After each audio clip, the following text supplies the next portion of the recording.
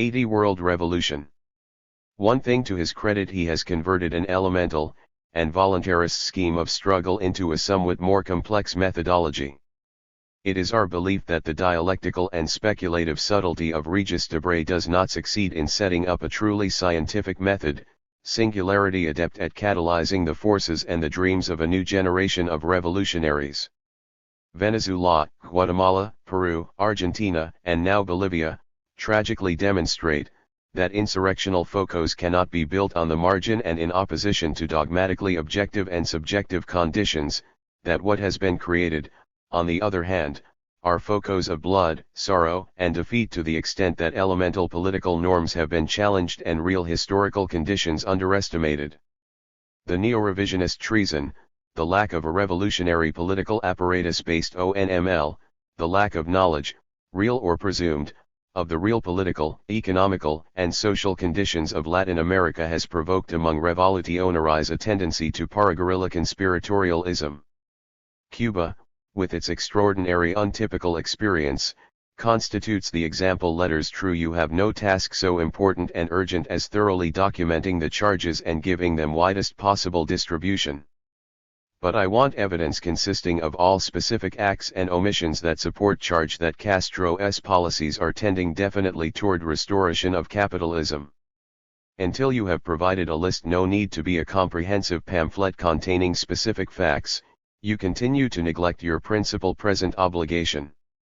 Certainly you know Lenin and all other important genuine Marxists well enough to be aware that neither he, nor they, laid down any blueprints of universal and unalterable applications, but, on the contrary, every one of them repeatedly asserted that no such blueprints are feasible and repeatedly warned against any effort to dogmatically define a course not yet at least partially tested by historical process in the particular place and time concerned.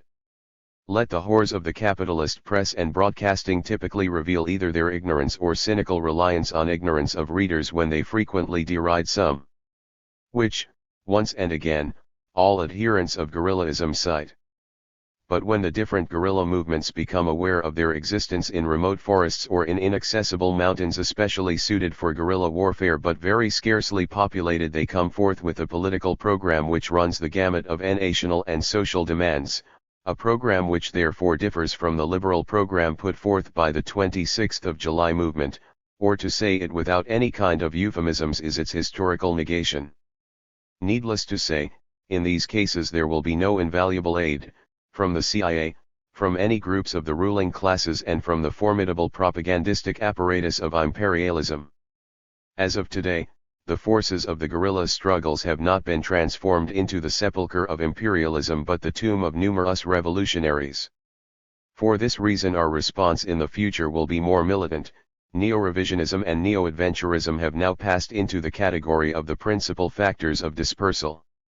Current condition as violation of Marxist blueprints. You say it will take many articles plus life's experience to convince people that the Castro line is not only incorrect but extremely harmful.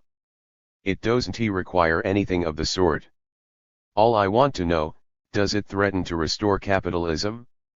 Just give me a single sheet with abridged listing of Castro's specific acts that threaten to restore capitalism. Let your readers take a hand at evaluating these specific acts. I am not impressed by your summary definition, Castroism. But perhaps you can elucidate that with the list of charged violations I request. Then, if need of many articles is indicated, let them contain the alleged violations precisely defined with citation of ruling text from Lenin identified by works and page numbers. Fraternally, ROG. Editor S. Note, owing to their length, we have reprinted only the above few paragraphs from 2 letters by ROG. Liberation.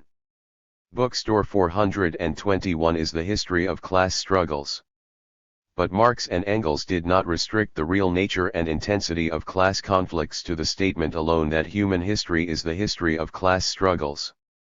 By concretely analyzing history they demonstrated how society gets differentiated into 2 parts, urban and rural, how the necessity of the exploiting classes to preserve the existing social order gives rise to the state power and how the state power is used to forcibly suppress class struggles. They discovered through an incisive analysis the real role of the state power in a class society and its relation to the entire society, and exploded the myths and mystifications created by bourgeois historians around the question of the state. Marx announced this discovery during the lengthy debate at the Second Congress of the Communist League in 1847. From what has been said above, some conclusions can be drawn. Social revolution means a qualitative change in the social relations. This qualitative change is nothing but a qualitative change in the relations between classes, that is, the exploiting class is overthrown and its domination is replaced by the domination of the exploited class, which aims ultimately at setting up a classless society.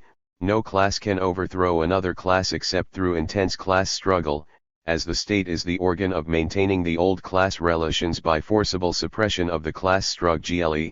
No social revolution is possible without smashing the old state machinery in the final phase of the class struggle. In order to protect and preserve the fruits of social revolution, the exploited class must needs establish its own state power.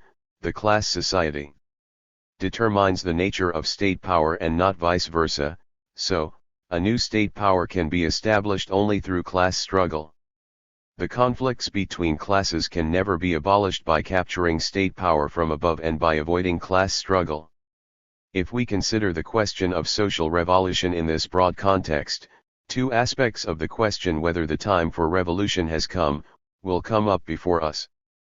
First, we shall be faced with the question whether the basic contradiction in social development, namely, the contradiction between the forces of production and production relations, has ripened to the stage of an antagonistic contradiction or not. In other words, whether the existing relations of production are able to develop the forces of production any longer.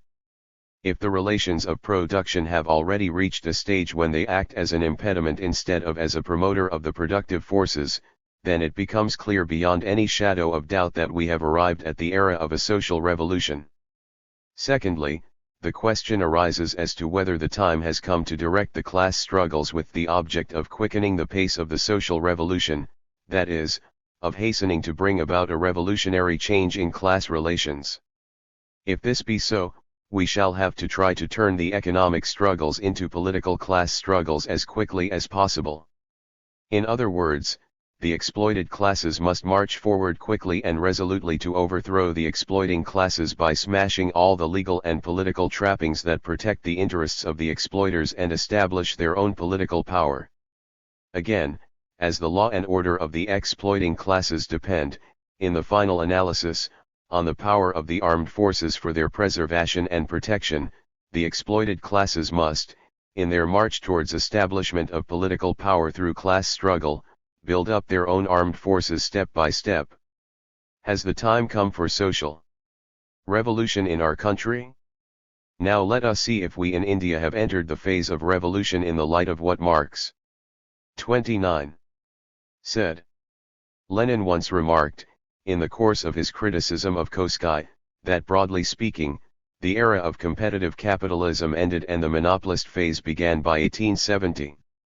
Lenin demonstrated through his analysis that this monopoly capital was the economic base of imperialism. That is, capitalism entered the era of imperialism after 1870, which transformed itself gradually into a world system. Lenin established further that imperialism is the highest stage of capitalism and is also the stage of the decay of capitalism, when no further sustained development of the forces of production is possible. Extending this argument further and taking the world as a whole, i.e., as a unit of social system, we may say that the whole world has entered the era of social revolution. This is not to say, however, that revolution will take place simultaneously at all places on the earth, and a qualitatively new higher social system will be established in the world at once. This cannot be. Lenin explained why it can never happen like this. Lenin pointed out that owing to the uneven development of capitalism, social revolution will take place in different countries at different times and in different ways. Judged from this point of view, it becomes clear that India was already ripe for a social revolution even at the time when she was ruled by the British imperialists. This social revolution had as its objective, the overthrow of foreign imperialism and of native feudalism, which was preserved and protected by the former. But due to the lack of farsightedness on the part of the exploited classes, that revolution could not succeed, and a section of the native bourgeoisie managed in active collaboration with the imperialists to make certain changes in the political superstructure and trumpeted these changes as a great social revolution. It must be admitted that this trick of theirs succeeded in confusing the people for quite a long time. So, we find that India was already ripe for a social revolution even at the time of British rule. We also find that this revolution did not take place. It means that we are still in that period of social revolution and will continue to be so till we are able to carry the revolution through successfully. Judged from this point of view, the raising of such questions as to whether the time is ripe for revolution or not must appear to be what it is, the antics of a madman or the cunning deception of a trained agent of reaction. Real nature of Ranadive's deception. It seems, however, that the depth of Ranadive's cunning deception cannot be fully gauged if we restrict ourselves only to this point. This is so because Ranadive and co. have taken good care to talk about completing the unfinished social revolution by overthrowing imperialism, feudalism, and the collaborating bourgeoisie. The real depth of their deception is revealed on another question, namely, what is the objective, the goal, towards which we must direct, in the main, the class struggles in this era of social revolution? Let us examine, therefore, whether the present time is favorable for us to advance towards the objective, namely, the overthrow of the existing regime of the exploiting classes. The program which was adopted at the party's 7th Congress repeatedly says that the miseries of the toiling people cannot be lessened but can only grow more intense under the existing social system. So, the program states that the main and primary task of the toiling people is to break up the existing social system and establish a people's democratic social system in its place. The axis of this people's democratic revolution is the agrarian revolution. Once we analyze the trickeries of Ranadive and co. in the context of this agrarian revolution, which is, in the words of the program, the axis of the social revolution, we can at once get an answer to the question whether the time has come for revolution, and also expose the deception underlying the slogan "the time is not yet ripe" raised by Ranadive and co. From what Lenin taught, every communist knows that the objective conditions for revolution and the necessity to carry it forward quickly to its full consummation are there when both the exploiting and the exploited classes are enmeshed in a nationwide crisis. At a time of such crisis, the exploited classes deeply realize from their own living conditions that it is impossible to go on living in the old way. Similarly, the exploiting classes also realize the futility of maintaining their regime of oppression and exploitation in the old way and try to devise ever new methods to maintain the same. To these factors Lenin added one thing more: a revolutionary consciousness which favors the carrying forward of the revolution quickly to complete success. Does this mean, therefore, that the entire toiling people will realize the inevitability of revolution and will begin to act consciously to that end? To this, Lenin replied that what is necessary is that the majority of the working class, at least the majority of the class-conscious and politically active sections of the working class, must come to realize that a revolution is inevitable. When such a consciousness combines with the other objective factors of a revolutionary condition, it becomes necessary to orientate the class struggles quickly towards the objective of bringing about revolutionary changes. All this Lenin said in his 30. Left-wing communism, which Ranadive in his usual hypocritical manner pretends to swear by. It goes without saying that communists will continue to participate in bourgeois elections, if they are allowed to, till such a revolutionary situation matures. But then, they participate in it only to use it as a means of propagating the necessity of a revolution among the broad masses of the toiling people through their election campaigns, and certainly not to sing the glory of the bourgeois parliamentarism by sending in hundreds of choir boys. In the above book Lenin clearly stated that communists never fight the elections to win more seats. Ranadive, who quotes so liberally from left-wing communism, is however shrewd enough to skip over precisely those portions in the book which have a direct bearing on the discussion of the question of whether the time for revolution has come or not. What else could he do? These are precisely the portions which clearly show the interconnection between the bourgeois elections on the one hand and the forces of revolution on the other, and clearly point out that the primary task before the communists is to make the revolution a success, and if they have to participate in the bourgeois elections under special conditions, it is only to facilitate and quicken the achievement of their primary objective. In this alone lies the significance of their participation in bourgeois elections. And so, how could we expect our Leninist Ranadive to make use of these portions which speak so clearly about the necessity of bringing about revolution and even point it out to be our primary task, the very thing that Ranadive tries to push back to a secondary place? Is India ripe for revolution? Let us now see how we can gauge the situation in our country according to the criteria set by Lenin regarding a revolutionary situation. First, that there is a nationwide crisis today requires no Marxism-Leninism to realize.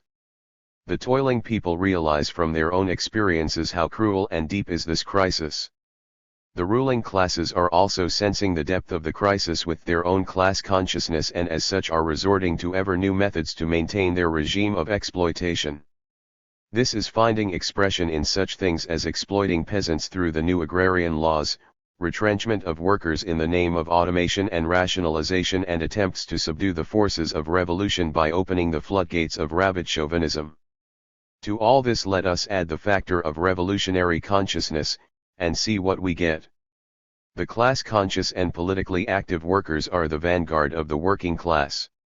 Marx and Engels defined these advanced elements as communists. Lenin defined the Communist Party as the highest class organization of the toiling people. Did not this vanguard and its highest class organization in this country openly admit in its program adopted at its well-attended Congress that the revolution is both inevitable and necessary?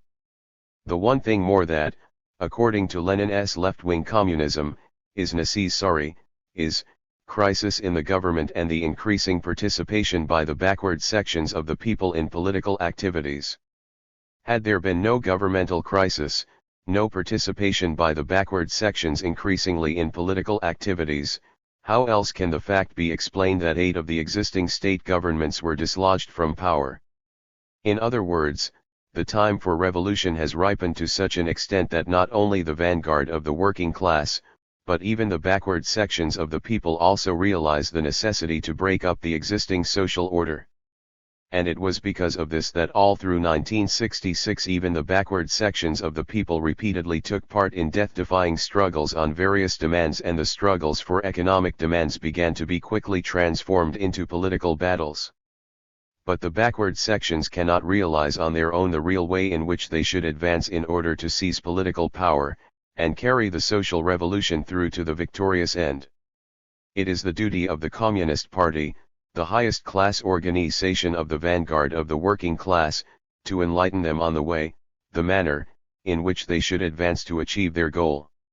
The neo-revisionist leadership of the Communist Party precisely shirked this duty, and for this purpose has artificially raised the bogey that the time for revolution has not yet come. Thus they have tried to push the question of revolution back to a position of secondary importance, and to raise the question of elections to the position of primary importance. Instead of clarifying people's minds about the real connection that exists between the social order and state machinery, they have shamelessly tried to capitalize on people's ignorance about it, and have assiduously tried to raise false hopes in their minds, by sugar-coated talks and assurances that their living conditions can be bettered, even if to a small degree, by replacing Congress ministers by so-called progressive ministers. In this way, this neo-revisionist leadership has been trying their utmost to reverse the process of revolutionary mass awakening. Why should they try to do this now? Precisely because a revolutionary situation exists in our country, and masses are waking up to the necessity of making a revolution. These neo-revisionist leaders are so keen on distracting people's attention from revolution and diverting 31. It to the blessings of bourgeois parliamentarism and the game of cabinet making. There is further proof to show that these people are shouting the time for revolution has not come precisely for the purpose of hiding from the people the fact that the time for revolution is ripe. Let us remember that on many a previous occasion the people clashed with the police and many a precious life was sacrificed, but never before were these people heard raising the bogey of untimeliness. On the contrary, they applauded those clashes in order to strengthen their own positions in the party and the mass organizations. The reason for this is of course not far to seek. They are fully aware of the fact that in order to make the social revolution thoroughgoing, the basis of the social order must be smashed, and that sporadic clashes with the state power, however valiant, can never achieve that. That is why these agents of the bourgeoisie found nothing to worry over struggles so long as these remained sporadic, and did not think of raising the bogey of untimeliness, nor did they care to direct this fighting consciousness towards the main objective of social revolution. But unfortunately for these men, history is created by the people themselves and not by leaders, however crafty and deceptive they may be. The true representatives of the people, taking lessons from the experience and consciousness of the struggling masses, have today revealed before millions of toiling people the path to be taken to make the social revolution completely successful. In the fields and forests of the Terai region they have ushered in a glorious peasant revolution, which is the axis of the people's democratic revolution. They have refused to fritter away their revolutionary fighting strength by engaging in sporadic and futile clashes with the state power. Instead, they have started a peasant revolution on correct lines whose main objective is to overthrow the forces of feudalism in the countryside. Their struggle is thus a struggle for land, which, they realize well, can only be successful by using force and never through resort to the legalities or documents of the existing regime. The revolutionary peasants of Terai also realize that what they are up against is not merely the feudal landlords of the countryside, but also the armed might of the state, which protects the interests of the exploiting classes. For this reason, the revolutionary peasants there are getting prepared for an armed struggle and are developing their own armed might in the course of struggles. The essence of seizure of state power is to develop people's own armed power so as to provide an all-round protection for the rights of the people and to maintain decisive control over all matters involving such rights. It can be seen clearly that the main task of the Indian social revolution at the present stage has for the first time been undertaken at the foot of the Himalayas. It is happening at a time when the time is ripe for revolution in our country. That is why, this spark kindled in Terai cannot remain and is not remaining confined to that region alone, and is about to kindle a flame that will engulf the entire stretch of West Bengal, the saline alluvial soil in the southern reaches also. As soon as the actual process of revolution started, the neo-revisionists raised the bogey of untimeliness. One might ask these gentlemen if the revolution now going on in Terai is, according to you, untimely. How comes it that the struggle you have begun in the district of 24 Parganas with such fanfare and trumpeting is, as claimed by you, timely? In your enthusiasm you even bragged that you were not only not against the peasants' struggle for land, you yourselves were fighting in the 24 Parganas exactly for this, for land. You claimed that your objection to the Naxalbari type of struggle was not because you were opposed to the interests of the peasants, but because the way, the manner, of the struggle in Naxalbari was not the correct one. Well, this is very enlightening indeed, Messrs. Neo-revisionists. So, this is the real reason for your notorious opposition to the Naxalbari struggle. You are opposed to it not because it is premature or untimely, but your real reason for opposition to Naxalbari is its method, the revolutionary method, of struggle. So, it becomes clear that your bogey of untimeliness is merely a smokescreen, a concocted lie, to hide your real opposition to the peasants' revolutionary struggle against feudalism, the only struggle that can overthrow the feudal exploiters in the countryside. What is the path of Naxalbari which our neo-revisionists dread so much? This is the path of social revolution, of the overthrow of the exploiting classes. The revolutionary peasants of Naxalbari realize very well that this is the only path to lead the revolution to victory, which can never be achieved within the four walls of bourgeois laws. They have sternly refused to be duped by the sweet daydreams of solving their problems peacefully by coming to terms with their feudal oppressors, a path persistently peddled by the neo-revisionists. Instead, they have firmly taken to the path of sharp class struggle. What again is the so-called path of the 24 Parganas, which our neo-revisionists laud sky high and hold up as a model for peasant struggles? This is the path of class collaboration, the path to obstruct social revolution, the path of counter-revolution. The neo-revisionists succeeded, though temporarily, in smothering the revolutionary spark as soon as it reached 32. Sonarpur in the 24 Parganas from Naxalbari in the north. They did it with the help of illusions about solving problems through and within the bounds of the bourgeois laws. History teaches us that counter-revolutionaries shout about untimeliness precisely at a time when revolution becomes imminent. Our neo-revisionists of the Ranadive brand are frantically shouting and whining and crooning against the Naxalbari struggle on the plea that the time for revolution has not yet come. But they can scarcely hide their counter-revolutionary faces. The time has indeed not come yet, the time for the trial of counter-revolutionaries like Ranadive in the stern court of the revolutionary Indian people. Political factors cited Journal of Commerce. March 26, 1968. Soviet orders aid Indian economy. New Delhi Bureau Steel and the railroad car deal signed to these plants to add New Delhi. March 25. Indian officials have been surprised by the huge Soviet orders for Indian railway cars and steel since Premier Alexei Kosygin visit here last January. When the Soviet Premier promised Prime Minister Mrs. Indira Gandhi that the Soviet Union would help India out of its present economic recession, the Indians had no idea of what he had in mind. China a factor often, the Soviet Union takes, which would more than double that figure. This pump priming will eventually be felt throughout India, especially in heavy industry where plants, in some cases, have been operating at half their rated capacity. It is expected that many Indians who became unemployed when orders were cut back, will be back on the job again. It is also expected that the large number of engineering graduates who have not been vice the Indian how they should Pnumpelfin be run. In addition, Mrs. Gandhi agreed that Soviet economic planners would sit down with their Indian counterparts and help New Delhi formulate the L plan, which postponed until now the recession.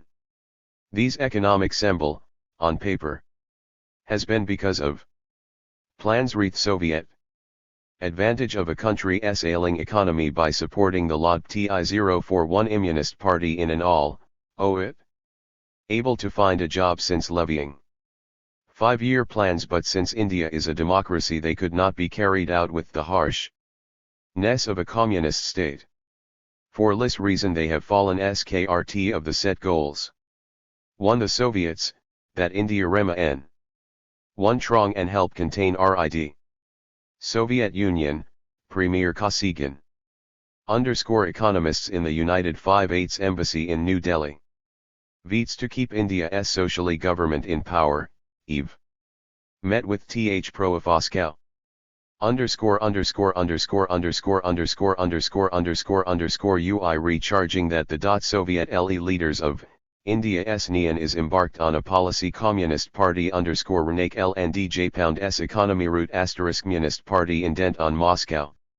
V had, for so many years, though they are disappointed with the relatively conservative course the party has taken. Since Mr. Kosygin's visit, the new orders for Indian exports arriving from Moscow, have surpassed anything New Delhi had expected. The biggest order was for some 10,000 railway cars for the Soviet system, and eventually 40,000 by 1975. Last month, a contract was signed for 600,000 tons of steel during the next 3 years. This will come from the Soviet-built steel plant at Bellary. Even larger orders are expected after the first contract is completed.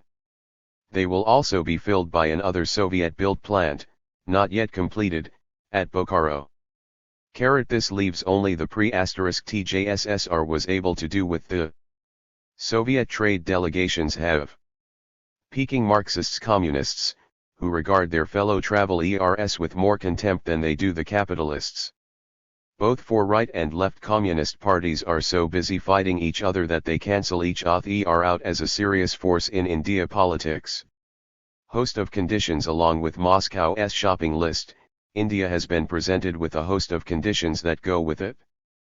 First, the Soviet technicians and engineers, after making a survey of the Russian-built plants in India, reported they were badly run, there was a lack of trained management, and no definite planning.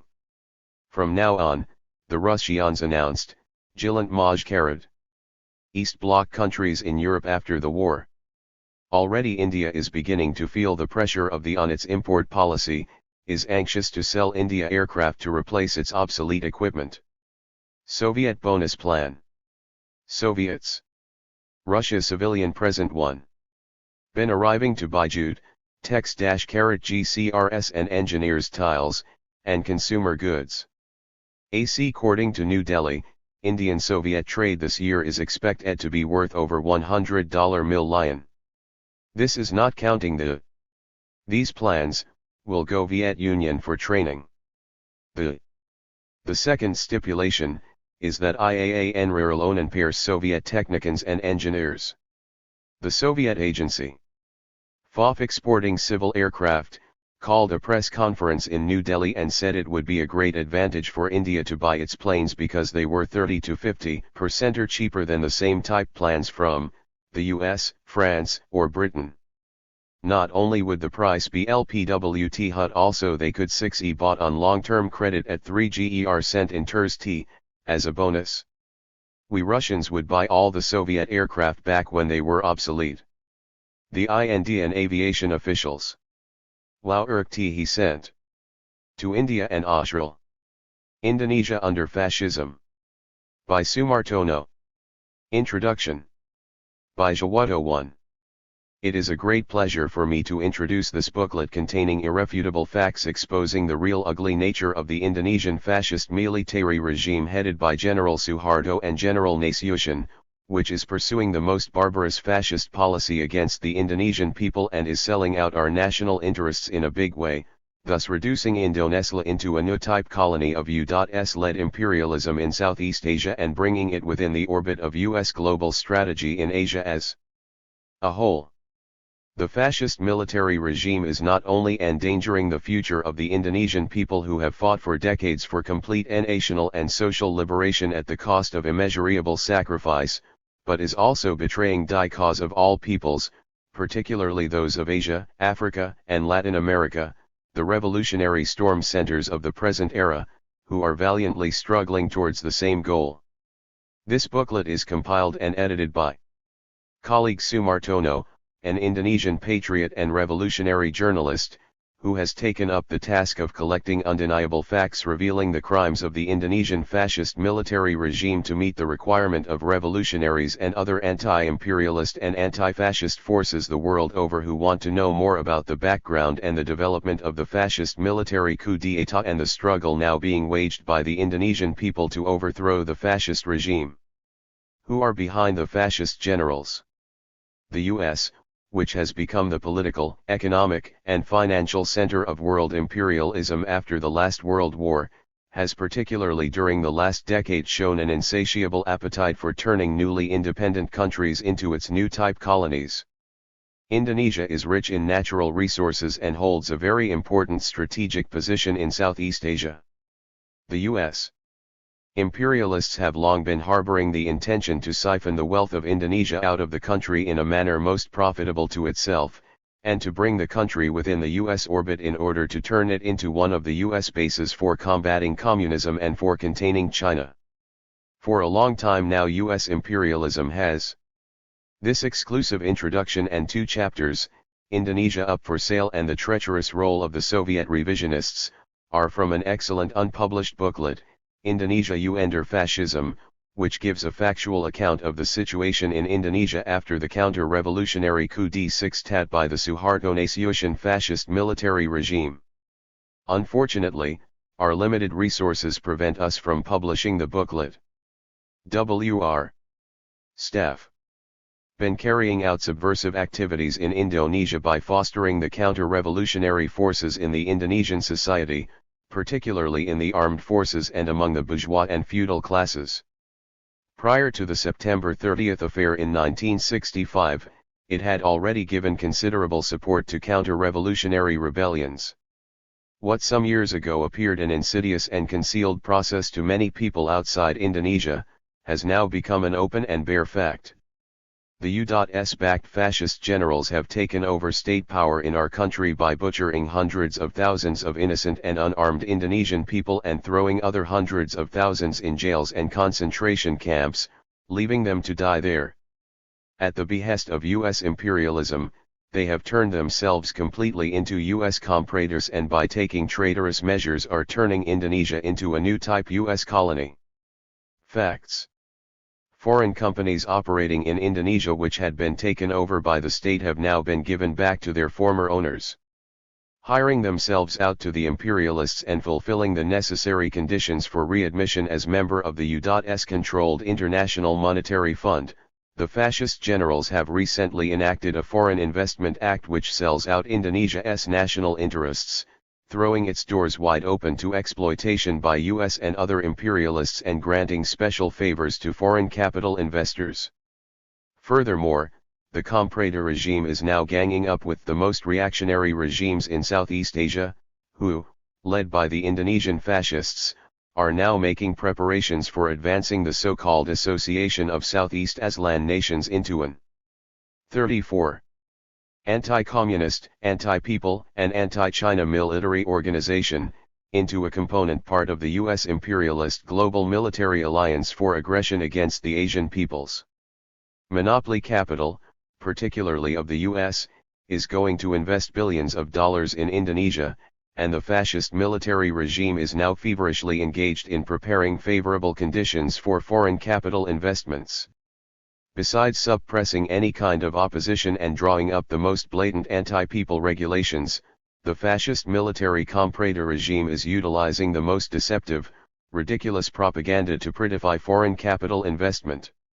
The yellow Indonesian newspapers on August 24, 1967 quoted the Indonesian ambassador to the US as saying in Washington the following: "Hi, the 20th century, in the century of the advance of modern sciences and technology, foreign capital has already discarded its previous role as instrument for colonial exploitation and has turned itself into a means for economic cooperation in increasing the productive capacity of the developing countries."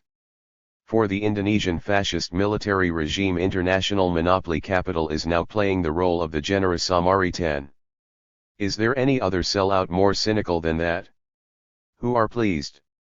The imperialist chieftains and the revisionist bosses, particularly those in Washington and Moscow, have made it clear that their sympathies are with the Indonesian fascist military comprador regime and against the Indonesian people. They are bolstering this vicious, anti-people regime by giving it economic, financial, technical, and military aid. The Indonesian people believe that the more the peoples of Asia, Africa, and Latin America, the peoples of the present storm centers of revolution, rid themselves of economic and political domination by the imperialist powers, the more imperialism and capitalism will be undermined by their own internal contradictions, the more revolutionary movement in the capitalist countries will be stimulated, and the better will conditions be developed for advancing socialism in the world. We also believe that the socialist countries can, and must, help the peoples of Asia, Africa, and Latin America fighting for genuine national and social liberation. After the fascist takeover of state power in Indonesia, a struggle without mercy is underway in the country between the imperialist-backed fascist regime and the PEOPLE, the latter suffering a temporary setback. In this situation, the revisionists are supporting the reactionaries in power, thus giving a helping hand to the imperialists. Isn't it quite natural that the Indonesian people have now become more convinced of the truth of the thesis to fight imperialism? It is imperative to fight revisionism. Let us continue to examine the nature of the fascist regime. While continuing to suppress the people, the fascist generals hypocritically claim that their regime is not a military dictatorship. They say that the military uniform does not constitute an inherent characteristic of military dictatorship.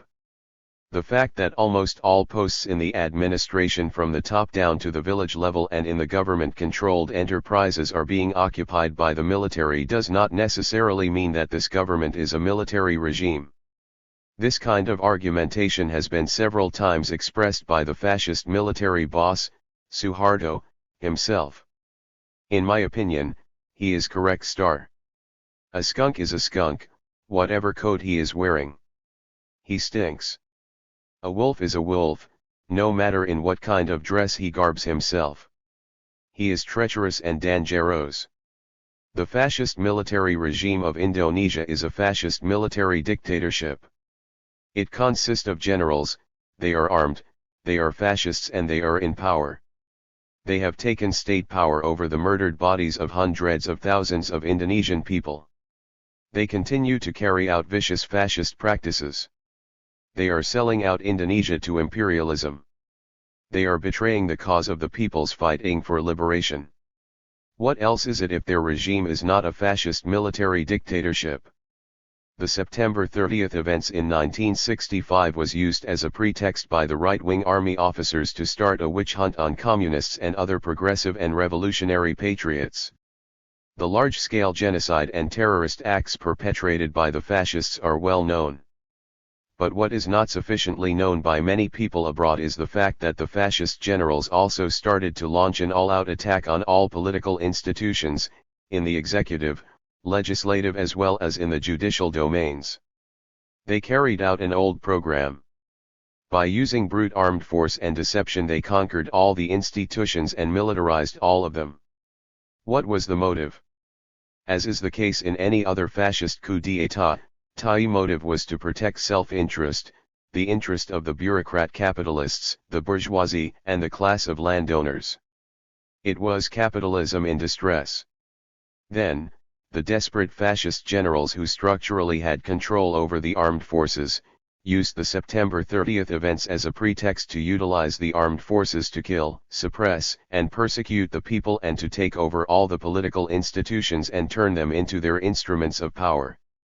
By doing this they were also executing the order of their masters, the imperialists, with whom the fascist generals have, to a certain extent, common interest. 35. It should be noted here that the fascist generals, since 1957, already represented a handful of army officers who occupied extra-military jobs in the management of government-controlled enterprises such as factories, plantations, mining, shipping etc., and, since 1959, were also filling administrative positions in government offices, many of which were closely related to economic enterprises. The army officers became bureaucrat capitalists, many of whom were practicing corruption, smuggling, etc., and were linking their own interests with those of the bourgeoisie and landowners. It is these classes who have become imperialist compradors, the nucleus of the present regime.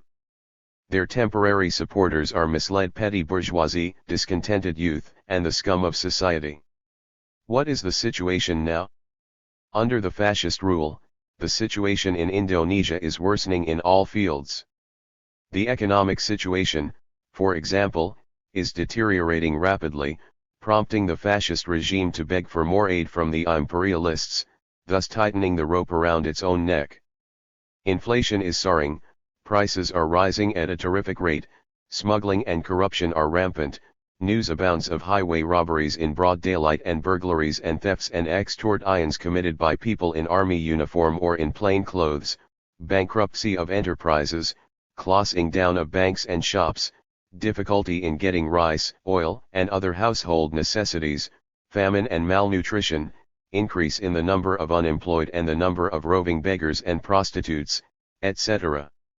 All this is side by side with reports of speeches of the fascist leaders and stooges, hysterically warning the people against the cause of people's sufferings, i.e. the remnants of the Gestapo/PKI, the old order and the Chinese subversionists, are daily filling the yellow Indonesian newspapers. On October 3, 1967, the fascist-controlled news agency Anthara quoted Suharto as saying that his regime needs to convince the outside world of this country's capacity to consistently implement the 1968 budget of the state revenues and expenditures. He said that about 77% of the total state revenues in the course of the next year, amounting to 142 billion rupiah, will be obtained from domestic sources, thus admitting that the gap must be filled by loans from foreign countries. According to press reports, the regime has already sent missions abroad to beg for new aid from imperialist countries, forming a U.S.-led consortium well known by the name of Tokyo Club, which, since last year, has been controlling the Indonesian fascist regime. But the problem facing the fascist regime is this: would it really be able to collect 77% of the revenue American Samoa claimed by Suharto? Let us look at the facts up to the present. The balanced budget bragged about early this year by the fascist military regime as being the first and unprecedented policy regarding the budget in the Republic of Indonesia since its inception has now been proved to be a fraud and a flop. It is a fraud because the total of this year's projected revenue of 81,300 million rupiah, 94% was expected to come from extortionate taxes, export and import duties and foreign loans, while the major part of the expenditure of 81,300 million rupiah was to be used to maintain the reactionary machine as represented by the fascist generals. And it is a flop because the people could not and did not want to pay. According to press reports from Indonesia, until last August, only 4 months before the end of the budgetary year, the regime was only able to collect 27,000 million of the 81,300 million of revenue, while another report said that at the end of the year the expenditure would be much more than 81,300 million rupiah. What is the fascist regime's China policy? It is well known, the fascist military regime is pursuing an anti-China policy.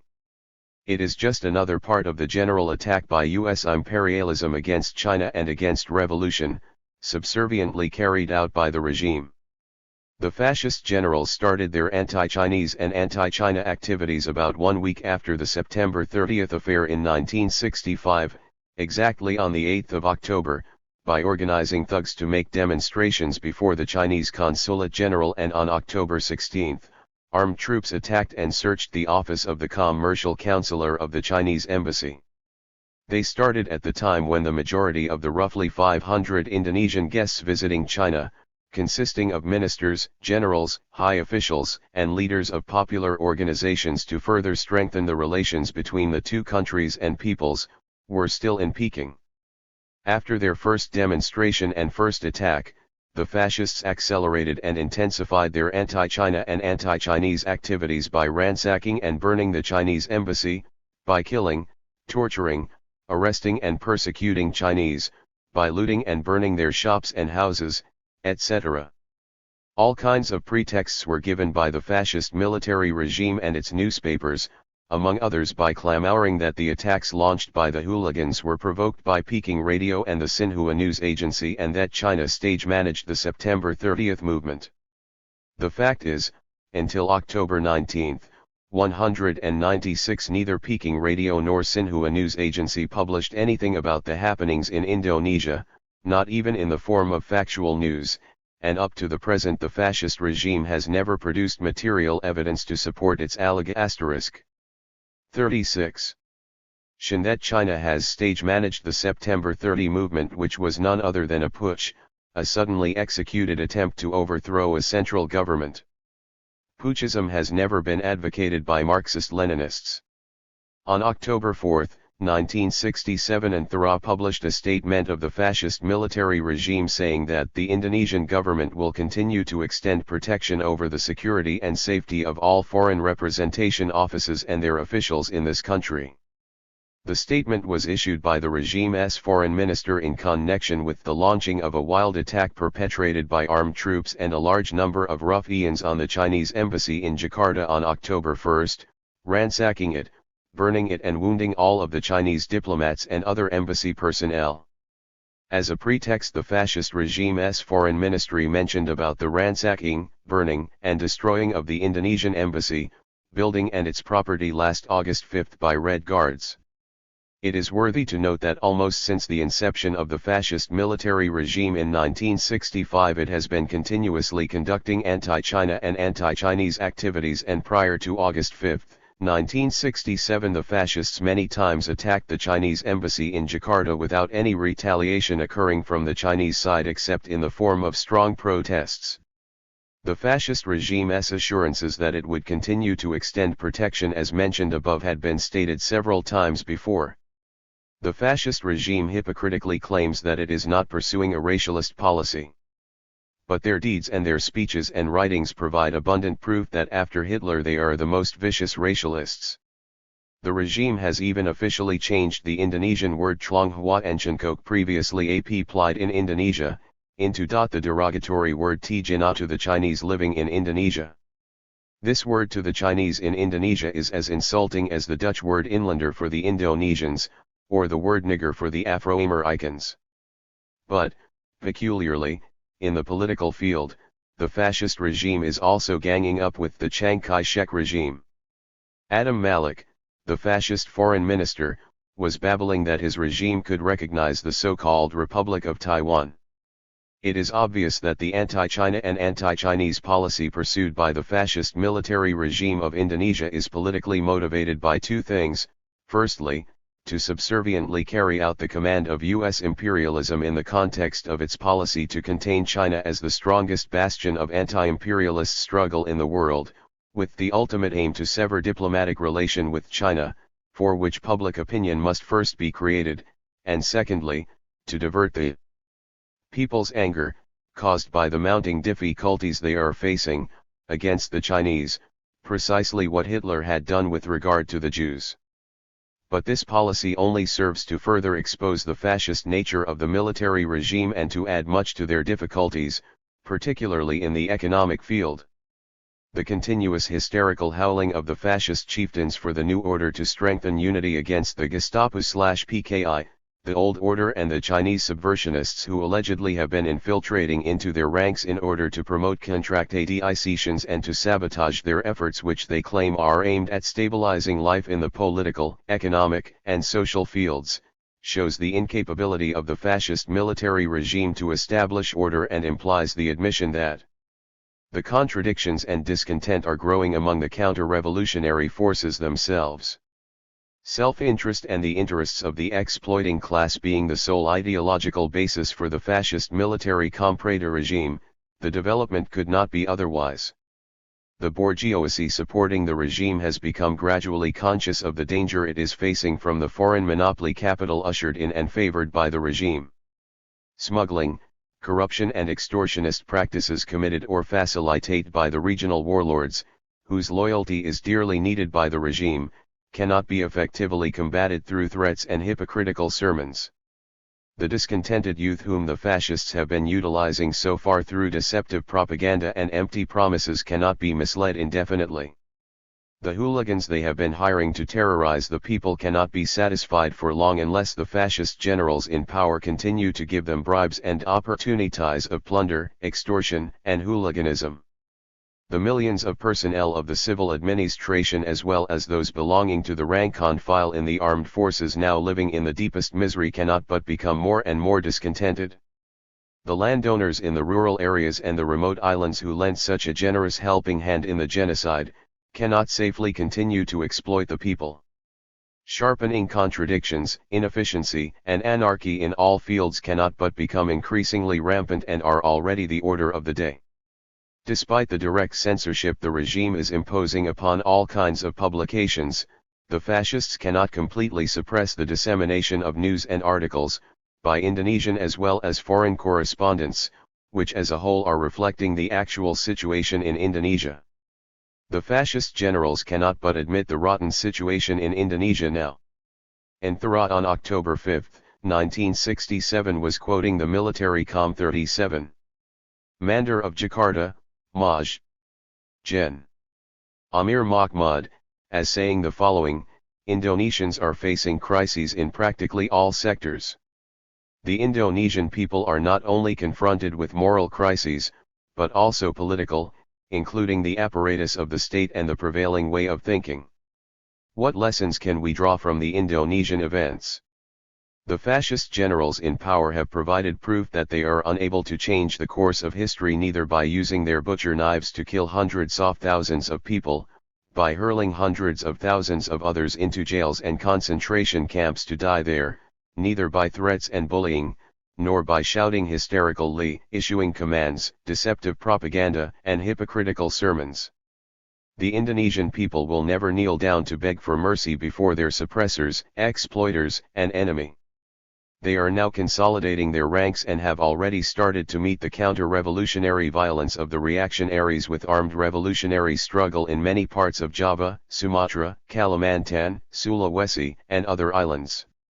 Being confronted by the reactionaries who have put their armed forces in motion and organized pogroms and are still doing so to break and suppress the revolutionary movement of the people and to sell out the country to the imperialists, there is no other road for the Indonesian people to follow for attaining genuine national and social liberation than the road of the Chingkong Mountain, the road of people's war, the road, pioneered by Chairman Mao Zedong, of the Chinese Revolution, which adheres to the principle, political power grows out of the barrel of a gun, the road of relying on the peasants, establishing rural revolutionary bases, encircling the cities from the rural areas and finally capturing the cities. The revolutionary Indonesian people have realized the mistake of harboring the illusion, as was held by some before the September 30th affairs in 1965, that a government, led by the so-called center-left, should and could be supported and developed in a peaceful way into a left center, and finally into a left government to usher in socialism. This illusion runs contrary to the universal truth defining the actual nature of state power in class society, and the nature of the army as the main component of the state apparatus which at any time can be utilized by the class in power to suppress the socio-political forces it regards as its enemies, endangering its power. The Indonesian events have also given proof that in such cases the reactionaries in the country will take advantage of the aid of world reaction which, actually, in the case of Indonesia, had already given support and advice to the Indonesian reactionaries prior to the September 30th affair in 1965. The Indonesian events have smashed the revisionist theory of peaceful transition.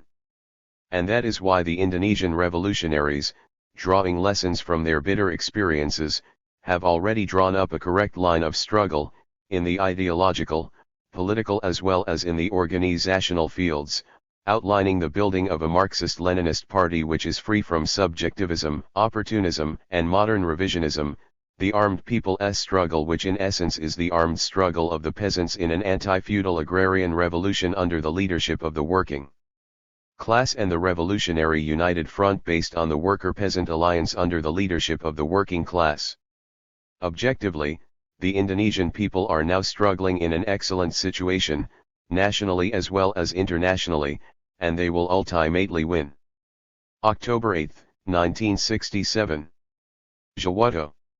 1A note about Mr. Jawato. Mr. Jawato, former Indonesian ambassador to People's Republic of China, is a well-known Indonesian journalist of high reputation and long record in his devotion to the struggle for the independence of Indonesia. Long before the proclamation of independence of Indonesia in 1945, he participated in political movements against the Dutch colonialists. After the proclamation of independence, he actively struggled for the cause of the progressive movement in Indonesia through his work in the national news agency Anthara, where he became its editor-in-chief in 1946 until he was appointed ambassador to the People's Republic of China in March 1964. He was active in the journalists' movement in Indonesia, and during his chairmanship of the Indonesian Journalists Association in 1963, together with other progressive Indonesian journalists and other journalists from Africa and Asia, he organized the first Afro-Asian Journalists Conference at Jakarta in 1963. In this conference he was elected Secretary General of the Afro-Aslan Journalists Association, in which he devoted his ability and efforts, until he was assigned to his post in Peking. On April 1966, he voluntarily resigned from his post as ambassador, due to his principled stand, not willing to serve the fascist military regime headed by Suharto and Nasution, and as a protest against the reactionary policy of the regime. Since then, he is active again in the Afro-Asian Journalists Association as its Secretary General. 38. Indonesia up for sale. There are many jokes in the world today. Among them, it is very interesting to hear those made by the Suharto-Nasution fascist clique. After its counter-revolutionary seizure of power, the Suharto Nasution clique shouted again and again that their regime was striving to build socialism, Indonesian socialism or Pancasila socialism, with the aim of deceiving the people and prettifying its ugly face. But later on, the fascist military regime realized that the slogan, false though it is, was not in conformity with their policy of serving U.S. imperialism. The falseness of the slogan was too obvious to everybody and only fools could believe such nonsense. Is it not a joke when these lackeys of U.S. imperialism shouted to the skies about building socialism and struggling against imperialism? Let us look at the facts. All developments in Indonesia point to only one thing, that Suharto Nasution's military regime is nothing but another U.S. lackey regime, and that this reactionary regime belongs to the same family of puppets as Nguyen Caoky, Chiang Kai-shek, Pak Yong-hai, Sato, etc. The military regime, like other puppet regimes, relies more and more for its survival on aid from U.S. imperialism and from the Soviet revisionist ruling clique, who are only too willing to pay for the regime's policy of terror against the communists, for its monstrous large-scale massacres, and for its anti-China and anti-Chinese policy.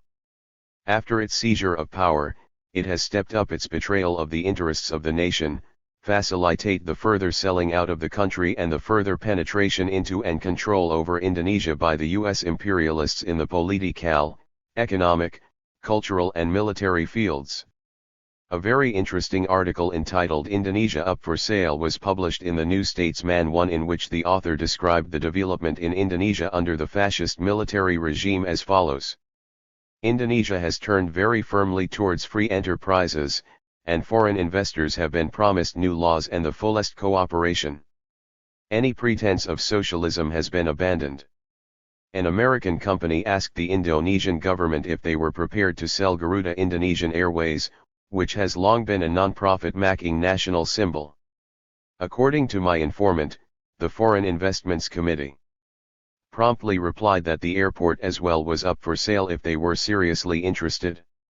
While the Foreign Investments Committee was trying to sell Indonesian industrial potential to a specially convened meeting of the Pacific Indonesia Business Association, to Brigadier General Dr. Awaluddin, Minister of Manpower, was speaking to Gaspayandu of the trade union movement. He told them Indonesia had probably 2.5 million totally unemployed and there was visible underemployment among the 14 million agricultural workers. Another noteworthy news dispatch was Car Ride in the South China Morning PNSN on August 1967, with the headline, "Americans Lead in Race for Indonesian Minerals."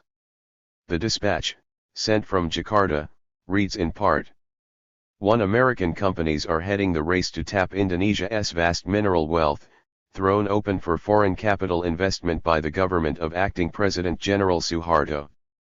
Since then, an American company, Freeport Sulphur, has signed a big contract for copper exploration in West Irian. The agreement allows for the construction of a copper processing plant, roads, airfields, port facilities worth between $75 million and $100 million. Indonesia stands to gain 40% of the finished copper products. The Aluminum Co. of America has signed a letter of intent to explore for bauxite in Indonesia and, if its prospecting is successful, may set up a refinery and smelting plant in West Borneo. In nickel, the government has announced that it is putting out tenders for the exploitation of field in southern Celebes. According to a recent survey, the Malili area in the southeastern part of the Celebes is one of the richest mineral-bearing areas in the world. It is estimated that some 1.55 million tons of high-grade nickel are available over a 300,000 square mile area. Among companies reported to have shown interest are Inco of Canada and Sunidaco, a Japanese company already mining nickel in the Celebes in partnership with an Indonesian concern. About 5 other companies are said to be interested, including the French Société IP Nickel and a Yugoslavian concern. Lately, an important new move has been made to attract Dutch foreign investment in the tin industry, which has been a state concern since companies working on the Bangka and Belitung Islands of Sumatra were nationalized in the last decade. The mining department has now drawn up a list of mine tin concessions to be offered to foreigners on and around several islands of Sumatra. a big Anglo-American consortium consisting of Bethlehem Steel of America, and two British firms Rio Tinto and Simon Lobnitz has visited Jakarta for talks on tin mining. Japanese and Dutch companies are also reported to be showing interest in scheme. The fascist clique of generals headed by 39. Suharto, which has sold out Indonesia's national interests for the benefit of its own interests and those of the imperialists, proclaimed through its puppet parliament on December 24, 1966 the traitorous foreign investment law. Since then, hundreds of Japanese companies have sent their representatives to Indonesia to have negotiations and make dirty deals with the corrupt and degenerate compradors and bureaucrat capitalists among the fascist clique of generals. According to an THIRD of June 8, 1967, two big American banks, the Bank of America and National City Bank, will open offices in Jakarta. The chartered bank will also operate in Indonesia. The Dutch newspaper Nieuwe Rotterdamsche Courant reported that the regime made an agreement with 6 foreign banks to set up their offices in Indonesia, i.e., American Express, Bangkok Bank, First National City Bank, Bank of America, Nederlandse Overzee Bank and Pearson, held Ring and Peers.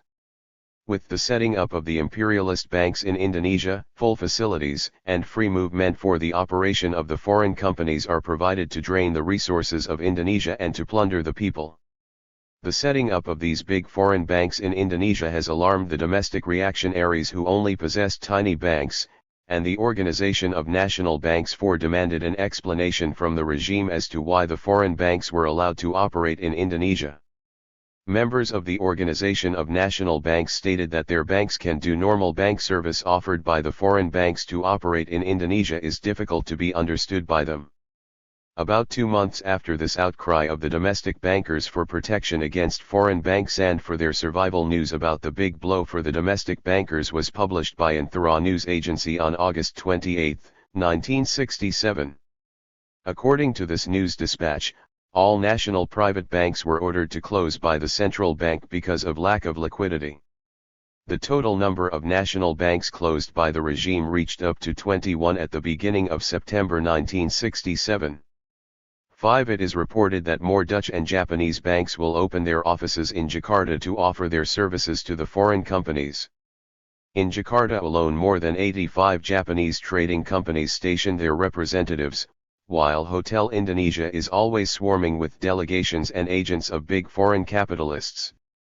In its betrayal, the fascist generals clique even went so far as not only to invite new foreign companies to plunder Indonesia, but also to return the hundreds of plantations, factories, banks, insurance companies etc. to their former owners. These ex-foreign companies had already been taken over or nationalized before the counter-revolutionary seizure of power by the fascist clique of generals. By so doing, the military regime gives all opportunities and facilities to the former international capitalists to prolong their blood-sucking practices in Indonesia, which started hundreds of years ago. According to the mouthpiece of the generals' clique, the Dali Berita Yudha, all non-Dutch ex-foreign companies must be returned to the former owners by the end of June 1967. These ex-foreign companies, numbering about 100, belonged to the British, Belgian, American, and West German capitalists. Among others, 80 plantations, 18 factories, and a number of banks and insurance companies will be returned to the former owners. To give a picture of the big love of the fascist military regime for imperialist companies, we quote here a news item carried in the newspaper Sinar Harapan of July 15, 1967. It was stated in this news item that a decision was made by the regime to return rubber plantation Dolok Meramjur to the Goodyear Sumatra Plantations Co.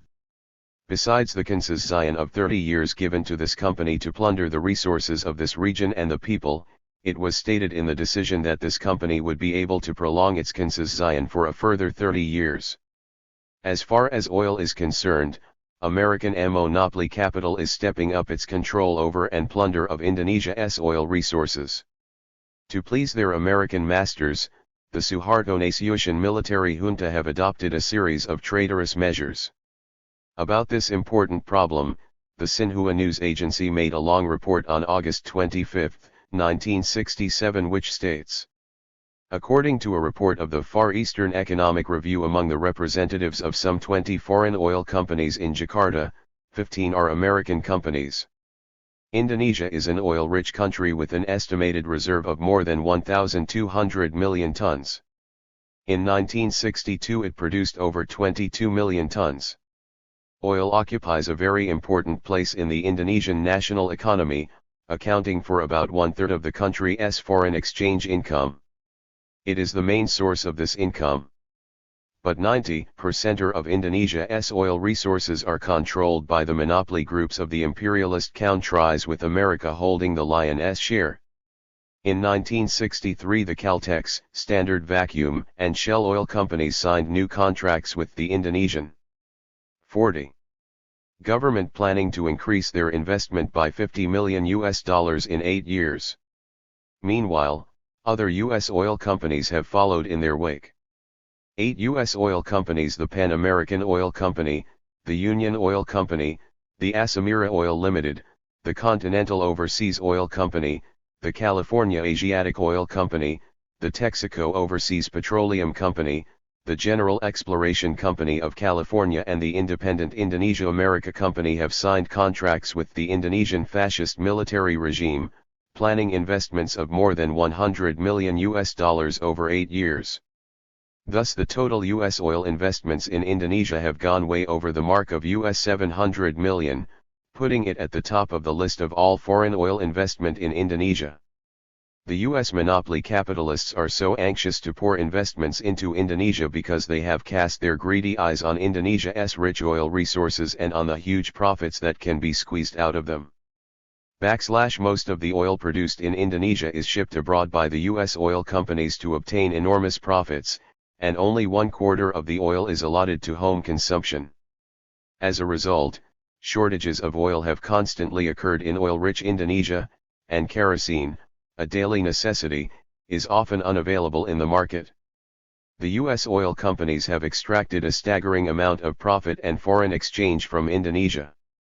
It was disclosed that in the 7 years ending 1960, the Shell, Standard Vacuum, and Caltex oil companies invested some $222 million in foreign exchange from shipment of oil abroad, about 10 times the value of their investments. Between February and March of 1965 the former Indonesian government took over American enterprises because of the strong demand of the Indonesian people.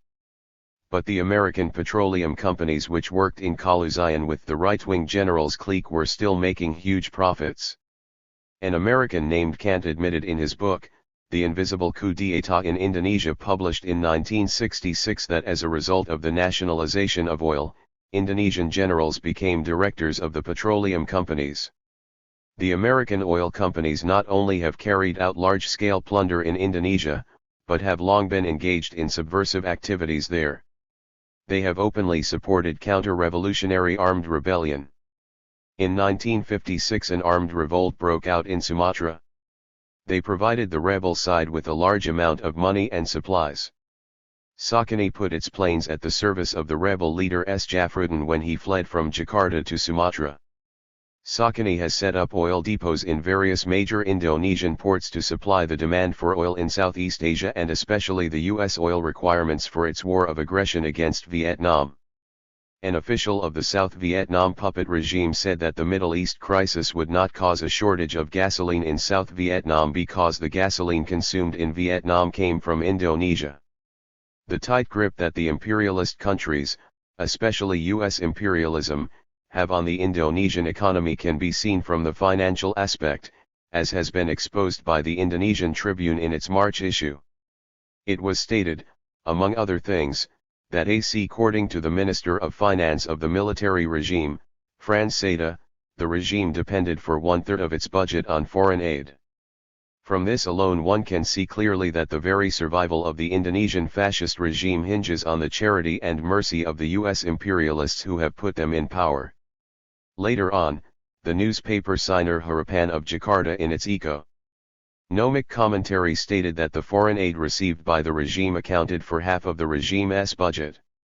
7. The US-controlled International Monetary Fund has been very active in giving advice to the military regime, naturally advice beneficial to the imperialist countries since the military regime joined this imperialist world body.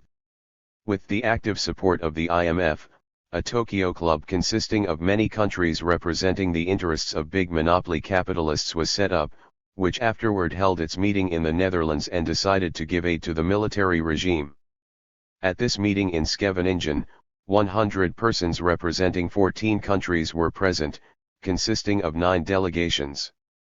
8. The meeting in Scheveningen decided to give credit amounting to US $200 million to the regime in order to cover its foreign exchange deficits of 1967-9, while the Paris meeting of this imperialist club in December 1966 decided to give a period of grace to the regime to pay its debts, meaning that during 1968, 1969, 1970 the regime will not be obliged to pay its debts to the Western countries.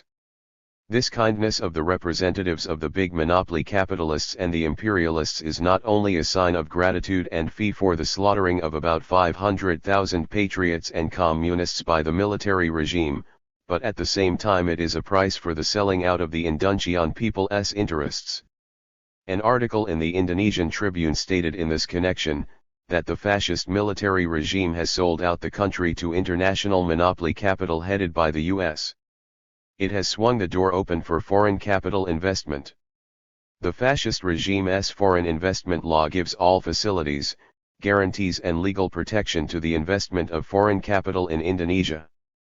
The Suharto Naciucian fascist regime has transformed Indonesia into a new type colony of US imperialism. 1 New Statesman. 2 Attended by 120 representatives of foreign enterprises. 3 Anti-communist newspaper in Hong Kong. 4 Duta Masyarakat, June 22, 1967. 5 Some closed banks are now rehabilitated. 6 Berita Yudha, March 22, 1967. 7 Sinar Harapan, July 1, 1967. 8 Associated Press, February 24, 1967. 9 Business News, June 22, 1967. 41. The treacherous role of the Soviet revisionists. Many people in the world have seen the steadily increasing evidences of the treacherous role played by the Soviet revisionist ruling clique against the people of the Soviet Union, against the international working class, against the liberation movement in Asia, Africa, Latin America, and against socialism and communism. Their renegade nature has been more and more exposed nakedly by their own treacherous policy and actions at home and abroad. The Indonesian people, and particularly the progressives, will never forget and forgive the crimes and betrayal committed by the Soviet revisionists. They closely collaborated with and supported by all means the fascist military regime of Suharto Naciucian, whose hands are dripping with the blood of about 500,000 patriots and communists, and who are still imprisoning hundreds of thousands to be murdered or tortured to death. Even after the reactionary coup d'état by the fascist clique of generals and massacres perpetrated by Suharto Naciucian, the Soviet Union has still been continuing the shipments of spare parts of weapons and military equipments and training of officers. They gave warm welcome to the fascist regime's foreign minister, Adam Malik, when he visited Moscow in 1966. In order to help the Indonesian fascist regime to cope with the growing economic plight, the Soviet government signed on November 23 an agreement conceding the postponement of the repayment of Indonesia's debt to the Soviet Union. This was done after numerous discussions with the regime's delegation led by the fascist General Superjogi in Moscow, who was treated cordially and respectfully by the Soviet ruling clique during its stay in Moscow. Indonesia's debt to the Soviet Union, totaling US $785 million, will be repaid later, beginning April 1, 1969, until July 1, 1981. By so doing, the Soviet revisionists gave an immense encouragement and substantial material and financial support to the military clique to go on with their brutal suppression of the progressive movement in Indonesia. On December 9, 1966, the Indonesian fascist naval minister and the Soviet ambassador to Indonesia observed a ceremony to mark the handing over of the Soviet-made Project 055, which includes, among other things, an electric power station and power charging station for the submarines of the Indonesian Navy. The transfer of the project, remarked the Soviet ambassador, was the manifestation of close cooperation between Indonesia and the Soviet Union. 2 On January 20, 1967, Anthara reported about the arrival of a Soviet trade union delegation led by Ahaj Darav, whose purpose was to make contacts with the reactionary trade unions in Indonesia, mostly controlled by the fascist military clique. On its arrival at the Kemajoran airport, the delegation was warmly received by the leaders of the yellow trade unions of Indonesian reactionaries. The Indonesian reactionary newspapers reported with joy about the activities of this three-member delegation led by Ahaj Darav, chairman of the Soviet Tajik Trade Union and member of the Supreme Soviet. This delegation had various meetings and negotiations with leaders of Indonesian yellow trade unions, and other important personalities of the fascist regime, to exchange opinions on problems of common interest for both sides. Everybody knows very well what contribution was made by these yellow trade unions to the bloody suppression of the progressive trade unions and the massacre of their cadres. What kind of problems of common interest did this delegation discuss with these reactionary and anti-communist Indonesian trade unions? These yellow trade unions supported and defended the reactionary policy of the fascist regime by banning all progressive books on Marxism-Leninism and Mao Zedong's thought. They also forbade May Day celebration. They supported also the reactionary policy of the regime in forbidding workers' strikes, slowdowns, and other just actions of the workers. And yet, the Soviet revisionists invited a delegation of these yellow trade unions to celebrate May Day in Moscow. Whilst tens of thousands of Indonesian workers were suffering in prisons and concentration camps, the Soviet revisionists celebrate the May Day in Moscow with the enemies of the Indonesian working class. They invited to visit Soviet Union, Simon, a notorious old-line renegade, who is now the 42. General Chairman of a yellow trade union Sobri. Simon is a strong supporter of the fascist regime. He is a docile tool also of the Soviet Union and, later on, expelled also the Indonesian revolutionary ranks.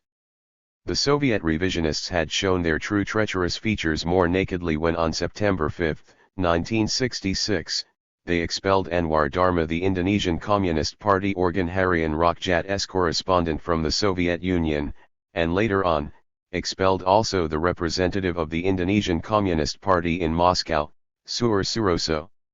For a long time, the Soviet revisionists, who dominated many international organizations such as World Federation of Trade Unions, World Federation of Democratic Youth, International Union of Students, World Peace Council, etc., have made all-out efforts to purge these organizations from the leftists and Marxist-Leninists, in order to control these organizations completely according to their revisionist line. Gross betrayal to the cause of the Indonesian progressive movement has also been perpetrated by the revisionist clique in the secretariat of IOJ, dominated by the Soviet revisionists. By using absurd pretexts and dirty tricks, the revisionists created all kinds of obstacles to prevent the participation of the legitimate delegation of the National Group of IOJ for Indonesia in the Berlin Congress of IOJ. The revisionists used the brilliant arguments by stating that the National Group of IOJ is not existing or not functioning any longer, because many of the members are in jail, persecuted or killed. The revisionist clique also shamelessly asserted that the Indonesian delegation had no mandate and produced other nonsense. Let us take a look at other examples. The profound friendship between the Soviet revisionist ruling clique and the bloodthirsty fascist clique of generals was reflected clearly in the exchange of messages between General Nasyushin and Marshal A. Grechko, Minister of Defense of the Soviet Union. According to the bulletin 3 Panamanian Balboas, Marshal A. Grechko wrote a letter to General Nasyushin stating that he shared the sentiments of General Nasyushin. The good relation between the Indonesian armed forces and armed forces of the USSR in general can be maintained and further developed. This was expressed by Marshal Greco in reply to the message of congratulations sent by Nasyushin on the occasion of the appointment of Marshal A. Greco as the new Minister of Defense of the USSR to replace the late Marshal Malinovsky. Is not it as clear as the daylight? The revisionists want eagerly to collaborate closely and further strengthen their friendship with the enemy of the Indonesian people such as General Nasyushin and his ilk. In August, 1967, the Soviet revisionists demonstrated their mutual affection more clearly on several occasions and ways with the fascist military regime. Taking the opportunity of the 22nd anniversary of Indonesia's independence, Izvestia lavished extravagant praises upon the Indonesian military regime in its article Indonesia Yesterday and Today. This article did not mention a single word about how the fascist military clique since the counter-revolutionary coup in 1965 has created an unparalleled white terror within the country. On the contrary, it devoted considerable space to glorifying the fascist regime, spreading the nonsense that Indonesia under the domination of this fascist regime is an independent nation that actively opposes imperialism, colonialism, and neocolonialism and that therefore has always enjoyed the support and sympathy of the Soviet Union.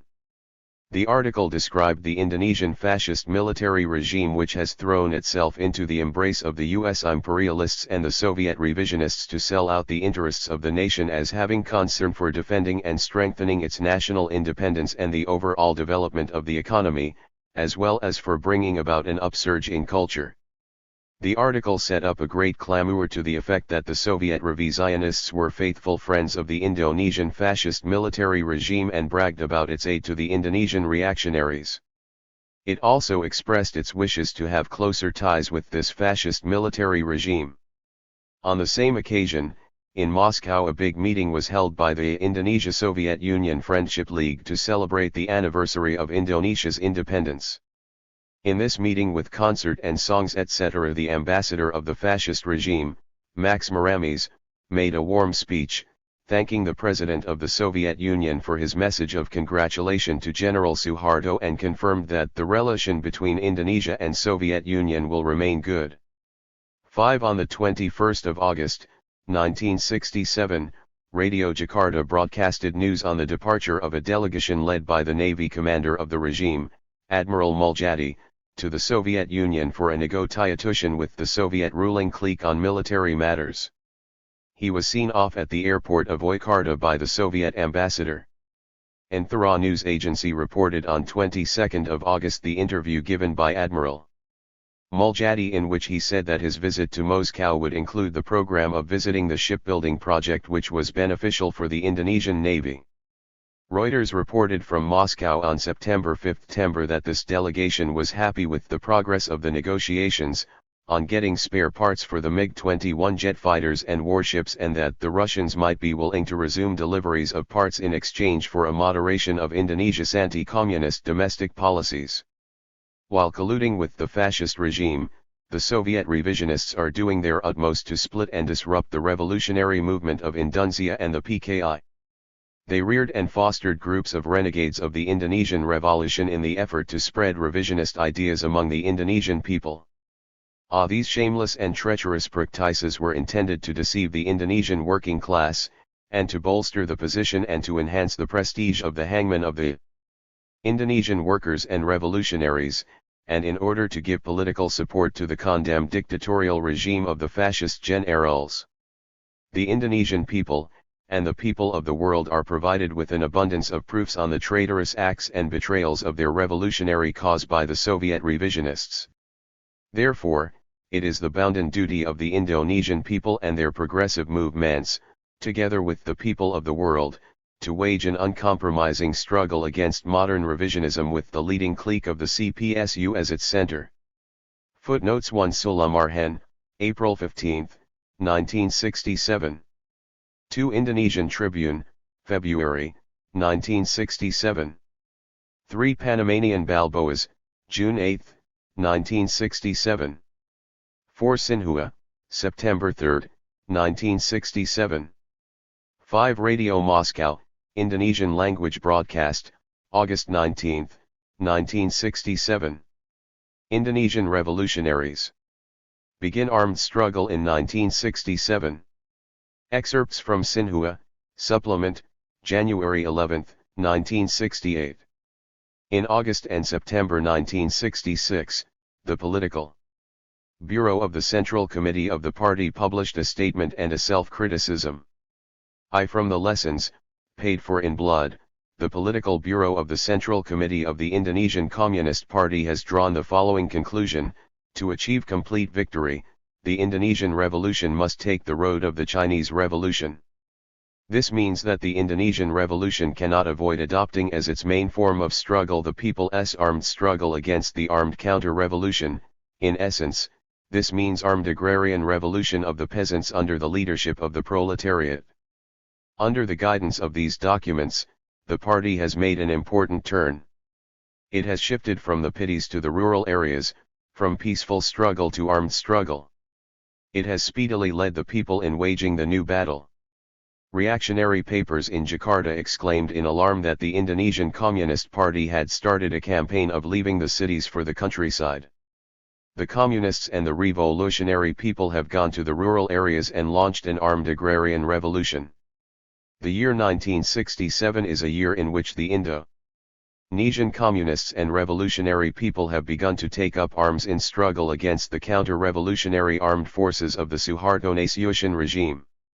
During the year, they have kindled the torch of revolutionary armed struggle by arousing and relying on the peasants in the rural, hilly, and forest areas in West Kalimantan, East, Central and West Java, South and North Sumatra and South and North Sulawesi. Reactionary papers in Jakarta admitted that the revolutionary armed struggle launched by the Indonesian communists and revolutionary people in West Kalimantan has been growing. Since their first successful surprise raid in mid-July on the Singkawang air base on the west coast of West Kalimantan, they have gained mastery over the enemy in many battles over the past few months and have started to establish a revolutionary base area in the hills.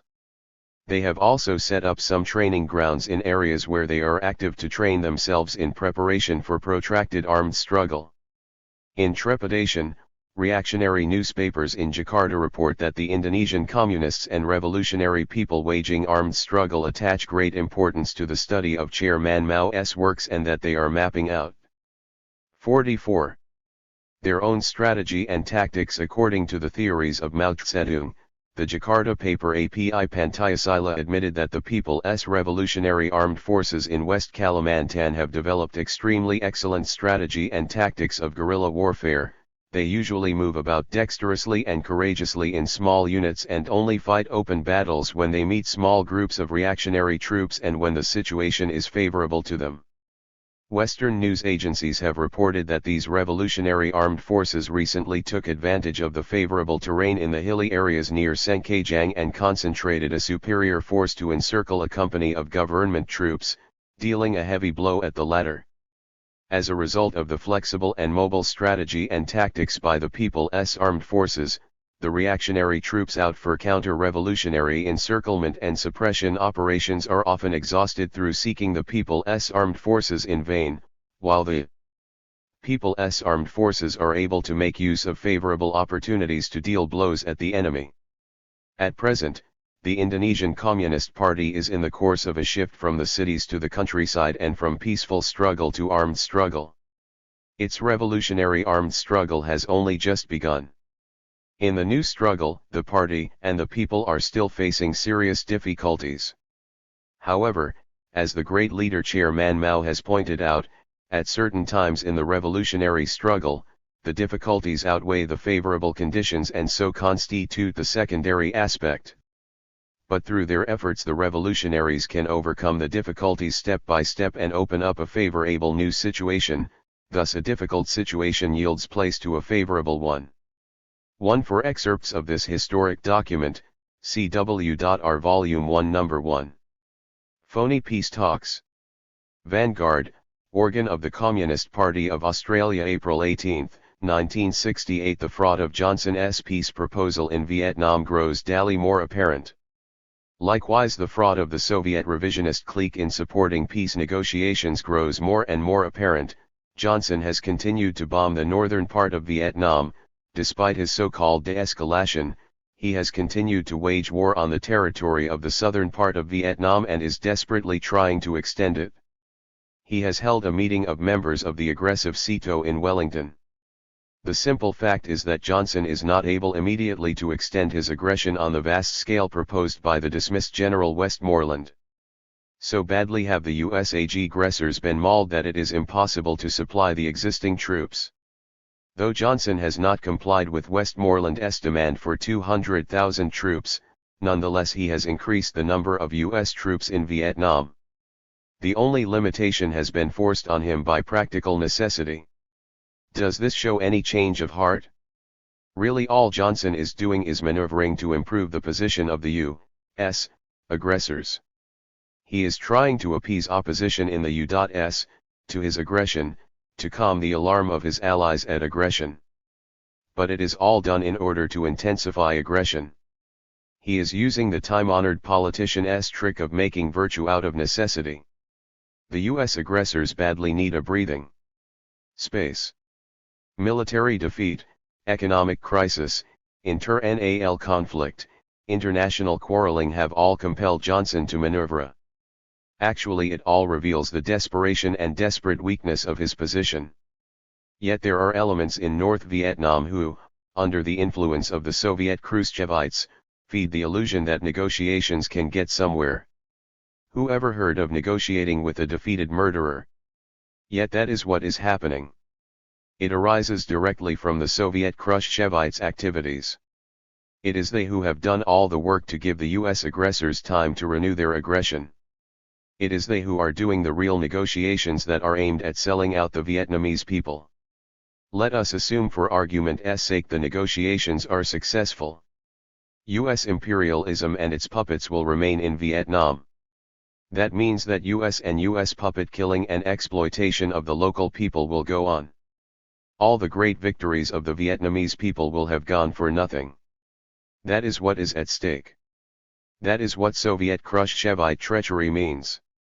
All the toiling people should repudiate these so-called negotiations and should support South Vietnamese people in their struggle right to end so that no single US or puppet soldier is left on Vietnam's soil. 45. From the Maloin Bulletin, Number 7, December 1967. Soviet counter-revolutionary role in Malaya. Renegades and imperialist puppets have a common understanding and speak a common language.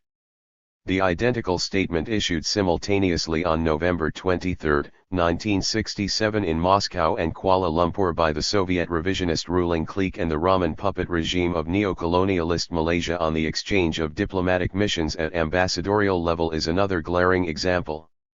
This step taken by the Soviet revisionists to gang up openly with the Raman traitorous clique is another monstrous crime they have committed against the people of Malaya. We are very indignant, not astonished, by the fact that the Soviet renegades have gone all out to betray the Malayan people. The notorious 20th Congress of the C.P.S.U. marked the beginning of their betrayal of Marxism-Leninism, the Great October Revolution and the people of the world. Since then, Khrushchev, and later his successors Brezhnev, Kosygin, and their like, have gradually brought about an all-round restoration of capitalism in the Soviet Union. Externally, these renegades have capitulated to and collaborated with US imperialism in an attempt to dominate the world. As imperialist accomplices of the first magnitude, they are playing a role that imperialists themselves cannot play in undermining the revolutionary struggles of all peoples, particularly those in the storm centers of world revolution today. CPSU begins process of betraying Malayan people. Malaya, which includes Singapore, lies in one of the main revolutionary storm centers, namely, Southeast Asia, which in the eyes of the Soviet revisionists is the most troubled area of the globe today. In compliance with their capitulationist policy and their line of U.S. Soviet collaboration for world domination, the Soviet revisionist renegades have all along been obsequious to the Raman and Lee Kuan Yew puppets, hoping to worm their way into Malaya and build up a counter-revolutionary bridgehead in this part of Southeast Asia against communism, against the people and against the People's Republic of China. Commenting on the Soviet revisionists' intensified infiltration into Malaysia and Singapore, The AP correspondent in Kuala Lumpur wrote in 1966, the Soviet Union is seeking bases in Malaysia and Singapore to expand its influence over Asia at the expense of Communist China's interests, adding that the overall object of the Soviet Union seems, to a very large extent, identical with that of the US, and that is to contain Communist China. Small wonder that, as early as March 1958, Soviet revisionist representatives who managed to get into Malaya on the pretext of attending a UN-sponsored conference, shamelessly approached the Rahman puppet administration for recognition of the Soviet Union. After having connived at the formation of the US-backed British neocolonialist Malaysia, which was another futile maneuver to stem the armed struggle of the people of Malaya and North Kalimantan for their genuine national independence, the Soviet revisionists stepped up their sinister activities against our revolutionary struggle. They sent agents to spread revisionist ideas and disrupt revolutionary mass organizations. Apart from making secret deals with the Rahman Lee Kuan Yew puppets, the Soviet renegade spokesman repeatedly assured them that the Soviet revisionists would paint Malaysia as a prosperous and progressive concern and that the Soviet Union is ready to establish ties with the neocolonialists set up and so on. Soviet revisionists worm their way into threshold of Malaya. Soon after the British imperialists set up the Singapore Republic in August 1965 by dismantling the island from Malaysia, the Soviet revisionists acclaimed it as a newly independent state and hastened to offer every assistance to create a secure economic basis which, they suggested, is the best prescription to uphold and consolidate this youngest republic's independence. As a beginning, they signed trade agreements with the Lee Kuan Yew puppet clique by which each 46 was to give the other the most favored nation treatment in matters relating to trade, shipping, and tariff. The Soviet revisionists accorded diplomatic immunity and privileges to the trade representatives of the Singapore puppet clique. This was welcomed by the Singapore puppet finance minister as a logical step towards diplomatic relations between the two countries. With Singapore as their forward base for counter-revolutionary activities, the Soviet revisionists proceeded to mainland Malaya to convince the Kuala Lumpur puppets that their goulash communism, far from being a danger to neocolonialist Malaysia, found a deterrent against the raging fire of the people's armed struggle. They penetrate into whole country for counter-revolution to honor their promise to make Malaysia a prosperous concern. The Soviet revisionists bought an annual average of 200,000 tons of Malaya's rubber in the last few years. To save the Malaysian economy from the doldrums, they have bought $225 million worth of rubber and $22 million worth of tin this year and have helped to tide over the crisis which has shaken puppet Rahman's regime. Agreements to promote trade relations with this bastard child of US and British imperialism have also been signed. No wonder the Straits Times, mouthpiece of British monopoly capital, is happy and satisfied with the generosity on the part of the Soviet revisionists when it said in its recent editorial, Russia is far and away Malaysia's best customer for rubber and a substantial one for tin, and the prospects of greater sales are healthy. Intensifying their infiltration into our country, the Soviet revisionists set up in November, soon after the 50th anniversary of the Great October Revolution, the Singapore Soviet Shipping Agency, Limited, the first joint venture between the Soviet Sovfract Agency and the South Union Co. Limited of Singapore. Thus not only Soviet goods, but also finance capital of the new Tsar, are being exported from the Soviet Union into Malaya. This is Soviet neocolonialism at work and a reassurance that the Russian ruble would prop up the tottering pound sterling and aid the American dollar to oil the wheels of US-backed British neocolonialist regimes in Kuala Lumpur and Singapore. In addition to giving continual economic shots in the arm of the puppet regimes, the Soviet renegades have, time and again, tried to sell the independence of the neocolonialist regimes at international conferences. They have heartily appreciated the anti-China, pro-imperialist foreign policy of the puppet authorities as a contribution to the promotion of world peace. They have extolled the so-called development projects of the Rahman Lee Kuan Yew puppets, which have been largely financed and controlled by monopoly capitalists from Washington, London, and Tokyo. A more brazen act undermining the Malayan people's revolutionary struggle was performed when they expelled the Malayan People's Afro-Asian Solidarity Committee and admitted the puppet government-sponsored Singapore National Committee for Afro-Asian Solidarity at the so-called STH Council meeting of AAPSO held in Nicosia in February 1967. Slandering China and embracing Malaysian puppets. Side by side with these acts of betraying the Malayan people, the Soviet renegades have unleashed a series of anti-China slanders, especially when the Chinese people have destroyed the bourgeois headquarters of China's Khrushchev and scored decisive victories in the current Great Proletarian Cultural Revolution. A very recent instance was an article in Izvestia, organ of the Soviet revisionist ruling clique, which, on September 6, 1967, said that the Chinese in Southeast Asia were being used either by the Americans or the Peking Communists. It is very clear that, though the US is mentioned in the article, the attack is direct solely against the People's Republic of China when it alleged that China is using people of Chinese origin to capture power in Southeast Asian countries, and the countries it referred to are Malaysia, Singapore Republic, Indonesia, Burma, India, and Nepal. The Malayan reactionaries could not ask for better reassurances from the Soviet revisionists as to their real intentions. For they are so blatantly prepared to play the same dirty trick and sink to the same low depth as the imperialists in attempting to set one section of the people against another to help the reactionary elements to divide and rule. Hence it comes as no surprise that the Malaysian puppet Minister of Education, Kir Johari, told an audience of teachers and students on November 3 that Malaysia is not afraid of Russia's communist ideology based on the philosophy of peaceful coexistence. What we are really afraid of is the danger of youths coming under Mao Zedong's brand of communism. The vicious motive of the Soviet revisionists is so obvious that even a Malayan millionaire-owned Chinese-language daily, the Sin Chu Jitpo, which has a long and unbroken record of anti-communist outbursts, commented edi. 47. Tori on September 9. The real target of Russian attack is apparently not the United States. In order to forestall any accusation of U.S. Soviet collaboration, Izvestia has had to mention the US by name. As a matter of fact, China, and not the Chinese in Southeast Asia, is the real target of Russian attack. On September 23, the same paper wrote another editorial on the same subject.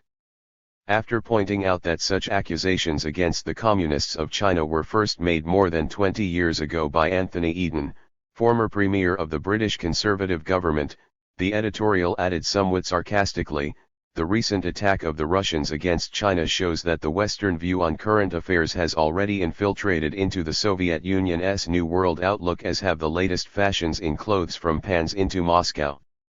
It is a logical development of these conspiracies that the Soviet revisionist ruling clique has now announced the exchange of diplomatic missions at ambassadorial level with the Kuala Lumpur puppets. The Straits Times, British imperialist mouthpiece, in an editorial on November 25 welcoming this move, pointed out that the announcement of exchange of diplomatic missions is due to the change that has been there and not here.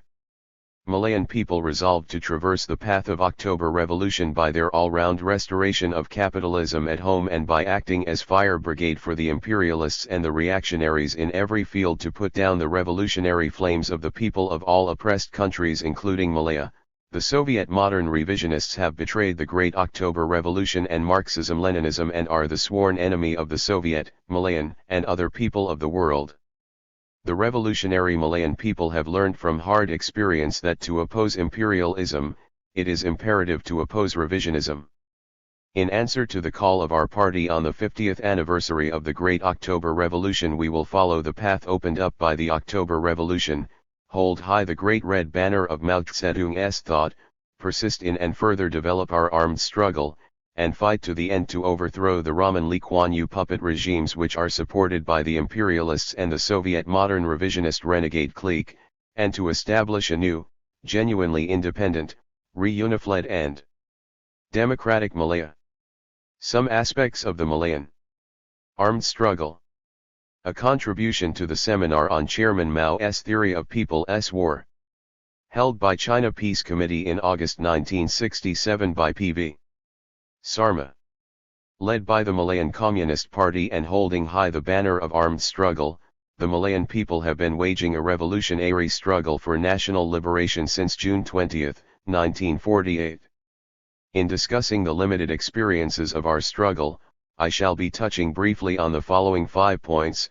Firstly, the decisive role of the Proletarian Party in building the people's armed forces. Secondly, the great truth that political power grows out of the barrel of a gun. Thirdly, the absolute necessity of a people's army. Fourthly, the fact that the Revolutionary War is a war of the masses, and finally the question of base areas and their relation to the struggle as a whole. The first point I want to deal with is that if a people want to make revolution, they must have a revolutionary party with a revolutionary theory. Chairman Mao has taught us that if there is to be revolution, there must be a revolutionary party. Without a revolutionary party, without a party built on the Marxist-Leninist revolutionary theory and in the Marxist-Leninist revolutionary style, it is impossible to lead the working class and the broad masses of people in defeating imperialism and its running dogs. The MCP is such a party. Ever since it was founded in 1930, it set up a number of illegal and semi-legal mass organizations, drew up programs in accordance with the concrete conditions of our country and raised the political consciousness of the long-exploited working class and people. In the years following its 48 founding, the party drew up various programs at different periods of struggle to drive the imperialists out of Malaya, abolish feudalism and monopoly and comprador capitalism, and achieve complete national independence. Since the very day of its birth, the MCP has always been guided by and stood for the line of seizure of power by revolutionary violence. All the political, ideological, organizational, and educational tasks the party had set for itself in various periods have been in the direction of preparing for armed struggle when conditions became ripe. Our party has always integrated the national tasks of our revolutionary struggle with the international struggle of the proletariat against imperialism and all reactionaries. For instance, in drawing up its first 12-point program in 1933, apart from our national tasks, the party stressed the internationalist character of the Malayan people's struggle. It called upon the Malayan people to defend the Soviet Union, support the Chinese Revolution and the revolutionary struggles of the Indian people, as well as to unite with the proletariat and oppressed nations of the world. Owing to the fascist nature of British imperialist rule in our country, our party was born, tested and steeled in illegal and underground struggles. In the conditions under which the people were denied the fundamental right of organization, our party had grown and built up its prestige in the course of defending the rights of the working class and people when it adopted illegal and semi-legal forms of struggle. It is relevant here to point out that during the past 37 years of existence of our party, it had a semi-legal existence for only less than 3 years immediately after World War II. During the 34 years of illegal existence, the party has led 2 armed struggles, the first between 1941 and 1945 against the Japanese fascists and the second against the British imperialists and their local puppets since June 1948, the flames of which have been raging more fiercely since the beginning of this year. Our party has continuously raised the political and ideological level of its members, and of the fighters and commanders of our army. In this respect, it has stressed the great importance and value of studying Marxism-Leninism and particularly the works of Mao Zedong, some of which began to be introduced into our country in 1946–47. Again, in summarizing the experiences, the political bureau of our party in a resolution passed in 1951 called on all members to strengthen their study of Marxism-Leninism and especially the works of Mao Zedong and sum up their experiences from time to time. The second point that I want to dwell on is that political power grows out of the barrel of a gun. The fact that the MCP has had, from its very birth, an illegal existence and suffered severe losses in the course of leading the people in the struggle for their fundamental rights has driven home to the people the great truth enunciated by Chairman Mao that political power grows out of the barrel of a gun and that revolution and revolutionary wars are inevitable in class society and without them, it is impossible to accomplish.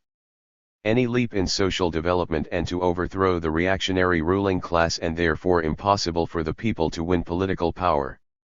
Thanks to the education of the party, when the time came, the Malayan people answered the call and took up arms against the Japanese fascist invaders in 1941. During the 3.5 years of armed struggle against the Japanese fascists, the Malayan people's anti-Japanese army had grown considerably in size and strength. It fought at least 350 battles, big and small, and wiped out not less than 5,500 enemy troops. As a matter of fact, during this period, our party and army succeeded in establishing control over much of the countryside and small towns. The party, however, called off the armed struggle and undertook a semi-legal struggle at the end of World War II in August 1945 because it made an incorrect estimate of the domestic situation. It was a right opportunist mistake for the party to have done so. Had we carried on with the armed struggle, which had registered such noteworthy successes in the anti-Japanese period, our revolution could have avoided much of the unnecessary loss.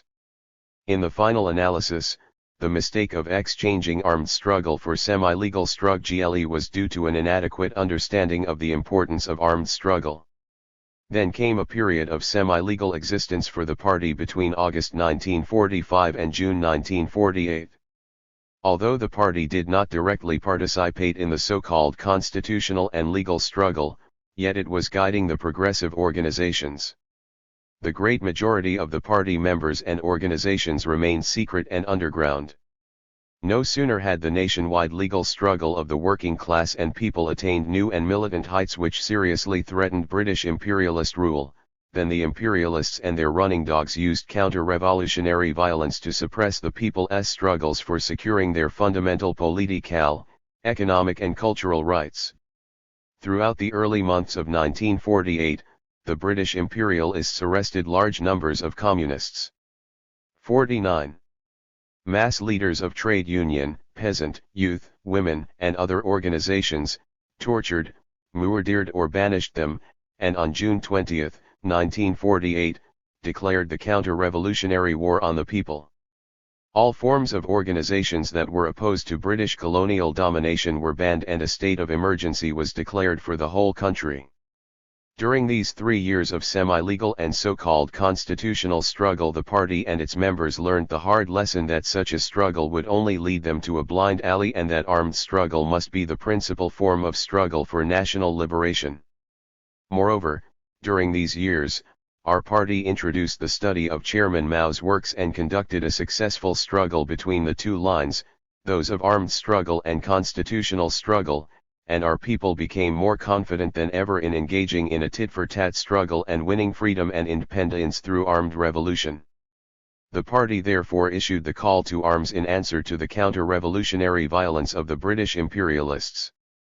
The revolutionary masses, under the leadership of the party, took to armed struggle, and the flames of this struggle which began on June 20, 1948 are raging till today. I shall now deal with the third point: without a people's army the people have nothing. The Malayan people learned anew the great teaching of Chairman Mao that the seizure of power by armed force, the settlement of the issue by war, is the central task and highest form of revolution, thanks to the experiences of the 3 years of semi-legal struggle. We learned that we cannot fight for democracy, freedom, and independence according to rules set by imperialism. Their so-called democratic institutions are repressive institutions propped up by their armed forces. Those institutions include their time-wasting parliamentary and judiciary institutions, their system of education, their press, radio, and other propaganda media, all of which serve the interests of the imperialists and their running dogs. In other words, they have their army to repress and murder the people, and if we must put an end to this repression, we, too, must have an army, but a people's army to destroy the so-called democratic institutions of the imperialists and their puppets and establish the people's own power. Hence, through practice in struggle, we have acquired a better understanding of Chairman Mao's teaching that without armed struggle neither the proletariat nor their Communist Party would have any standing at all. When British imperialism launched its counter-revolutionary violence, the MCP lost no time in organizing its fighting forces in all parts of the country, thanks to the experience it had gained in organizing them. P.A.J.A. Thus, on February 1, 1949, the party brought together the various fighting units under the unified command of the headquarters of the Malayan National Liberation Army, which, in the course of the following years, founded several regiments according to the regions of the country. Since then, the MNLA has been mobilizing, training and educating the workers and peasants to take part in the armed struggle in a variety of forms, such as by joining the regular army, taking part in guerrilla activities, becoming members of the local people's militia, etc. The fourth point I wish to touch upon is the great axiom of Chairman Mao that the Revolutionary War is a war of the masses. It can be waged only by mobilizing the masses and relying on them. As soon as the party and the progressive mass organizations went underground, the majority of the leaders and revolutionary masses went to the countryside and jungles, leaving only a few in the towns and cities, to regroup the forces and carry on the struggle in the new situation. The organizations in Singapore, Perak, Kedah and Penang functioned as the Anti-British League, while in some other states such as Johor and Selangor, as the Malayan Independence League. On the same day as the MNLA was set up, the party also set up the Malayan National Liberation League, the Revolutionary United Front organization, rallying around it the people of Malaya to mobilize and educate the masses to support the army. The member organizations of the League play an important role in helping to recruit and train members for the army, supply food for the army and guerrilla units, collecting information and helping the armed units to move from place to place to deal the enemy effective counter blows. Our experience is that persistence in the armed struggle can impel the revolutionary struggle forward throughout the country. It gives great encouragement to the masses and spurs their militant will and determination. Developments in the last decade or so show that, because of the persistence of the revolutionary struggle in all forms, with armed struggle as the main form, the British imperialists had to change over from direct to indirect colonial rule. They were therefore forced to proclaim a phony independence for our divided country in 1957, but, in fact, it was only an indirect form of colonial rule. In this way the British imperialists had hoped to soften the masses and deceive them. If our party had ceased the armed struggle, pinning hopes on the sensibleness of imperialism and its lackeys and had not carried on the armed struggle, the masses would have been deceived. But, led by our party, the Malayan people have held high to banner of armed struggle.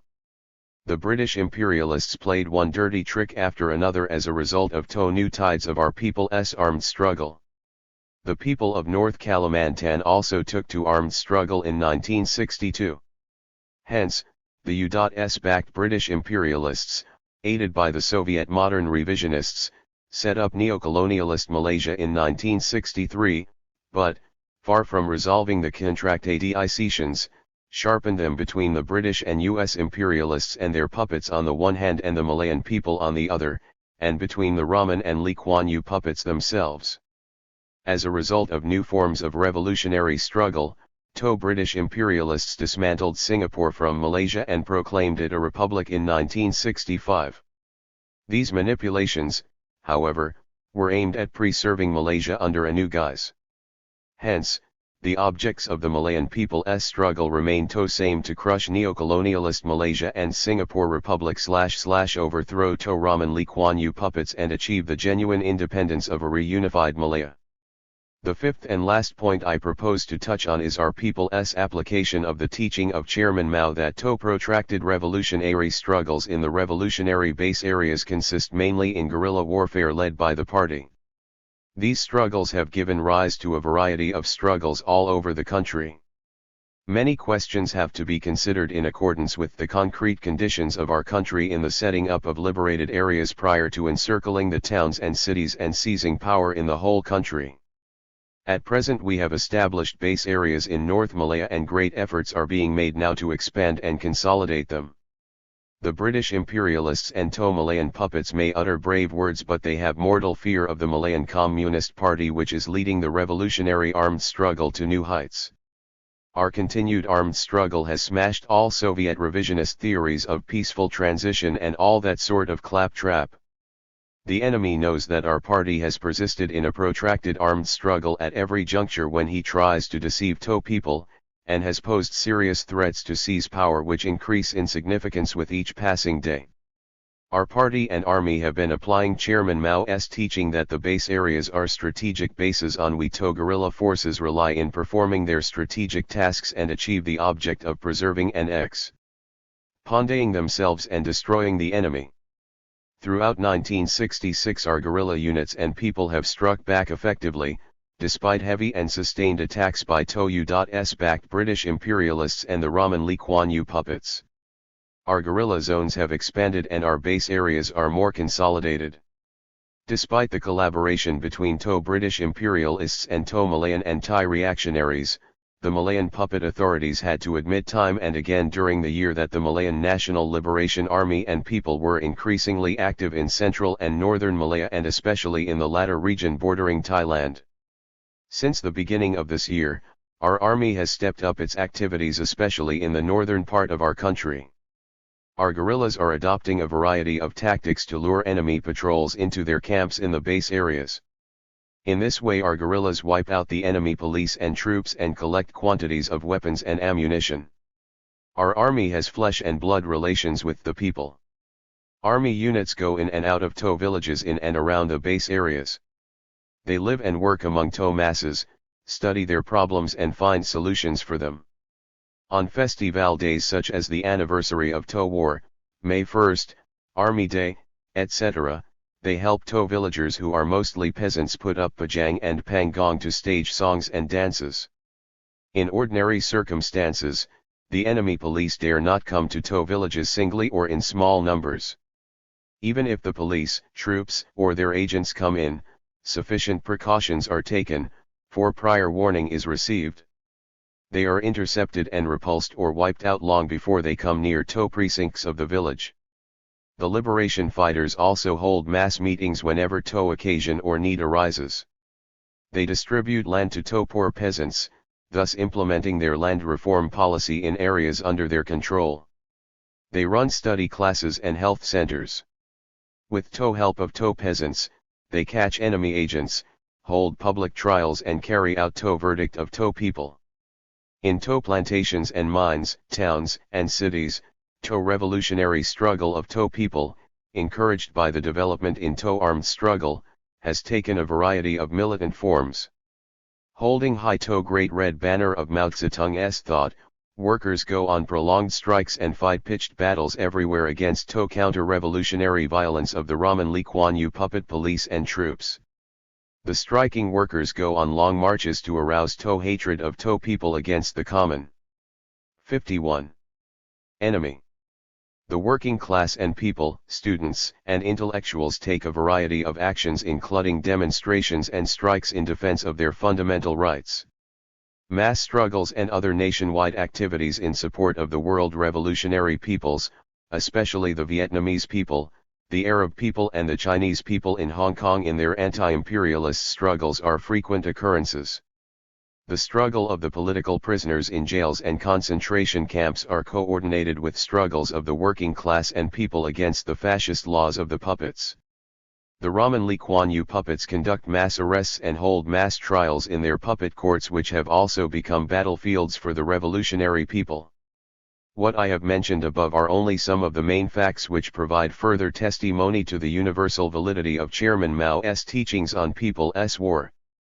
It does not mean, however, that our armed struggle during the past 19 years has been plain sailing.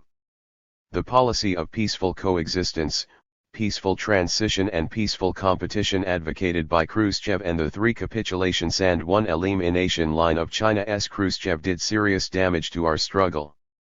However, these traitors have not been able to check the development of our armed revolution. Instead they have dug their own graves. The US and British imperialists and the Malayan puppets have tried one deception after another to put out the flames of the National Liberation War. They have failed.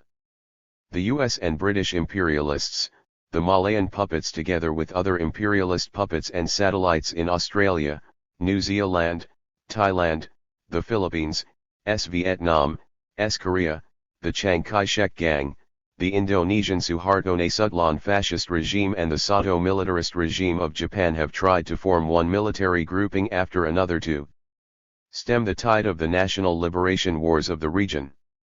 They have failed. The US imperialists, their satellites, and puppets have suffered one defeat after another in Thai US war of aggression against the Vietnamese people. The People's National Liberation Wars in Laos, Burma, Thailand, the Philippines, North Kalimantan, Indonesia, and India have been growing in intensity, notwithstanding the enemy's brutal methods of suppression, and scoring one victory after another. In other countries of Asia, Africa, and Latin America the flames of national liberation wars are spreading. In the United States itself, the home of the most ferocious imperialists, the Afro-American people have risen up in armed struggle and the working class and anti-war movements are gaining momentum. The Chinese people are making tremendous advances in the great proletarian cultural revolution and in consolidating the dictatorship of the proletariat, all of which have created the most favorable conditions for propagating Mao Zedong's thought, the atom and hydrogen bomb of people's war, on the widest possible scale, and made China the base of world revolution. The situation is therefore excellent for the Malayan people to step up armed struggle and all other forms of revolutionary struggle. Our aim is, in accordance with the teachings of Chairman Mao, to expand guerrilla warfare throughout the country and, in the process, enlarge and consolidate our base areas to surround the towns and cities with the ultimate object of driving out the British and US imperialists from our soil, overthrow the puppet regimes and seize state power so as to achieve the genuine independence of a reunified Malaya. We are fully conscious that our revolutionary war will be a protracted war with more twists and turns, but, guided by the principles of Chairman Mao's theory of people's war and with complete faith in our party and our masses, we are confident that final victory will belong to the people. 52. RP. IE. CO. AP. NL. ES. Afro-Asian journalist, March, 1968. Armed struggle and 1907. In 1967, the idea of achieving real liberation through the barrel of a gun went deeper and wider among the African people. More and more African people have seen through the vicious nature of neocolonialism and have cast away the last illusion of the parliamentary way for their liberation. In spite of the naked imperialist revisionist interventions as was seen in Nigeria, the African people kept the tide of anti-imperialist struggle ever mightier as, for instance, in their issuance of the Tanzanian Arusha Declaration, in the emergence of the Malayan Revolutionary Council, etc., and the armed struggle of the African people made a particularly remarkable development. Eritrea. The Eritrean people's armed struggle, which began 6 years ago, has liberated 70% of the whole territory. Mozambique. The people's armed forces are resolutely holding on their struggle mainly in the northern provinces against the NATO-supported Portuguese colonial troops, 40,000 strong. Zimbabwe. The struggle of the Zimbabwe Liberation Army started in 1965.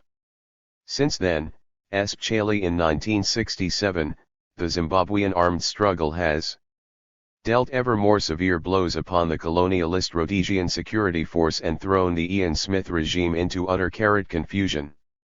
Southwest Africa. Defying all kinds of brutal suppressions by the fascist Vorster regime of Africa in an attempt to break the will of SW.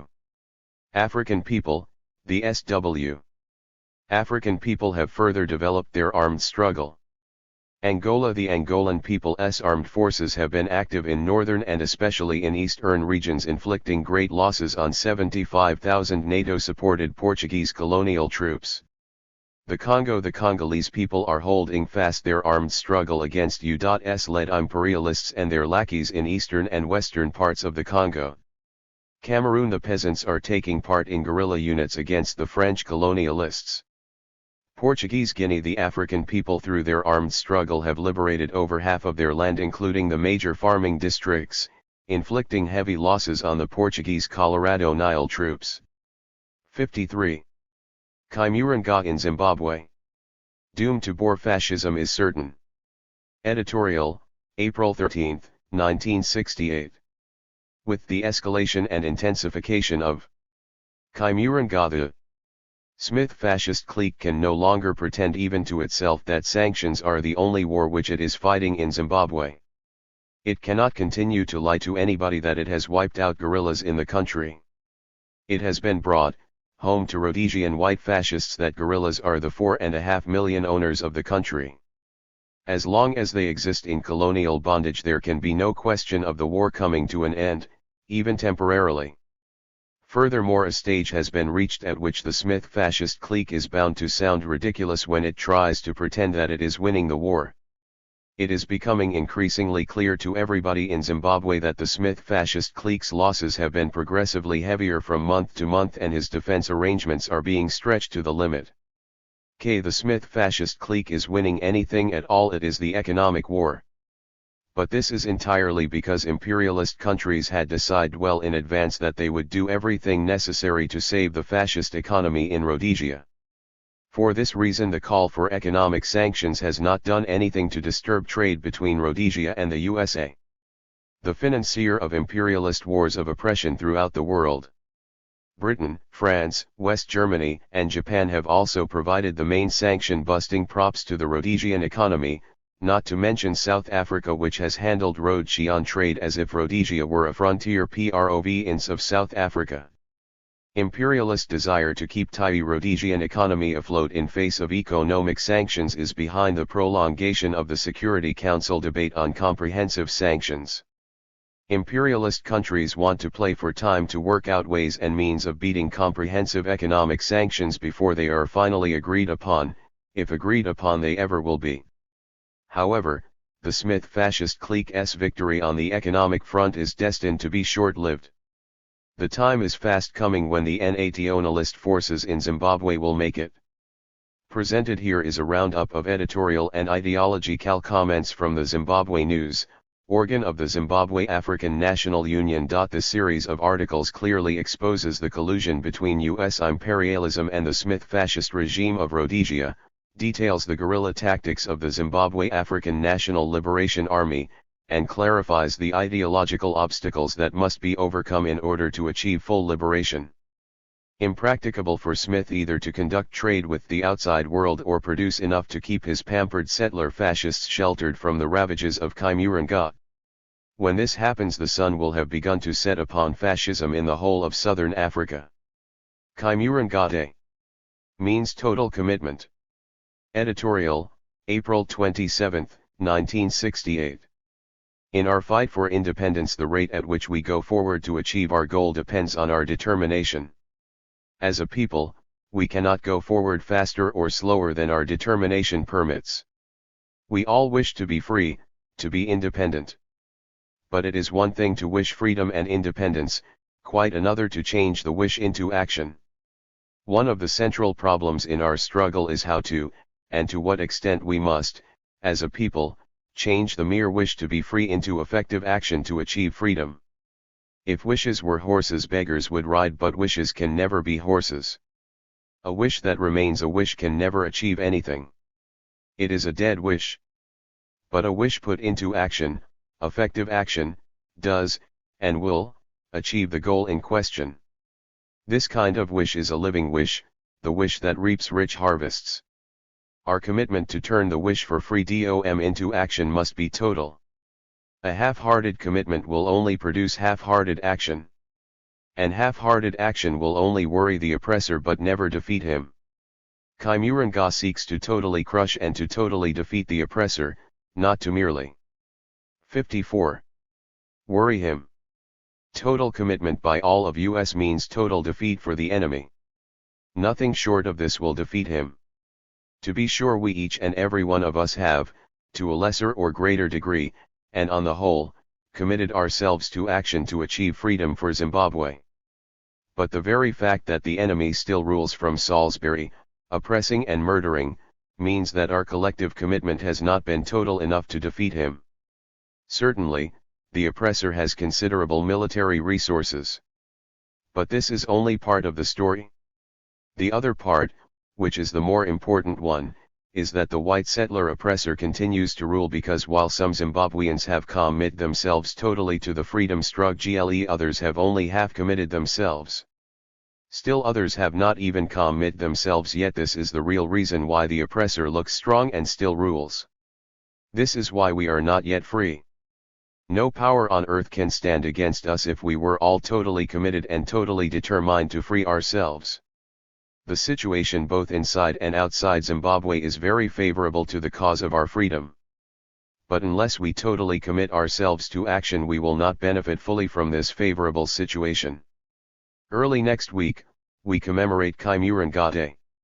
2 years ago, on April 28 and 29, ZANU launched the battle for freedom in Zimbabwe, leading the masses into the highest form of struggle, armed struggle. We commemorate Kaimuranga Day in honor of the total commitment by the brave sons of Zimbabwe who fought and fell in battle on these and the following days in order to free our fatherland. This is guerrilla warfare. Editorial, March 30, 1968. The last 2 weeks, beginning March 16, have witnessed a new and prolonged flare-up of sharp fighting between the masses of Zimbabwe, led by ZANLA and the oppressor's military forces. The fighting, which is continuing, is neither isolated nor is it of a sudden occurrence. It is but one of many engagements which are continually taking place in many parts of Zimbabwe between our forces and those of the enemy. But, as so often happens in guerrilla warfare, small skirmishes which the sensationalist Western press ignores, sometimes develop all of a sudden, into widespread vicious fighting. This is exactly what has happened in the current fighting. A unit of ZANLA, stalking enemy forces, quickly encircles a company of enemy soldiers.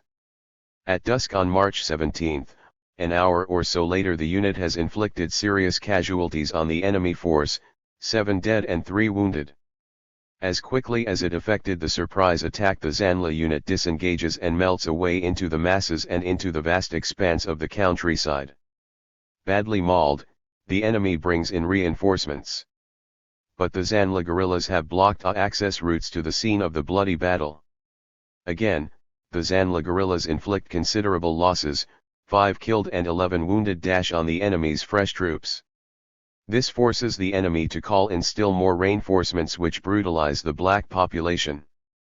By the beginning of the 4th day, and after suffering a total of 25 dead and 3 military vehicles destroyed, the enemy throws into battle a force of more than 2,000 soldiers supported by the oppressor's air force. Meanwhile, fighting has spread out over a wide area. Our guerrillas and the masses join forces to complement each other's efforts in repulsing the enemy. Such is the type of guerrilla warfare our people are waging. It ebbs and flows, waxes and wanes until, in strategic terms, it wears down the enemy and finally defeats him. Looking back at the fortnight's and current fighting, can our fighting units claim success? Definitely yes.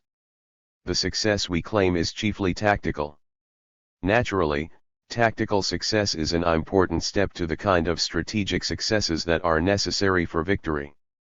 Tactically, our forces succeeded in keeping their casualties to the barest minimum. This is a brilliant achievement compared to enemy losses in men and materiel, and, considering that the majority of the masses who form 97% of the population in combat zones are on our side, ZNLA fighting units pulled through the fighting virtually unscathed and are more than ever ready to launch further attacks. On the other hand, the heavy losses suffered by the enemy have eroded much of his will, especially of the black troops, to fight a difficult and unfamiliar guerrilla war. The object of war, says a leading exponent of guerrilla warfare, Mao Zedong, is specifically to preserve oneself and to destroy the enemy. Our fighting units have lived up to this truth. ZANLA fighters forced the enemy to fight on our terms, at the time of our own choosing, in areas where we are strongest and where he is weakest. The result is that our forces were able to carry out surprise attacks on the enemy at any time of the day, particularly during the night. Combat zones around the districts of Gokwe, Hurungwe, Kariba, Lomagundi, Maz, and Sipalilo have been strongholds of ZANLA-led armed struggle since the Samoa Battle of April, 1966. The small rural towns of Sinoia, 55 Karoi, Makuti, and Hartley are household names to millions of Zimbabweans because Zanla has fought important battles near them during the past 2 years. Here, the masses have learned guerrilla warfare by fighting guerrilla warfare. The current fighting has fused our guerrilla units and the masses more solidly in revolutionary struggle. The masses are the guerrillas and the guerrillas, the masses. Another tactical success has been the expansion of our combat zones. Our units have pushed the area of operations as far east as the Bindura and Darwin districts. The expansion has forced the enemy to spread out his forces so thinly that it is becoming increasingly difficult for them to contain our attacks. This tactical advantage is bound to weaken the enemy further while strengthening our position. As we go to press, something like 2,000 enemy troops and almost the entire enemy air force have failed to defeat our forces. The enemy's failure to hold the advance of our forces will grow in direct proportion to the expansion of our combat zones. The brilliant tactical successes achieved by our fighters do not render us blind to the enormous tasks that still lie ahead. We have still to reach our strategic goals, the destruction of all enemy forces and, after that, the establishment of a people's revolutionary government in Zimbabwe. The attainment of these goals, difficult in themselves, has been made more difficult by certain adventurists and cheap publicity seekers who, contrary to the laws of guerrilla warfare and revolutionary struggle, are doing all they can to unite rather than divide the settler enemy in Rhodesia and South Africa against the masses in Zimbabwe. These pseudo-revolutionaries who talk to Vorster's newspapermen via long-distance telephone calls to Johannesburg before fighting battles of straw are enemies of freedom in Zimbabwe and Azania. The masses will bring them to book when the time comes. Meanwhile, the people of Zimbabwe are determined to forge ahead with the armed struggle in the full knowledge that the only unity and alliance that will bring victory is the unity and alliance of the masses of Zimbabwe with Zanla. That unity and alliance have long been a reality in Zimbabwe. Get out of counter-revolutionary thinking. March 30, 1968. Since the time the clarion call for Kaimurenga was sounded by the Central Committee of the Zimbabwe African National Union in August 1964, there has been response by Zimbabweans to an ever-increasing extent. Some easy path seekers have forced Zimbabweans into military training with a view to committing them to tow struggle in some indefinite future. We have not done this because we believe that better results are achieved when Zimbabweans come forward voluntarily. Accordingly, we believe in the creation of a revolutionary atmosphere in which people are moved by patriotic zeal to go to tow front and fight. Experience has shown that tow response to this approach varies from section to section in Zimbabwean society. In this and succeeding articles we intend to examine some of the obstacles in tow way of response to tow call for Kaimurenga. Among tow worst obstacles is anti-revolutionary thinking among a good many Zimbabweans. This anti-revolutionary thinking is centered on attitudes to academic education. A deep thirst for education is characteristic of tow African peoples throughout tow breadth and length of the continent. The African views tow question of education with a sense of urgency, and this has found expression in tow educational policies of African countries which have provided as many educational facilities for their people as national resources permit. The thirst for education is in itself a healthy phenomenon. It provided leadership for tow nationalist struggle throughout Africa much earlier than was anticipated by tow imperialist Colorado nihilists. However, in times of war an unbridled thirst for education can serve as a great hindrance, unless it is properly redirected along revolutionary channels. In times of liberation struggle tow energies of as many young men and women as are available are needed. Kaimurenga is a people's war, one in which every Zimbabwean is called upon to participate. Peacetime attitudes to education on tow part of young people will deprive Chimurenga of this vital section of the African population needed to carry tow war with vigor to the finish. Fully aware of this, tow enemy has tried to tie tow young Zimbabwean's thirst for education to tow enemy's counter-revolutionary interests. To Zimbabwe, the fascist enemy has tried to make tow black university graduate as comfortable as tow enemy's hatred for tow black skin permits. The motive has been to neutralize that section of tow African population with the greatest potentiality of steering tow anti-imperialist revolution to its logical conclusion. The enemy has worked tirelessly to instill narrow-minded individualism into minds of young Zimbabweans in order to make them concentrate on pursuit of selfish goals to exclusion of national interests. The Smith clique's wretched radio program, Putare, is 56. Constantly hammering that it is wiser for African youths to acquire academic education, pages 10 to 11. The first meeting of the Latin American Organization of Solidarity held recently in Havana is an event which we should analyze with the greatest seriousness. The job is not easy because the press, both of the right and of the FRAP, land, the radio and TV have made a great clamor about this meeting. All, for different reasons, have joined in an attempt to give the impression that the meeting was the birthplace of a kind of unified command of the Latin American Revolution. It is necessary, therefore, to ask ourselves, in the first place, why they made such a big tiling of it. Then we must consider what forces came together at this meeting. And finally, we must analyze what agreements were reached by the participants. It is only in this manner that we will be able to appreciate correctly the importance and the consequences which OLAs can have in the development of the revolutionary struggle in our continent. In the first place, there is the fact that El Mercurio and other newspapers which represent the interests of North American imperialism and the most reactionary sectors have played up the OLA's meeting of Havana. It is not difficult to understand their objectives. North American imperialism has a double motive for presenting the OLA's meeting as a monster. To begin with, because it serves, like a ring on the finger, to prepare public opinion and justify the repression to which it intends to subject all people of the continent prior to launching an escalation of large proportions in Vietnam. It did the same thing before the Korean War.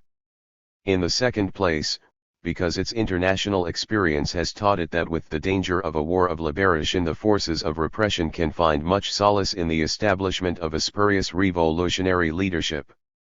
The government of Washington has learned in the last few years that wherever there are revisionists, there is the Moscow line.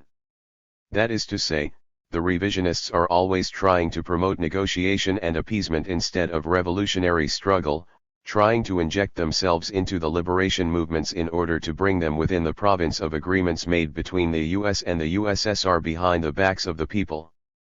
Yankee imperialists realize that they must take advantage of these revisionists which the Soviet leaders promote and who represent the fifth column within the revolutionary ranks.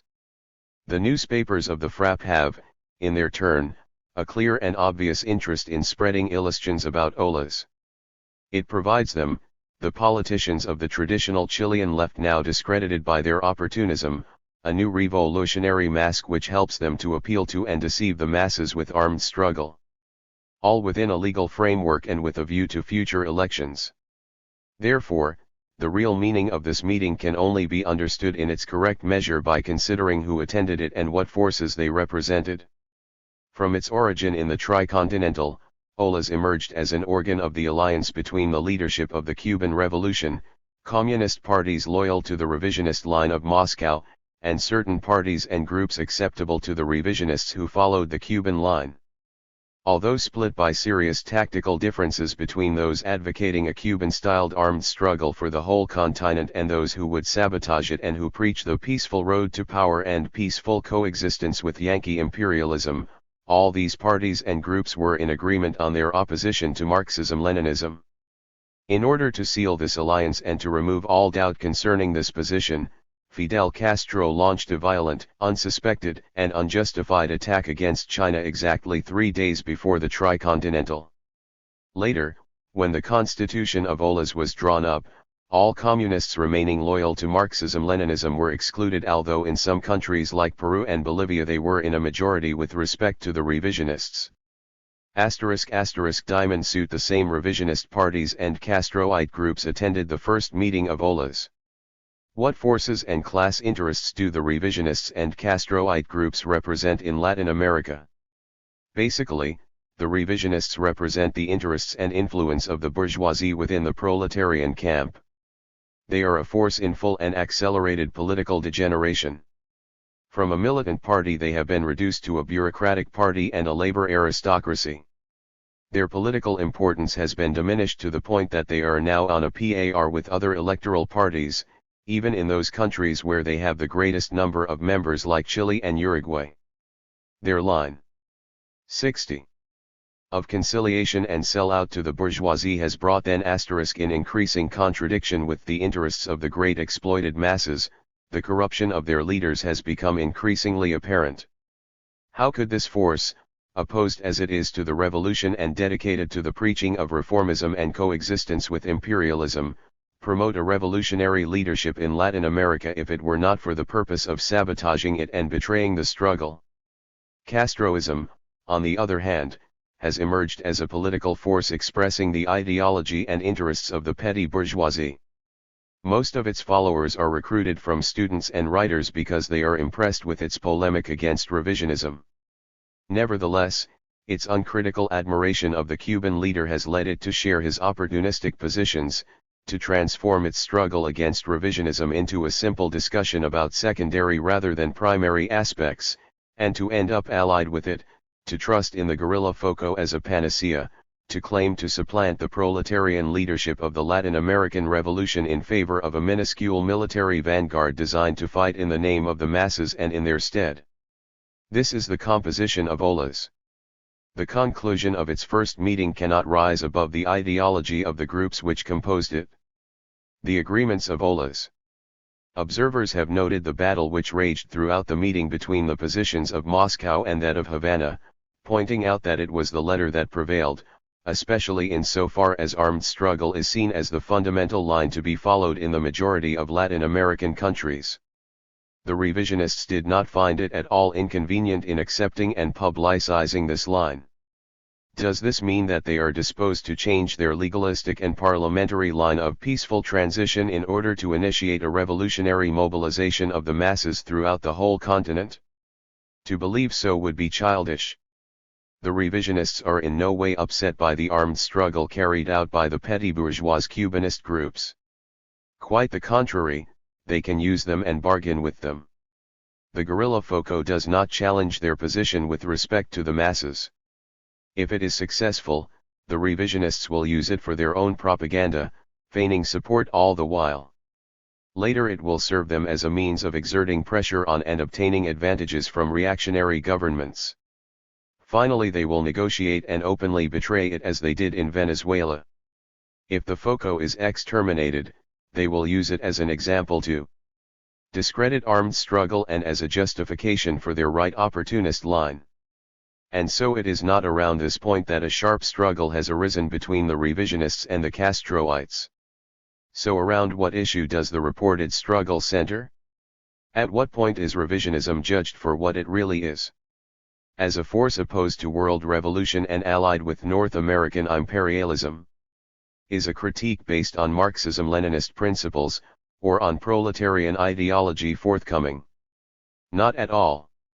The critique and the struggle centers around secondary aspects like the financial agreements of some socialist countries with reactionary governments of Latin America.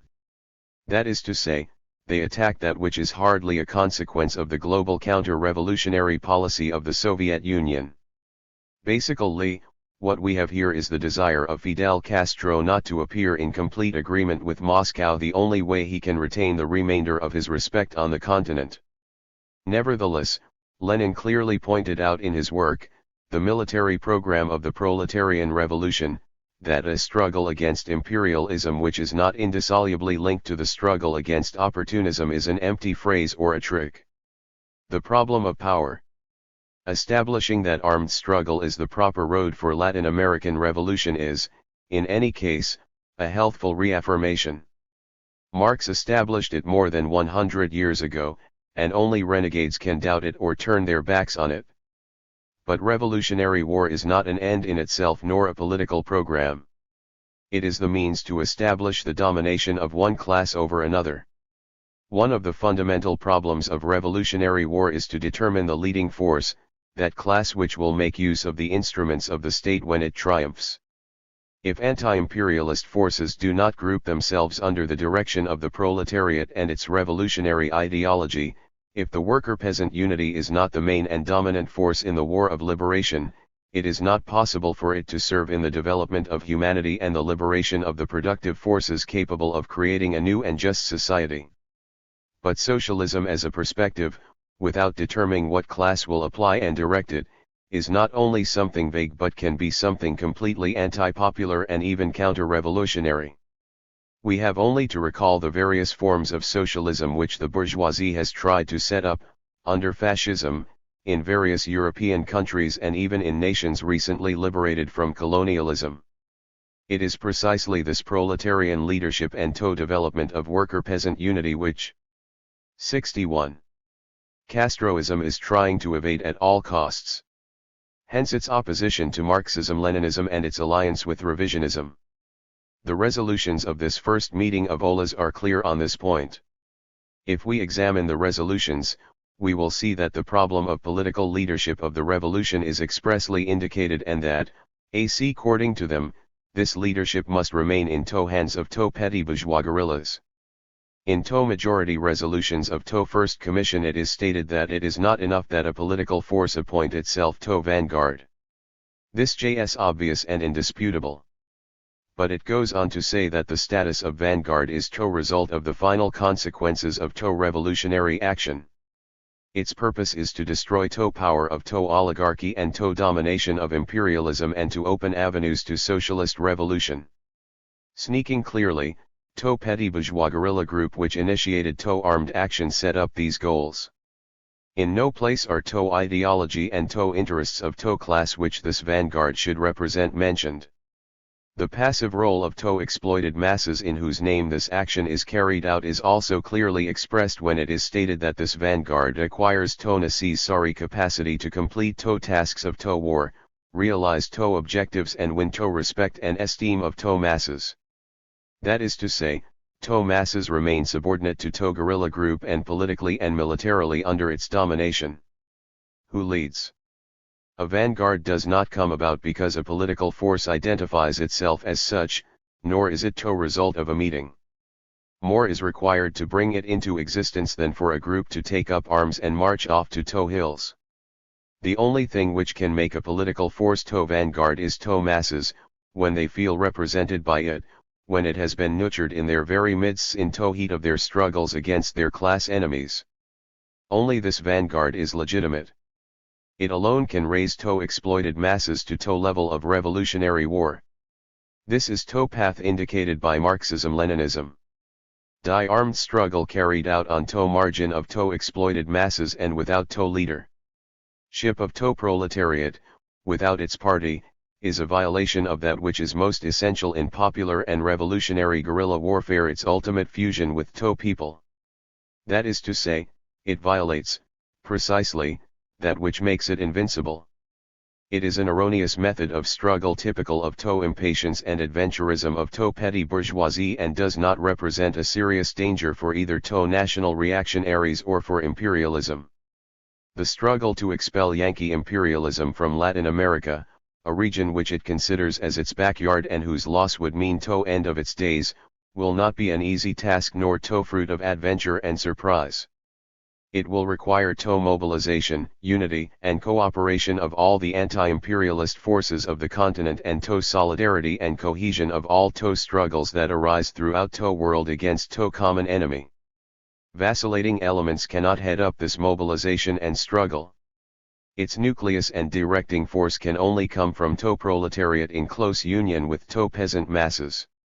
That is to say, most exploited classes, most resolute and most likely to carry struggle through to end. To think of defeating imperialism while leaving great exploited masses on periphery or relegating them to a passive and secondary role is not only negation of Marxism but an expression of wildest kind of petty bourgeois madness.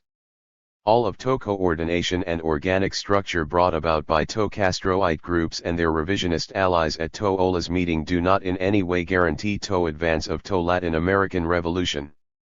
On contrary, they divert numerous honest intellectuals and students from true revolutionary path, separate them from exploited masses instead of urging them to fuse with them, set back revolutionary theory by placing military above political, and sow dissension among masses by forming alliances with right opportunism. The duty and immediate task of true revolutionaries is to liberate TO masses from opportunism and adventurism, to develop a proletarian revolutionary party in TO process of this struggle which is capable of leading TO working class and TO popular masses to victory over imperialism and TO reactionaries. This is TO Marxist-Leninist path which OLAS ignores. Footnote, FRAP is an alliance of the socialists and the revisionists of Chile. 62. What is happening in Eastern Europe? Counter-revolution within counter-revolution.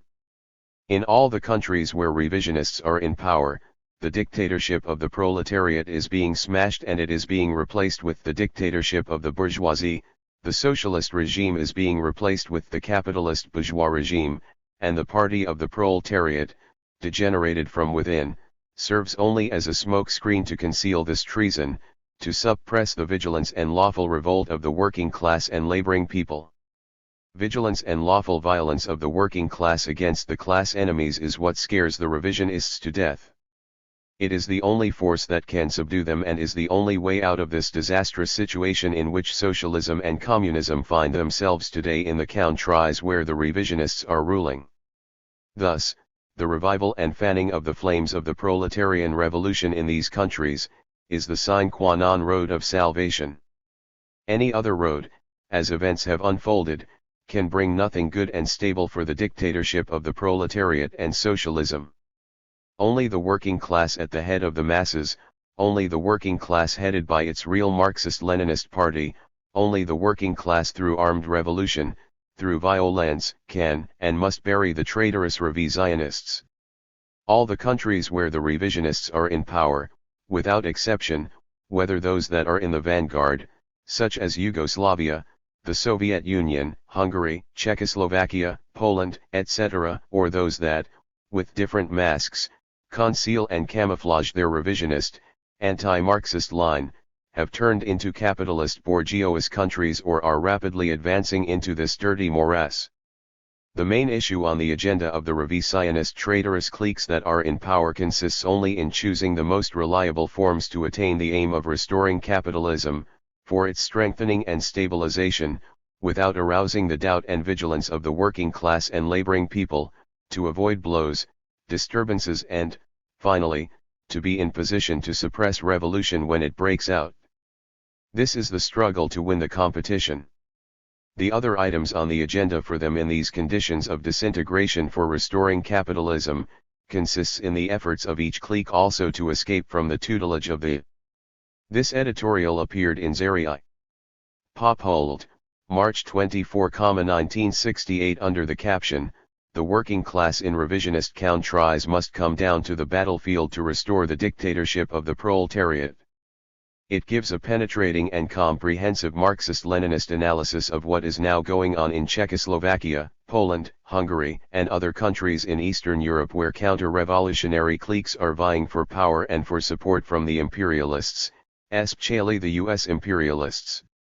Because of its significance, we are publishing the editorial in full, with only some minor deletions and technical changes from the English translation provided by the news agency of the Albanian Telegraphic Agency.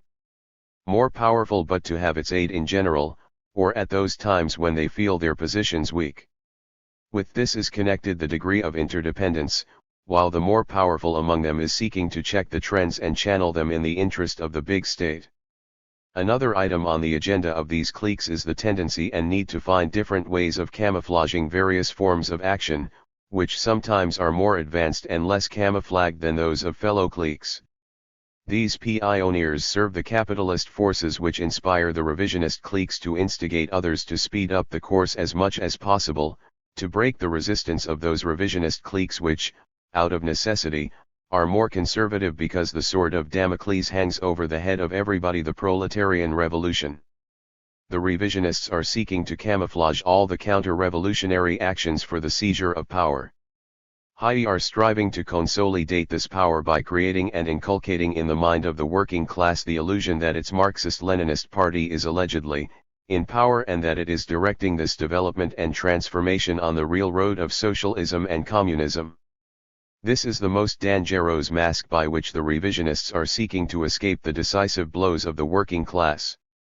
Therefore, they try to tell the working class that every criticism, every 63 revolt or opposition to their revisionist course is an anti-Marxist deviation, a crime against Leninism, against socialism, against the party of the working class. The revisionists issue this opium through the press, and their false propaganda is trumped up from top to bottom. They deprive the party, in theory and practice, of all revolutionary character, while nevertheless professing to give an allegedly Marxist interpretation of their every political, economic, and administrative action taken in the direction of the restoration of capitalism. This false Marxist interpretation of their foreign policy, of their relations, alliances, and their underhand dealings with the capitalists is needed by the revisionists in order to suppress the vigilance of the working masses of their respective countries. The Hungarian counter-revolution. Let us draw some lessons, some conclusions from this revisionist counter-revolution. Let us start with Hungary. In the euphoria of the advent to power of Khrushchev revisionism, but when it had not yet consolidated its positions, world capitalism, its Tight-Wast agency and the Magyar internal reactionary bourgeoisie launched the armed counter-revolution against the dictatorship of the proletariat and the Workers' Party of Hungary, thinking it was the weakest link in the chain of the socialist countries. And so it was indeed. Rákóczi's party melted away like snow under rain. But in their actions, world capitalism and Titoism did not rightly analyze the moment.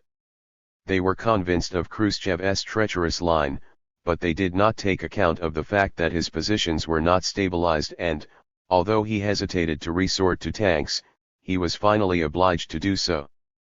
Otherwise his road of treason could have been compromised. But in connection with the Hungarian counter-revolution the following questions must be pointed out. 1. The Hungarian counter-revolution was initiated by some intellectuals and students.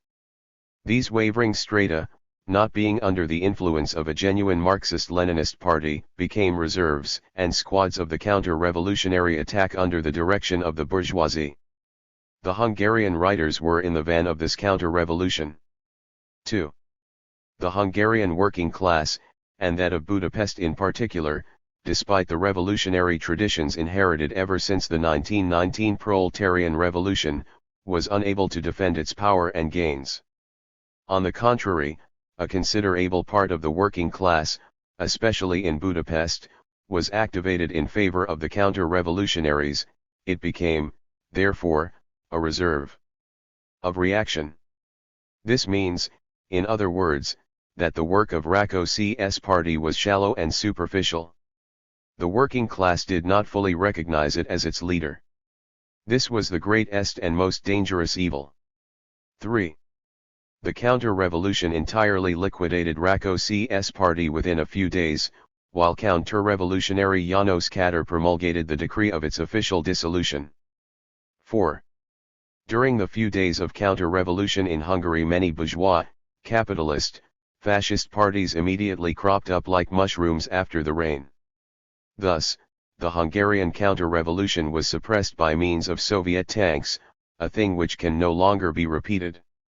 The same traitor who liquidated the party, under the dictate of the Khrushchev revisionists, promulgated the other decree for the reformation of the allegedly new Marxist-Leninist party, actually one even worse than that of Rákóczi, i.e. Hungarian revisionist party.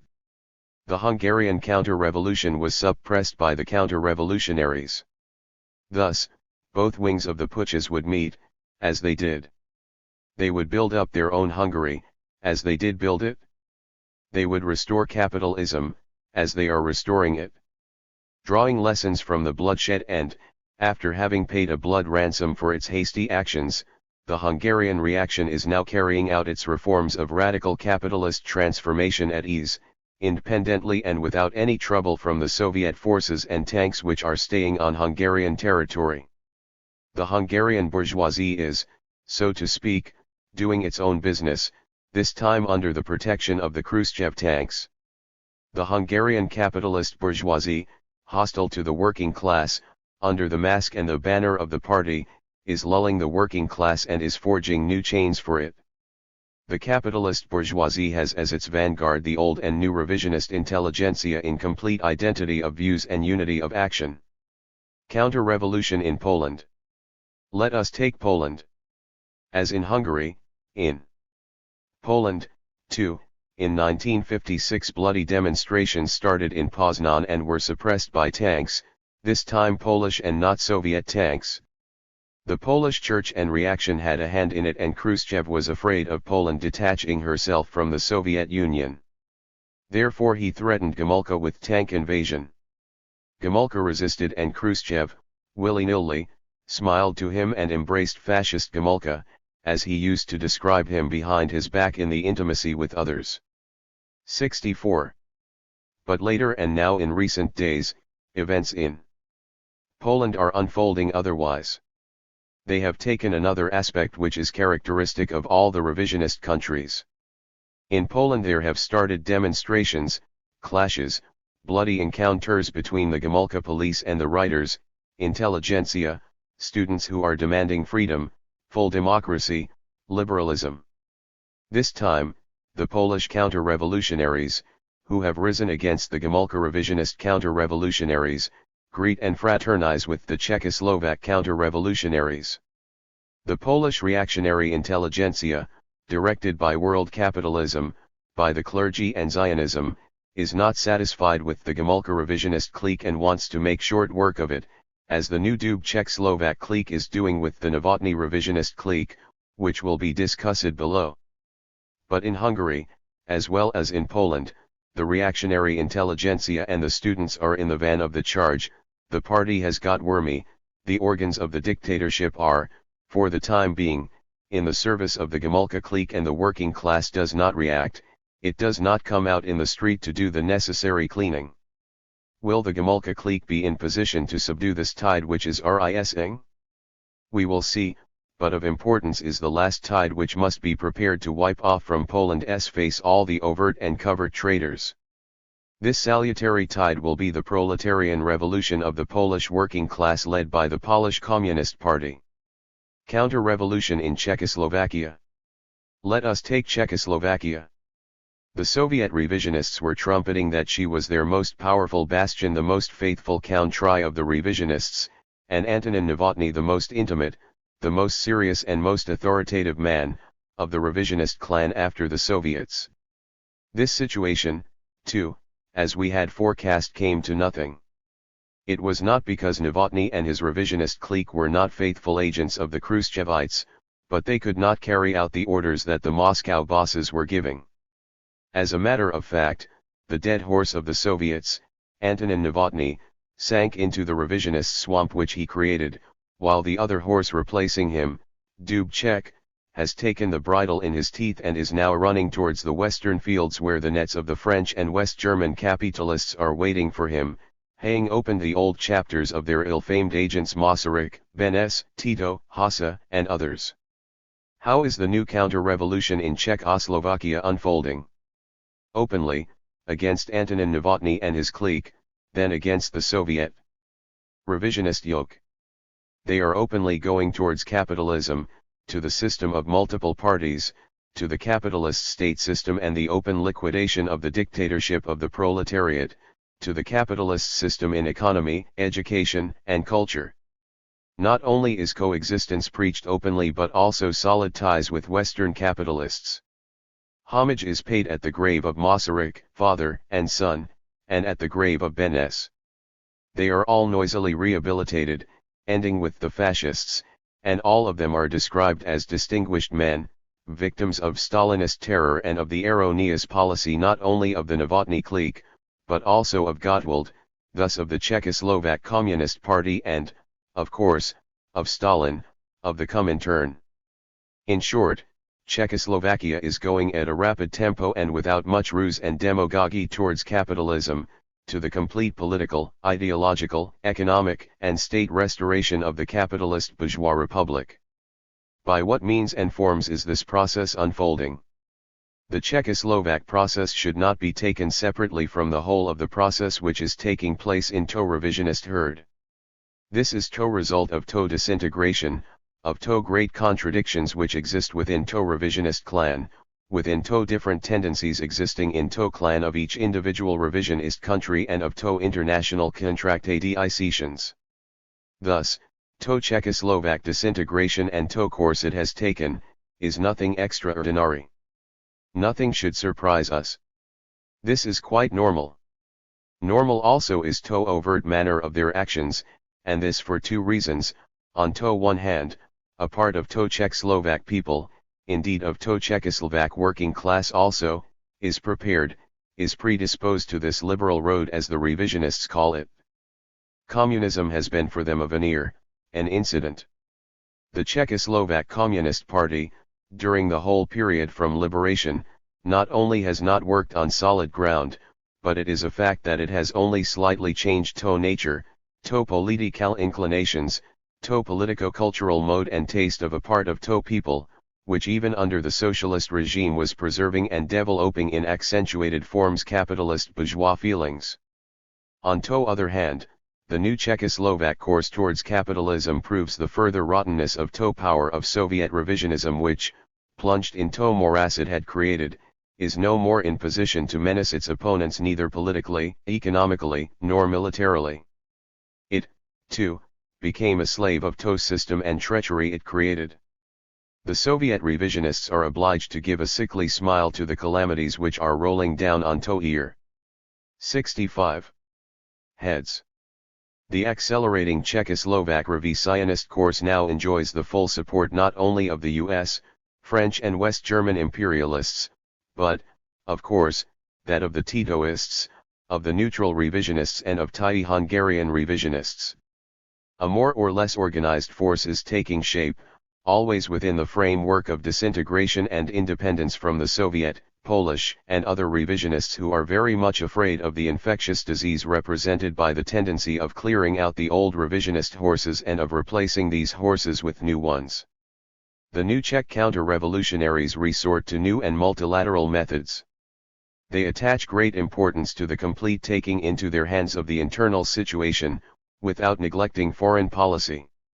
Naturally, out of demagogy, they openly speak of friendship with the Soviet Union, in order to completely undermine it. Their principal aim is the liquidation of Novotny and of his clique, which is for the Soviet revisionist leadership, and the reduction of the relations with the Soviet Union to mere trade relations. In the van of the campaign for the liquidation of Novotny, for his exposure, his compromisation and, finally, for his removal were the Slovak nationalists and the anti-Czech chauvinists, also the old bourgeois intellectuals and the new revisionist intellectuals, as well as THE students and hooligans who came out and still come out in demonstrations. The Novotny group and its Kremlin bosses faced them with police, but without success. Novotny, feeling the noose tightening around his neck, called the tanks to Prague, copying the method of Khrushchev, who surrounded the Kremlin with tanks and thus saved his head. But Novotny could not attain this aim and lost his case, perhaps his head, too. The Dubček group, to conceal the game, is resorting to allegedly legal forms to purge THE Novotny clique. In the first place, this group made sure of the army through faithful cotters, framed up the defection of a certain army general, discredited Novotny, Defense Minister Lomsky, and set into motion the obedient party so as, through petitions, meetings and student demonstrations, to demand THE removal or resignation of Novotny as soon as possible. The whole of this operation is being very quickly and smoothly carried out, amid the frantic applause of world capitalism, to whose fold a scabby goat has returned. What will the Soviets do? Nothing but take Novotny into their old people's home, if the revisionists permit it, and give him a villa near Rákosy. After this purge, the new revisionists will strive in Czechoslovakia for the stabilization of the situation and a triumphant march towards the West. This, notwithstanding the fact that the whole of this process will not end there. There will be great frictions and fierce political and economic struggles as well on the part of the revisionists as on that of the Czechoslovak revolutionaries. Thus, in these two countries, Poland and Czechoslovakia, where the revisionists are in power, the same process of capitalist degeneration is thus taking place, with the same aims, forms and methods, but with different fates, with different results. In both countries, the new revisionist cliques want to speed up the process of the transformation of their countries into completely capitalist countries. Therefore, they are striving to get rid of the Novotny and Gomulka revisionist cliques, the old revisionist cliques. The anti-Czech and chauvinistic Slovak feelings, the radical transformations of the Czechoslovak economy into a capitalist economy, the radical transformation of the present Czechoslovak structure and superstructure which are fitted to the return to capitalism, the more vivid, broader economic, cultural, and political ties with capitalist states, the anti-Soviet feelings, the weakening of all ties with the Soviet revisionists, all this inspires and guides the new Czechoslovak revisionist clique led by Dubček. The old clique and the old revisionist Novotny now isolated, smashed. Everybody leaves sunken ship and embraces the new course.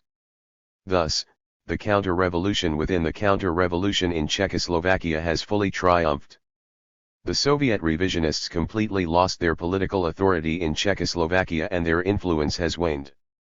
The Soviet revisionists have undoubtedly exerted great pressures to avoid their own defeat in Czechoslovakia, but they have failed. Thus, the Dubček clique is now determined to advance on its road towards separation.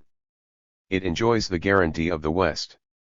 The Soviets will exert economic pressures, they will exert economic pressures and perhaps eventually stop supplying the raw materials needed by Czechoslovakia, but it is clear that the Czechoslovaks have envisaged this eventuality also and have taken and will take countermeasures. The interests of world capitalism are visible in Central Europe and Czechoslovakia is its epicenter. On the other side, capitalist Czechoslovakia strengthens the capitalist positions of Tito and his friends, helps to complete the transformation of Katar's Hungary, with or without him at its head. It helps the process in Poland. The whole of this situation which is being created in Central Europe will smash the Warsaw Treaty and the economic mutual aid. 66. Committee. It will lead to bilateral and multilateral alliances, with an entirely different spirit from that of the existing ones, and the Economic Mutual Aid Committee and economic relations will change, will be suppressed, will assume new forms resulting in an amalgamation with the capitalist ones. From this whole capitalist transformation, democratic Germany is also being seriously endangered and the revisionists will push it, in various forms and ways, towards integration with Bonn Germany. This process is underway. The Soviet revisionists are entirely paralyzed. Economic pressures are the only weapons remaining to them. But these, too, it is clear have no effect. Capitalism has great interest in financing those who separate themselves from the Soviet Union and advance towards the West. It disposes of capital for investments, it looks for new markets, for new colonies and new satellites. Thus, the new revisionist capitalists did not profit much from the allegedly internationalist aid of the Soviet revisionists and they are changing their bus. This serious Soviet defeat is seen in the great embarrassment in which they find themselves. These separations have been taking place for a long time and Soviet censorship does not permit that home opinion learn anything. This only shows the fear they have of the people, of the revolutionaries, of the new revisionists, and the latter, affected by the Czechoslovak disease, can burst forth in the street against the clique, to overthrow and replace it with another revisionist clique. In this case Kosygin and Brezhnev will act much as the clan of the revisionist Gomulka is acting in Poland. The same process as in Czechoslovakia started also in Poland, but for the time being with different results. The Gomulka clan temporarily checked this process, not that Gomulka is more intelligent than Novotny, but the circumstances are somewhat different in Poland and that is why Gomulka's tactics are different and seem more clever. In Czechoslovakia it started with the writers and students. In addition to everything else, the Slovak anti-Czech chauvinism was widespread as well as anti-Soviet and pro-Western feelings. The process started in the same way in Poland, with the same tendencies, ideas, and aims as in Czechoslovakia. The Gomulka clan also resorted, as Novotny did, to police violence, but successfully. The Polish people are not made up of two peoples, as is the case in Czechoslovakia. Therefore that factor which played a role in Czechoslovakia did not serve as an instigator in Poland. Gomulka had to find a scapegoat as the object of the violence, and he found it in Zionism. Thus, the disturbances in Poland were created by Zionism. Gomulka does not mention the church because there is the danger of the revolt swelling and assuming large proportions. Gomulka is trying to keep the church aside, and the fact is that the church did not get into the arena, the same church which at other times used to make appeals and ardent demonstrations against Gomulka. It seems that they have come to terms until this tide passes away.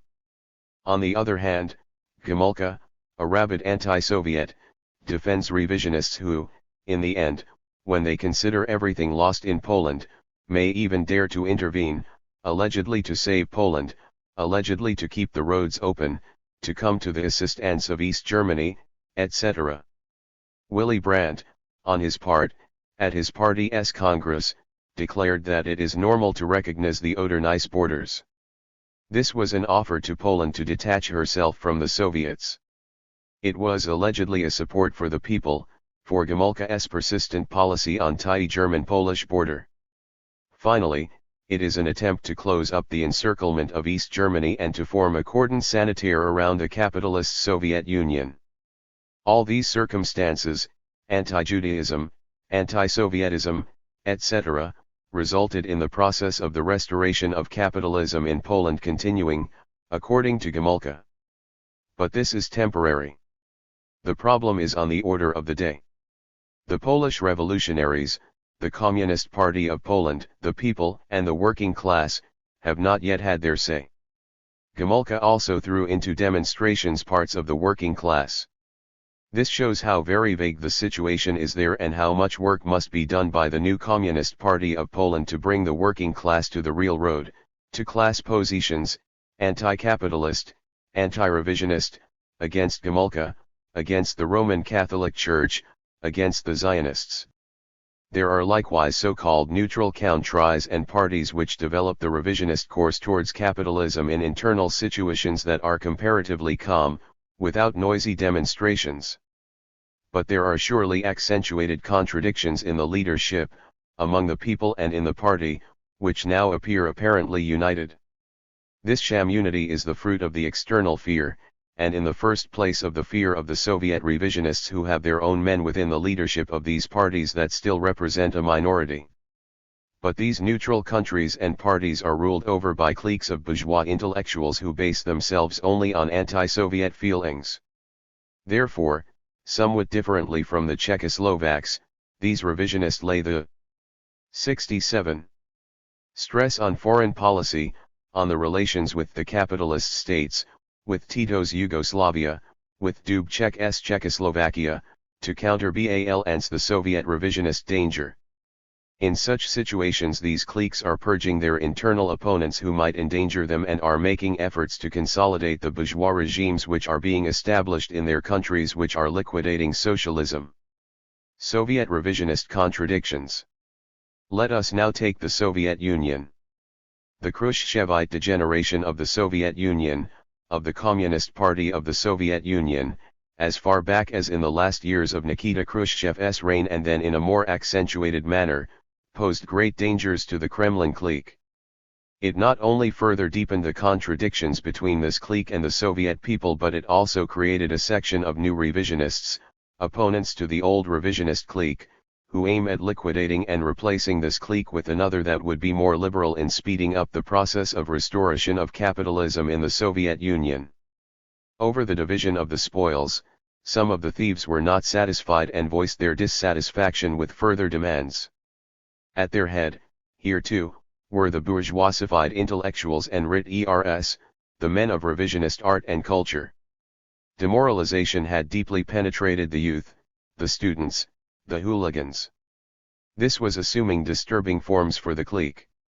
Khrushchev himself reacted several times after having felt the danger, not because they were demanding a course towards capitalism, but they were demanding to go towards it without him, with others, more by means of work and action than by buffooneries and irregular methods. The clique that came after Khrushchev tried to do something better than its boss.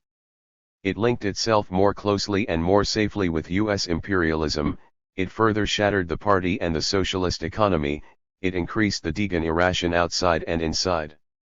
But all this activity also created difficulties and tremendous contradictions for the clique. The Soviet economy declined, the prestige of the Soviet Union went down, its friends left it, one after another, the alliances assumed entirely capitalist, oppressive types, ridiculous in form and content. The resistance to the clique increased from all parts, not to speak of the international arena. The Brezhnev-Kosygin group is in the midst of many fires which are difficult to put out. Revisionist intellectuals, writers, students have increased their protests, and the Kremlin clique is obliged to arrest and jail them. Thus, the jails and camps are filled to capacity with revolutionaries, and, yes, also with young counter-revolutionaries. The proletarian revolution in the Soviet Union is, certainly, being organized and rising. The clique is very much afraid of this. It seeks to deceive the people and to neutralize the process as much as possible, by alleging that the working class and its Leninist party are in the lead, that everything is proceeding according to the Leninist line and the Leninist norms, etc.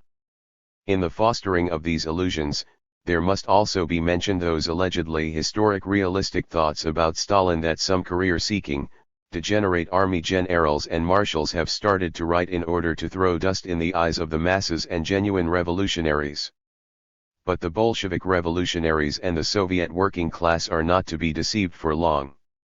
They become ever more aware that, in reality, there is in power a clique of renegades and its bureaucratic anti-worker administration, that the party has been transformed into a bourgeois party and the proletarian dictatorship into a bourgeois dictatorship of the new capitalist class which oppresses and exploits the masses and the working class. The efforts of the revisionists to make the working class apolitical, to remove it from the political scene and to orient it towards economism, will fail. Ibis, as we see, all these processes have similar features, now more visible and noisy in Czechoslovakia, in Poland, tomorrow also in Hungary and elsewhere. These processes will further whet the appetite of the Soviet revisionist reactionary intelligentsia and will thus lead to clashes not only between it and the clique, but also between the moderate intelligentsia and its right-wing extremists, between the genuine Marxist-Leninist intelligentsia and the clique and these two tendencies we mentioned. Finally, the Russian Ivan will wake up from heavy sleep, the Soviet working class, led by the Marxist-Leninist revolutionaries, must come out and will come out into the street to say its word. It will bang the table and will launch the second proletarian revolution. We are convinced that this will inevitably happen. The dialectical process will take place, circumstances, events, and their unfolding will ripen the situation. When? This cannot be fixed by us. From all this course of events in the revisionist countries, of the tactics, the forms and methods of the struggle waged by the modern revisionists against Marxism-Leninism, against the dictatorship of the proletariat, against the working class, its party, and the socialist regime, in addition to what we have analyzed at other times, our party has also laid down clear-cut tasks so as never to allow modern 68. Revisionism or any other anti-Marxist disease to affect the healthy body and mind of the party and of the dictatorship of the proletariat in our country. Why revisionism developed? With regard to revisionist degeneration in some countries, mention must be made of some typical characteristics in all the revisionist parties. The working class, in the first place, and then all the working masses, have been indeed caught unawares. They did not react immediately and forcefully over the treachery commit against their great cause, won and consolidated with so much bloodshed and sacrifice on their part.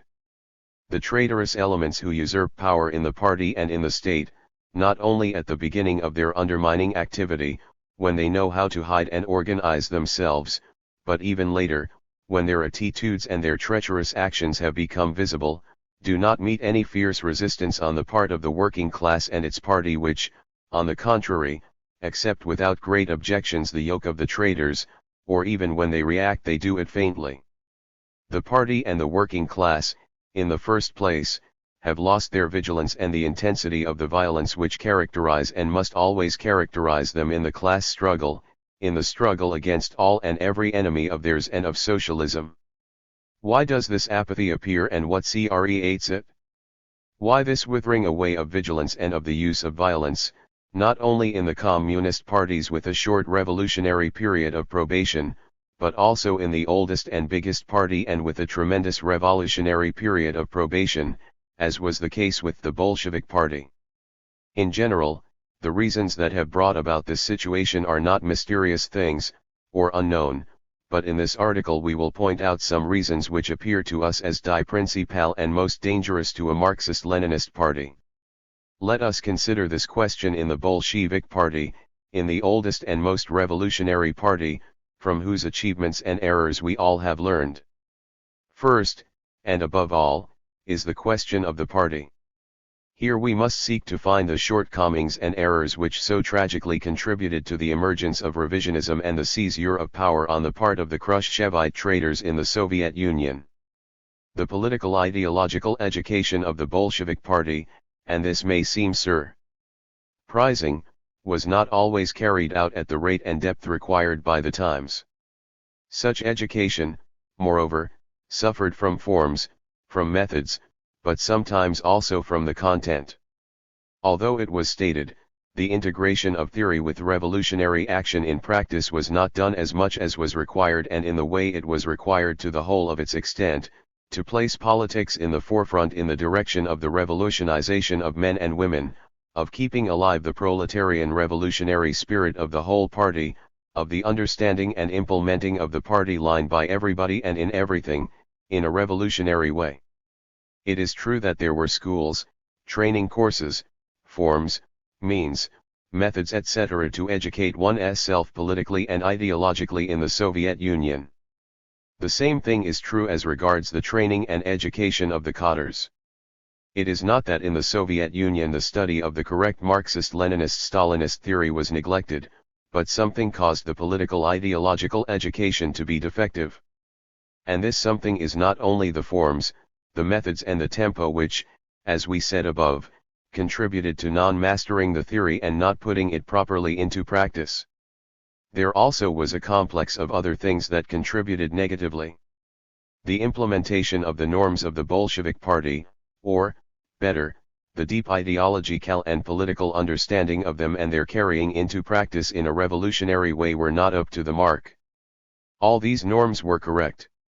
They were created and established through a titanic struggle by Lenin. They were affirmed, defended, and carried out by Stalin.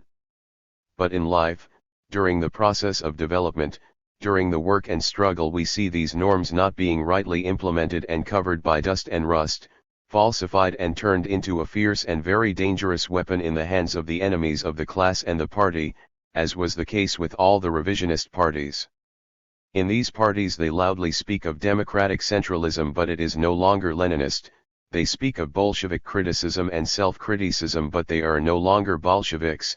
They speak of party discipline, but it is no more a Leninist, but a fascist discipline. They speak of proletarian morality, but the morality is bourgeois, anti-proletarian, anti-Marxist. They speak of free expression of opinions in the party, about everything and everybody, but the expression of thoughts in a real party spirit, in a genuine proletarian spirit, leads you to jail and concentration camps, and so on with regard to all the genuine Leninist party norms. Thus, official norms, irrespective of the masks, are anti-Leninist, they are bourgeois, reactionary, fascist norms. Such a turning point from the Leninist norms, which make up the strength of 69. The party, as a steel-like vanguard organization of the proletariat, to the revisionist norms, is the greatest evil to a Marxist-Leninist party, is the terrible weapon of the degeneration of Die Party, of its disintegration, of its departure from the historic role of the transformation of society. It is a fact that this regressive turning point, on this issue, has been carried out in the Communist Party of the Soviet Union and in the other revisionist parties, and irrespective of die fact that not all the Soviet communists approve and obey these anti-Leninist norms. It is indisputable that revisionist norms actually prevail in this party and in other revisionist parties and are smashing the parties and socialism in these countries. Now the question arises, had the Marxist-Leninist policy and ideology been rightly understood and implemented, as we said above, and had the Leninist party norms established in the Bolshevik party and by the great classics of Lenin and Stalin been rightly implemented, in a revolutionary way, at all times, would there have happened what in fact did happen? No. That would not have happened. But it happened and did happen due to what we said above and to what we will say below. The Communist Party, as a vanguard and organized detachment of the working class, must lead, must be the sharp point of the sword, to preserve, develop, and temper the best virtues of the working class. It first should rightly master and implement the working class ideology, Marxism-Leninism. It first must be vigilant to the extreme and unyielding to the class enemy. And in order to be such, it must understand, uphold, and carry out those Leninist norms that make it a party of the class, to lead the class and its allies towards the class aims. This constitutes a great unity, a Marxist-Leninist unity within the party, unity of views and action on the basis of the Leninist norms, between the grassroots of the party and its leadership, unity in the leadership itself, an iron Marxist-Leninist unity between the party and the working class, an iron, harmonious party working class people unity. And, in this whole unity, the fundamental idea, its basis and security, is the party working class unity, is the determined leadership of the working class headed by its party inspired, tempered, enlightened by its Marxist-Leninist ideology. This unity is not created in one day, nor in one battle. Its tempering develops through many struggles and dangers in which the class enemy facing it resorts to all means, objective and subjective, political and ideological, repression and terror, coercive measures and economic disturbances, open corruption and illegal undermining activity against the working class in general, against the party as an organization, against the party members and state functionaries, or the mass organizations in particular. We shall not dwell at length on these issues. We shall only point out that the preservation of unity and its tempering are not something achieved one and for all time to come, and the communists should not be complacent. Secondly, unity in the social democratic way, unity of comrades, outside Marxist-Leninist principles and norms of the party, unity not to dissatisfy the one or the other, allowing the violation of norms and principles, is not our unity. Therefore, our unity, to the large extent we mentioned, is created through struggle. It is tempered through struggle and is preserved through continued and consistent revolutionary struggle. Otherwise there cannot exist a Marxist-Leninist unity. In the Bolshevik party of Lenin-Stalin there had existed unity, struggle was energetically waged to temper this unity, but it cannot be said that perfection had been reached in everything, for in that case the class struggle would be denied, inside and outside of the country, inside the party ranks. Forgotten would be the class enemy whose only aim is to smash the unity, to infiltrate into the organs of the party and of the dictatorship, to make them wormy and destroy them, to introduce himself into the consciousness and the viewpoint of the communists, to demoralize them and cause them to degenerate. Thus, in the Bolshevik party of Lenin-Stalin, and this is proved by the successes in the upbuilding of socialism, in the construction of the first power socialist state in the world, they were advancing on the correct Leninist road, and Stalin, at the head of the Bolshevik party, fought rightly, with energy, with deep understanding and theoretically and politically without errors, on the road of the working class, on the road of the Leninist party, on its norms, for the realization by the class and its party of the building of socialism and of communism in the Soviet Union and in the world. YCPSU degenerated after Stalin's death. However, the question arises, if that is so, then why did the Bolshevik party, after Stalin's death, degenerate into a revisionist party? This is a reasonable question that must be posed, and, to be able to answer it, one must find out the objective and subjective reasons. We have also said in other writings that this is an important and difficult, a question to treat fully and without mistakes, if we do not base ourselves on the documents, especially the internal ones, of the Bolshevik Party, which we do. 70. Not possess, and it is hard to have access to them, especially in these situations. But our ideology and the experience of our party and of the other parties can help us to determine some of these reasons. We say some, because there are and must be many. But even these thoughts may not be complete. Raising the problem as we did above, little by little, without being aware of it and relying on the great successes of socialist construction, there were created in the party cadres and in those of the socialist state a certain self-complacency and reasonable pride, but, inadvertently and without understanding it, from latent forms they were bending, becoming deformed into incorrect inclinations and not in the direction of proletarian morality. Marxist ideology and education, in principle and in practice, condemned them when they manifest themselves in a flagrant and dangerous way, but in the general form in which they were developing this was considered not a dangerous thing, it was interweaving with the party norms and little by little was giving them also such a color. This would spread later and, intermixed with other non-proletarian customs, would spur the further development of this dangerous complex.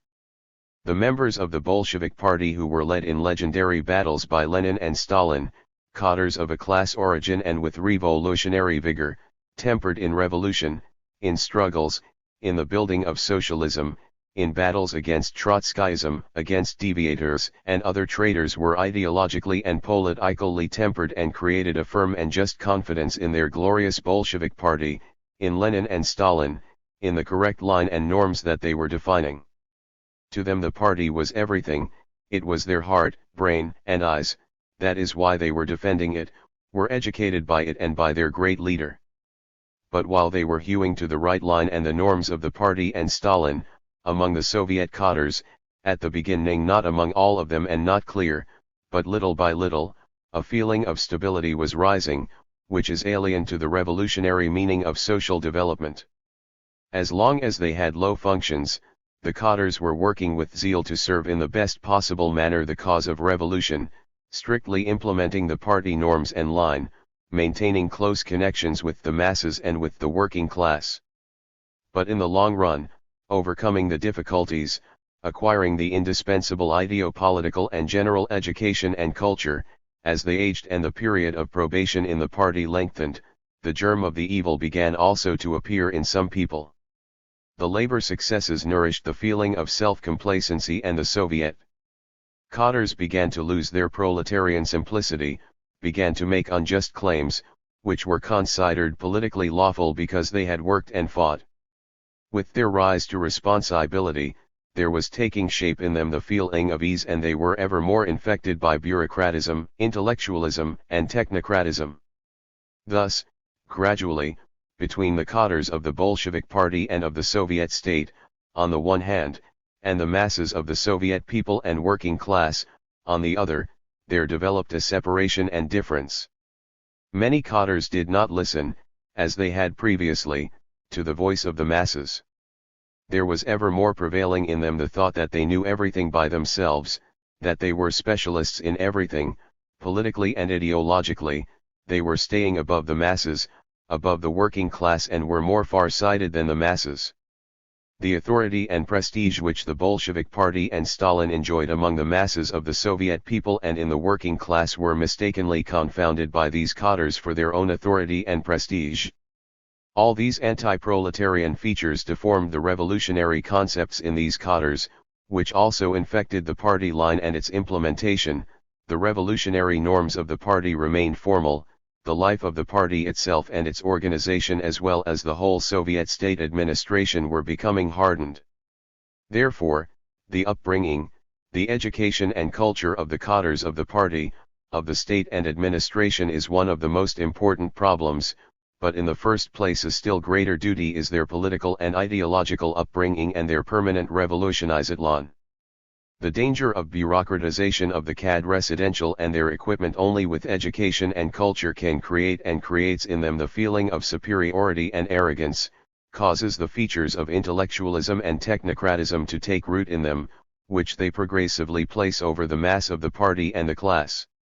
Thus, gradually, a situation arises in which one stratum rules over the class and its proletarian party, hardens the party and its revolutionary norms, makes them lifeless, propagates them without zeal, deprives them of their revolutionary influence and action. Hence the separation from the masses, from the working class and its direction.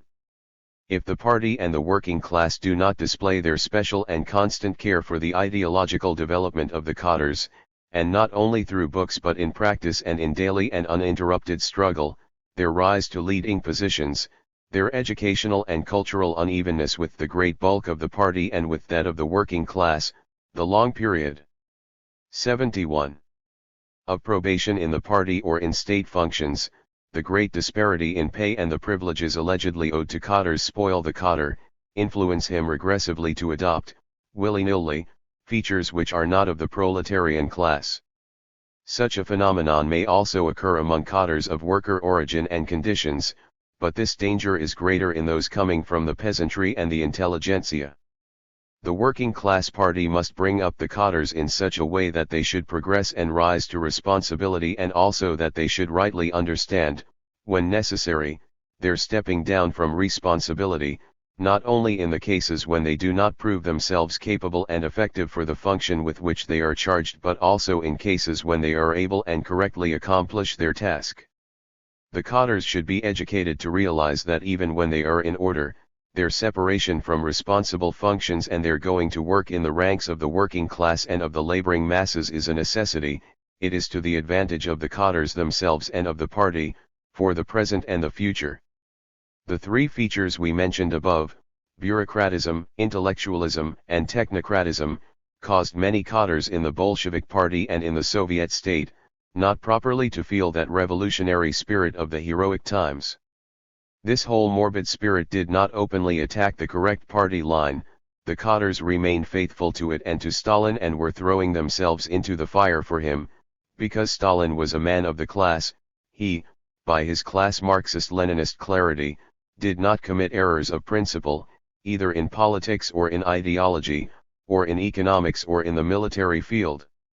He faithfully defended everything Leninist. He developed Leninism further. But in this stagnation which was gradually created, although the Stalinist energy of the party and the dictatorship of the proletariat continued to lead the work ahead, party work notwithstanding was becoming ridig, the norms were being implemented, but not with revolutionary vigor, the line was being carried out but not with that revolutionary tempo. Marxism-Leninism was being taught, but was unable to purge these dangerous inclinations. Many high party and state cadres, learned and with diplomas, viewed the situation from above and suffered from the petty bourgeois feeling of superiority. They developed a view that all this was something natural, that they were superior to the bulk of the party. They were assuming the features of a class above the class and above the party. They considered themselves infallible since they were in the leadership, as they had a period of probation, as they had knowledge, and acted as though they were bringing the sunshine and the rain. All these anti-Marxist viewpoints were developing, willy-nilly, under the cover of party norms. They were speaking of democratic centralism, of criticism and self-criticism, of party discipline, for elections from below, but all these things had lost their revolutionary spirit. And what could all this bring about? The gradual separation of the leadership from the bulk of the party and of the party from the working class. Thus, in essence, the Marxist-Leninist unity which we mentioned above was getting weak. Stalin was the forger of Leninist unity and of its preservation, notwithstanding the stagnation. After his death it was proved that in the leadership and in the Bolshevik party unity was split and the revisionists seized power. Khrushchev and his traitorous companions had worked as long as Stalin was alive, certainly in a very camouflaged form. After his death, profiting by the situation that had been created, they took power. They sought and are seeking to preserve the whole of the negative process and deepen it still more, carrying out high complete transformation towards capitalism and towards the liquidation of the Bolshevik party of Lenin-Stalin. The attack on Stalin was an attack on Leninism, on Marxism-Leninism. That is why they have made and are making short work of those whom they call Stalinists and, under the mask and pretext of being Leninists, are striving to deepen with every passing day the process of liquidating the party as a Marxist-Leninist party of the proletariat and to isolate the Soviet working class, to lull it, to make it amorphous and apolitical, so as to avoid the blows which it may deal to them. Of course, there are other reasons too, but we think that these which we mentioned caused the working class of the Soviet Union and hundreds of thousands and millions of Soviet party and state cadres to be caught unawares. They thought and are thinking that what Khrushchev did was on the road and in accordance with the Leninist rules. They were deceived by THIRD calumnies, by the demagogy and the promises of the traitors, but this will certainly not last for a long time. The eyes of the Soviet working class and revolutionaries are being opened and will be better opened, and they will again recover the shock spirit of the revolutionary struggles through which they had been led by Lenin and Stalin. They must come out, arms in hand, in the street, and they will come out, if not today, tomorrow. The situation will ripen. Time works for the proletarian revolution. The students and intellectuals must rise up to revolution and be led by the working class and by the Marxist-Leninist party, but also the contrary may happen if they are not placed in the seat belonging to them in revolution, and if they are not properly educated on the revolutionary road, as the revisionists are demonstrating. Youth can never undertake and carry out the tasks and the role that history has entrusted to the working class.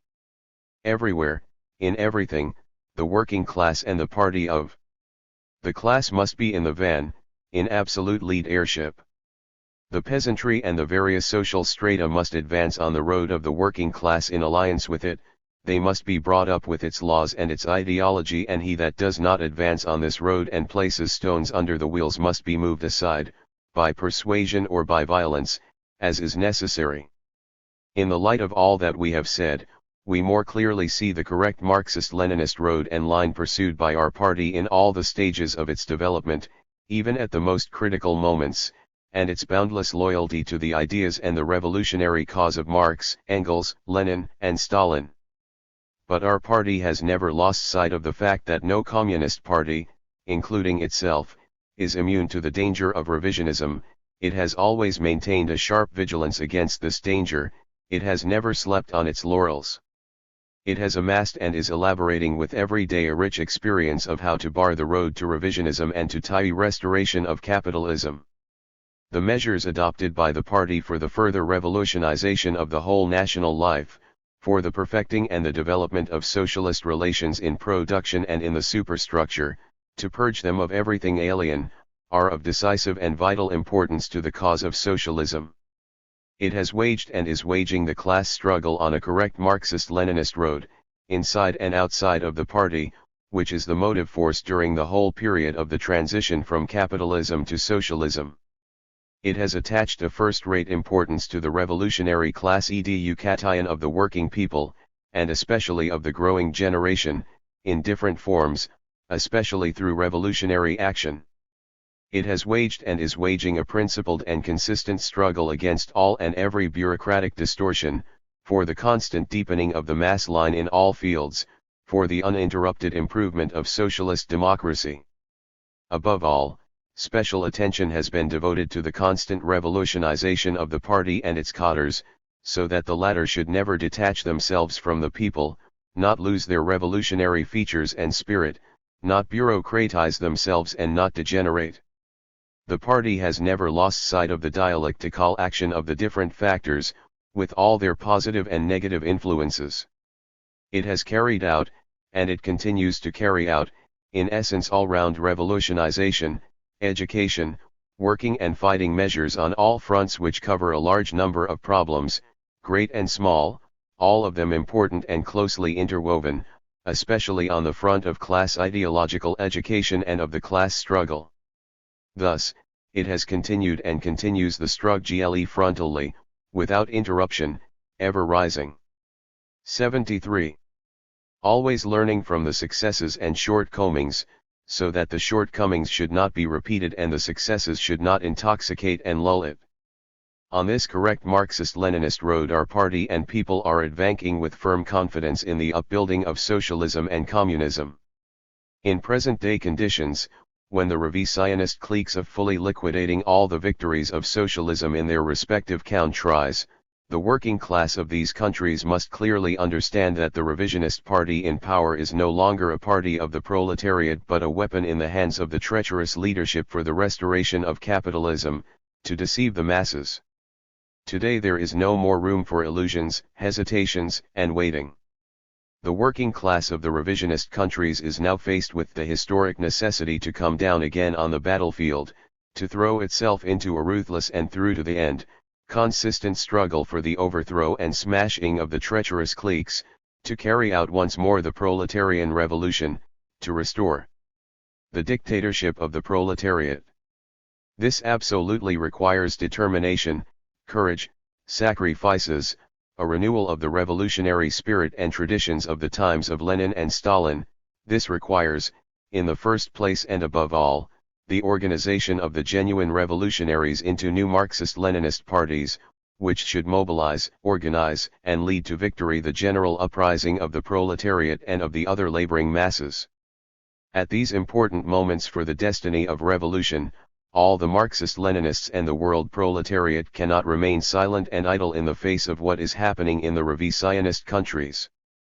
Proletarian internationalism demands from all the revolutionaries that they should raise their voice and wage a principled struggle through to the end for the destruction of the revisionist cliques in power and to give all support to the working class and to the peoples that are today under revisionist rule, to overthrow these treacherous cliques and to raise again the banner of revolution and socialism. Italian students demonstrate against repressive Italian authorities. Photo shows Rome students holding high portraits of Lenin and Chairman Mao. 74. Black Liberation and World Revolution. A note by W.R. The Afro-American liberation struggle is an integral part of the world revolution. Indeed, it is a decisive front in the worldwide struggle to put an end, once and for all, to the monstrous system of imperialist slavery, exploitation, oppression, and war. The full international significance of the black people's struggle in the United States, the stronghold of world imperialism, was given new impetus by the April 16, 1968 statement of support by Chairman Mao Zedong, the great leader of the 700 million Chinese people and revolutionary forces throughout the world. Chairman Mao's statement has further heightened the political consciousness of the peoples of the world to the vital importance of the Black liberation movement, and has helped to rally worldwide support. It is not surprising that the U.S. ruling class has virtually suppressed all news of Chairman Mao's statement, as well as the numerous statements of support from international revolutionary groups, parties, organizations, and fighters from every corner of the globe. In addition to the full text of Chairman Mao's statement, WR is printing excerpts from just a few of the many comments hailing the statement and pledging all-out support for the heroic Afro-American people. To further highlight the growing world revolutionary significance of the Black liberation movement, W.R. is also featuring in this issue a brief roundup of quotations from Malcolm X and from Dr. W.E.B. Du Bois, whose centennial was celebrated in Peking on February 23 of this year. Also an article exposing how the Soviet revisionists helped to subvert the Afro-American struggle, together with the statement of the National Committee of the Progressive Labor Party following the murder of Dr. Martin Luther King, Jr. Mao hails Black struggle. Statement by Comrade Mao Zedong, Chairman of Central Committee of the Communist Party of China, in support of the Afro-American struggle against violent repression. Some days ago, Martin Luther King, the Afro-American clergyman, was suddenly assassinated by the U.S. imperialists. Martin Luther King was an exponent of nonviolence. Nevertheless, the U.S. imperialists did not on that account show any tolerance towards him, but used counter-revolutionary violence and killed him in cold blood. This has taught the broad masses of the black people in the United States a profound lesson. It has touched off a new storm in their struggle against violent repression sweeping well over 100 cities in the United States, a storm such as has never taken place before in the history of that country. It shows that an extremely powerful revolutionary force is latent in the more than 20 million black Americans. The storm of Afro-American struggle taking place within the United States is a striking manifestation of the comprehensive political and economic crisis now gripping U.S. imperialism. It is dealing a telling blow to U.S. imperialism, which is beset with difficulties at home and abroad. The Afro-American struggle is not only a struggle waged by the exploited and oppressed black people for freedom and emancipation, it is also a new clarion call to all the exploited and oppressed people of the United States to fight against the barbarous rule of the monopoly capitalist class. It is a tremendous aid and inspiration to the struggle of the people throughout the world against U.S. imperialism. On behalf of the Chinese people, I hereby express resolute support for the just struggle of the black people in the United States. Racial discrimination in the U.S. is a product of the colonialist and imperialist system. The contradiction between the black masses in the U.S. and U.S. ruling circles is a class contradiction. Only by overthrowing the reactionary rule of the U.S. monopoly capitalist class and destroying the colonialist and imperialist system can the black people in the U.S. win complete emancipation. The black masses and the masses of white working people in the U.S. have common interests and common objectives to struggle for. 75. Therefore, the Afro-American struggle is winning sympathy and support from increasing number bears of white working people and progressives in the U.S. The struggle of the black people in the U.S. is bound to merge with the American workers' movement and eventually end the criminal rule of the U.S. monopoly capitalist class. In 1963, in the statement supporting the Afro-Americans in their just struggle against racial discrimination by U.S. imperialism, I said that the evil system of colonialism and imperialism arose and throve with the enslavement of Negroes and the trade in Negroes, and it will surely come to its end with the complete emancipation of the black people. I still maintain this view. At present, the world revolution has entered a great new era. The struggle of the black people in the U.S. for emancipation is a component part of the general struggle of all the people of the world against U.S. imperialism, a component part of the contemporary world revolution.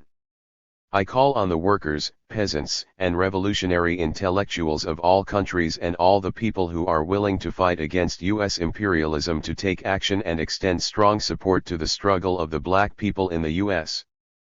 People of the whole world, unite still more closely and launch a sustained and vigorous offensive against our common enemy, U.S. imperialism and its accomplices.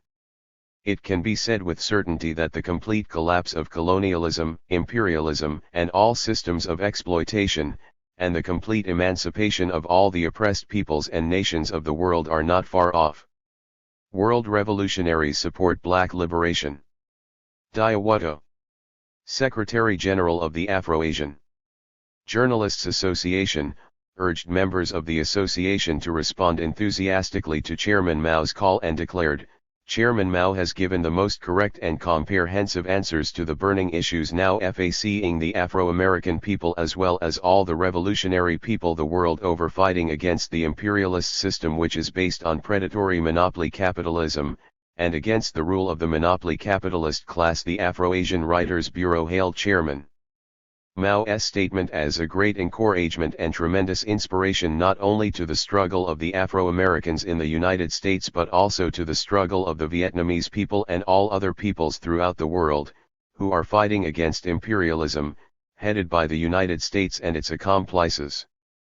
Abed Salim said, the statement issued by Chairman Mao, the great leader of the Chinese people and Tou people of the world, will accelerate the awakening of the Afro-Americans, speed up the development of their struggle and inspire the liberation struggle of the African people and all oppressed people in the world. Koichi Yoshida said, Chairman Mao's statement is a programmatic pronouncement guiding the struggle of the Afro-Americans, Tou Japanese people and Tou people of Tou whole world.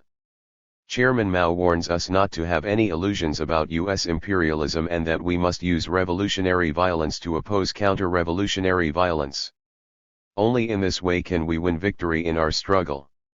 Maduro said, Chairman Mao is Tou leader of the revolutionary people of the world. In studying his statement, we should, first of all, bear in mind Tou truth that counter-revolutionary violence must be combated by revolutionary violence. Ali Sadig declared, Chairman Mao's statement is like a sharp sword piercing the hearts of imperialism and reaction.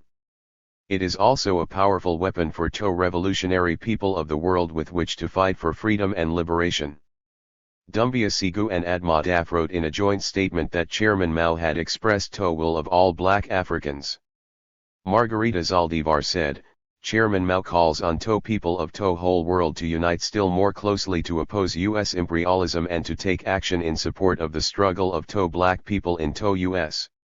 In responding to this call, the people in Latin America should not only dare to struggle but apply Marxism-Leninism of our epoch, Mao Zedong's thought, to practice of their own countries. 76. Lisa Nyebank said that Chairman Mao's statement would give great impetus to the people of West Germany struggling against fascist tyranny and help them to unite with the people of the rest of the world in the struggle against imperialism. In a broadcast commentary, the Voice of the People of Thailand asserted that the Thai people firmly support Chairman Mao's statement and called upon them to intensify their their armed struggles in particular, and to launch a sustained and fierce offensive against the common enemy, U.S. imperialism. Pakane Bokato Kala, acting representative of the Basutoland Congress Party in Cairo, said, "The oppressed and exploited peoples of Asia, Africa, and Latin America have arisen. Now the Afro-Americans have also arisen. The torch of revolution which has been lighted by the Afro-Americans will burn forever and ever until final victory." Jorge Samgamba, Secretary for Information of the National Union for Total Independence of Angola, said, "We Angolan people firmly support the struggle waged by our Afro-American brothers. We will intensify our struggle against the Portuguese colonialists who are supported by U.S. imperialism, enemy no one." Nandavija Kajuto, representative of the Southwest African National Union in Cairo, said, SWANU highly appraises Chairman Mao's statement. Under Chairman Mao's teaching that political power grows out of the barrel of a gun, the Southwest African people will continue their struggle till final liberation. E.F. Hill, chairman of the Communist Party of Australia, said, Chairman Mao's statement warrants the closest study and action. It is an incisive analysis of the world revolutionary situation. It is an inspiring call to action. Phumi Vongvichit, General Secretary of THE Central Committee of the Neo-Lao Haksat, told Xinhua correspondents that the Afro-American struggle in the heartland of U.S. imperialism will accelerate the doom of U.S. reactionary forces and, meanwhile, has already created very favorable conditions for the people in Laos and other countries fighting against U.S. imperialist aggression. Vasumzimaik, representative of the Pan-Africanist Congress of Azania, declared, "The oppressed peoples of the world must use revolutionary violence to fight counter-revolutionary violence." Over the last few years, the Afro-American people have been involved in a bitter struggle against the enemy of mankind, U.S. imperialism. They have proved by their actions that the monster can be fought within its own territory and that it can be fought effectively. This fight has proved the correctness of Chairman Mao's teaching that weapons are an important factor in war, but not the decisive factor. It is people, not things, that are decisive. King's murder exposes duplicity of U.S. rulers. April 11, 1968, statement from the Vanguard, organ of the Communist Party of Australia on the murder of Martin Luther King. 11. The murder of Martin Luther King has greatly intensified the difficulties of the U.S. ruling class. Martin Luther King was one of the safety valves for the U.S. ruling class. He served a purpose for the U.S. Negro revolt akin to that of the Labor Party in Workers' revolt.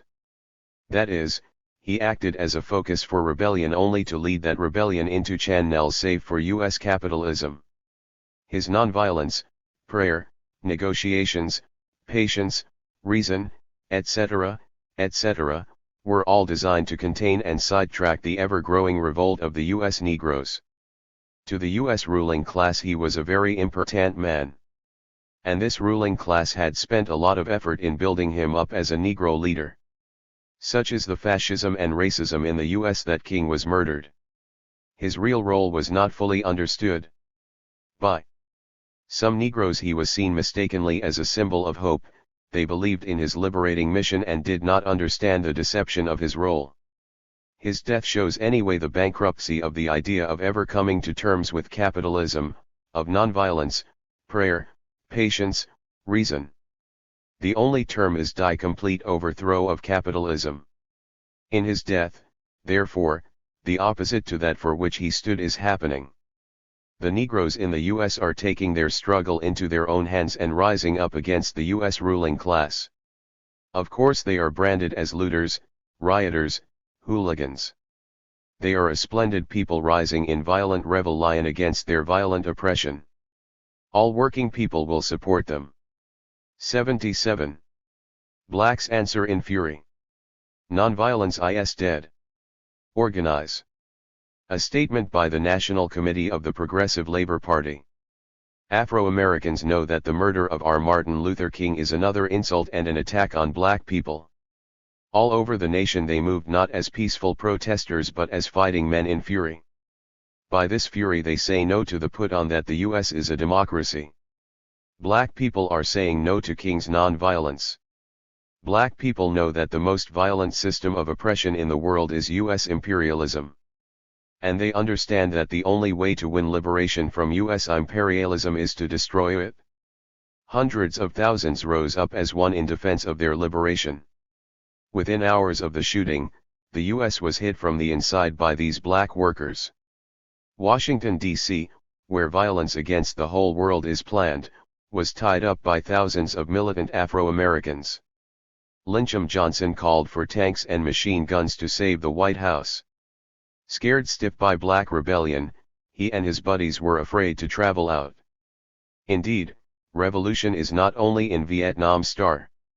Flames of revolt are burning right here star.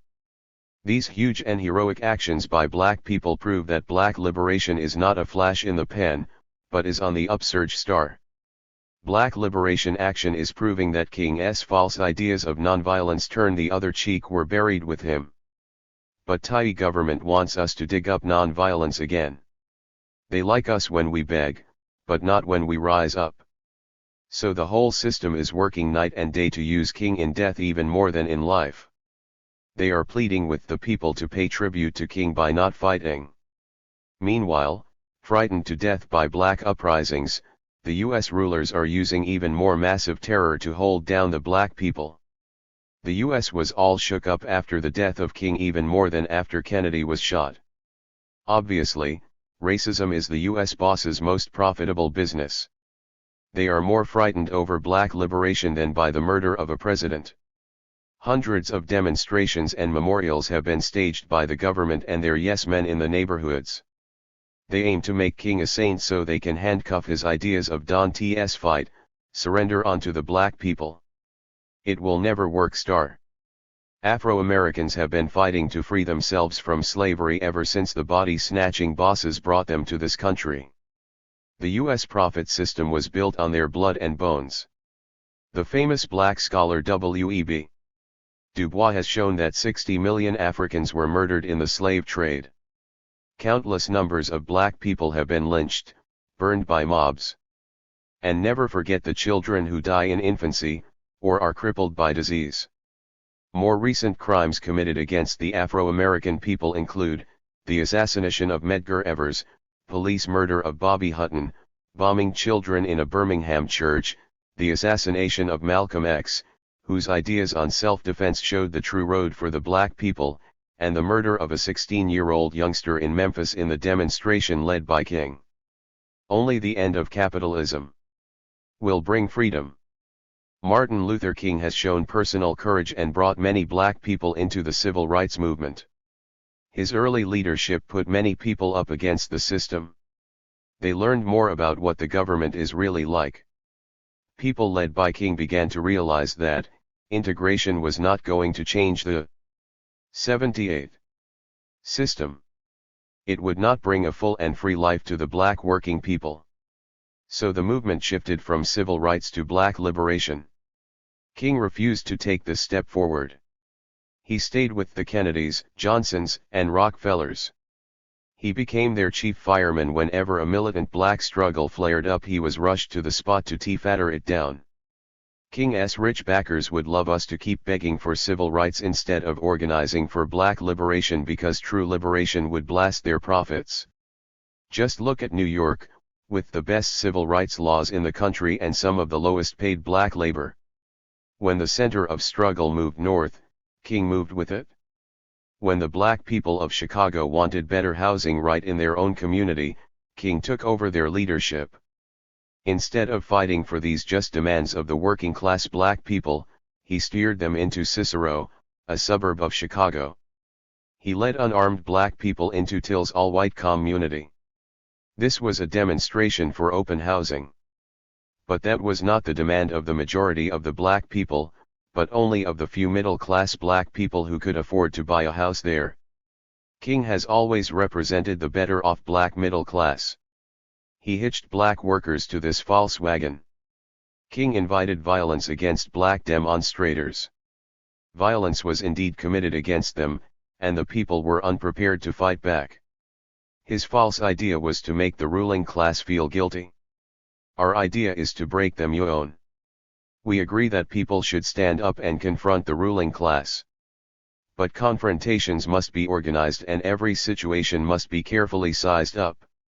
Too often a confrontation is planned on the wrong issues, such as blacks moving into white reactionary neighborhoods, where very few could pay the rent anyhow.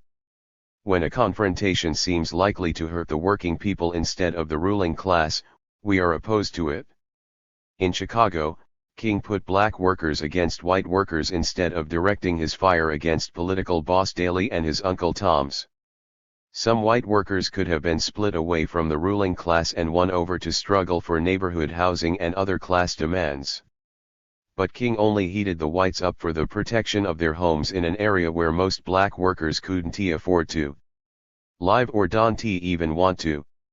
King was a tough opponent for the activists in the black liberation movement. He went where the struggles were at, and got involved even if only for a few days. As he traveled around playing fireman, cooling us down, he warned his rich backers about the possible growing strength of the black workers. They handed him money for fake organizing to hold back this potential revolutionary power. King organized a nonviolent march of poor people on Washington.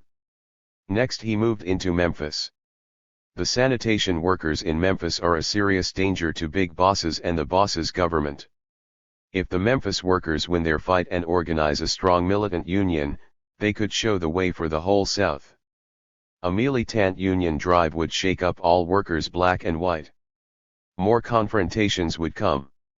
And, wherever black and white workers are in the same factory or industry, this would help along the tough process of finding allies for a stronger struggle against the ruling class. It was here in Memphis that King was shot down. Why? Martin Luther King was useful to the government. He was disarming the black people.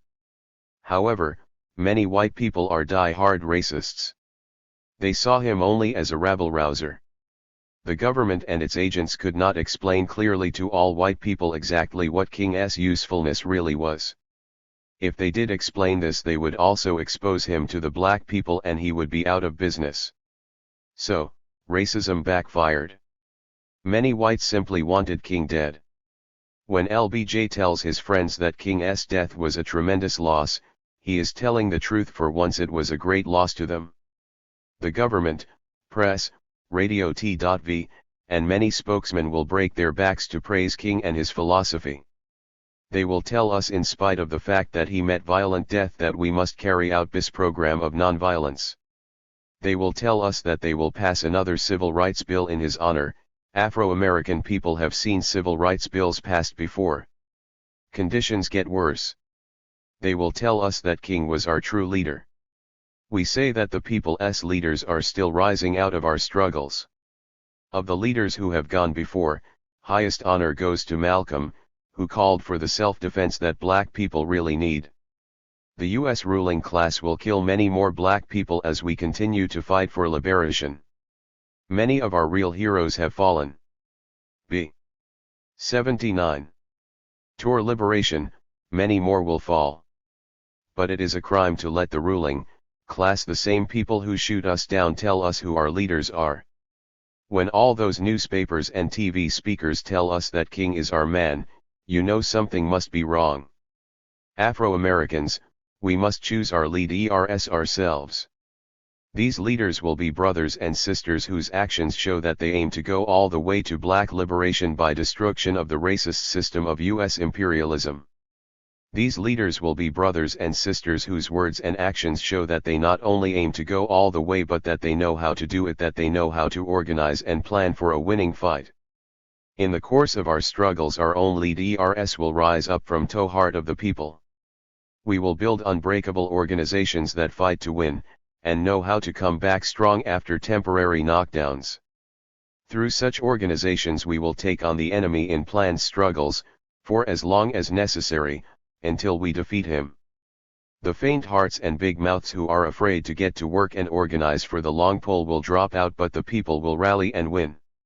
Immediate struggles can center around two following demands. 1. No more drafting of our black youth. Our fight is here. 2. Organized resistance to police brutality. 3. Our right to defend ourselves by any means necessary. 4. Effective community control over the schools. 5. Tear down to slums. Low rent, spacious housing for all. No more rent increases. 6. Defeat drug addiction by taking to profit out of drugs. Drugs are pushed onto black community to ruin our people. 7. Full employment, not just handouts from to welfare or to phony anti-poverty programs. We want good jobs now. Oppressed people all over the world are moving to crush our common enemy from all sides in a giant united effort. Many of the strongest forces, which have rocked U.S. imperialists to hardest, use to working class teachings of revolutionary socialism to help them make to best fighting plans.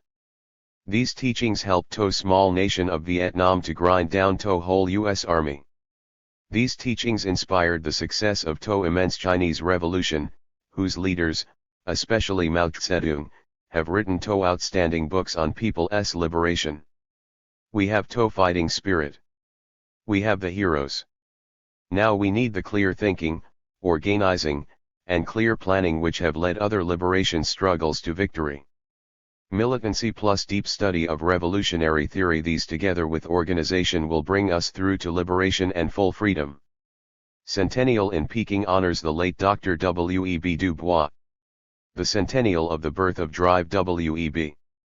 Du Bois, to Massachusetts born and world-renowned Afro-American leader, was commemorated at a meeting in Peking on February 23 of this year. The meeting, sponsored by to Afro-Asian Writers Bureau, heard speeches by Kuo Mojo, Vice Chairman of to National People's Congress of China, Shirley Graham Du Bois, widow of to Doctor and during his latter years a close associate in most of his work, and Rath Deshapriya Senanayak, 2nd Rotary General of to Afro-Asian Writers Bureau. Among those attending were Vice Premier Chen Yi as well as representatives of many leading Chinese organizations, of various international bodies and of a number of national liberation forces. Kuo Mojo quoted this passage from the cable of condolence sent by Chairman Mao to Miss Du Bois at the time of her husband's death in 1963.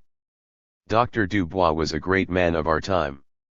His deeds of heroic struggle for to liberation of the Negroes and to whole of mankind, his outstanding achievements in academic fields and his sincere friendship toward the Chinese people will forever remain in to memory of the Chinese people.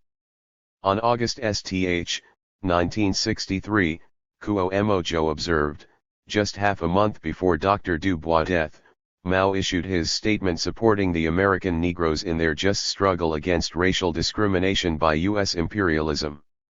Kuo Mojo expressed his firm belief that, in keeping with Mao's prediction, the evil system of colonialism and imperialism arose and throve with the enslavement of Negroes and the trade in Negroes, will surely come to its end with the complete emancipation of the black people.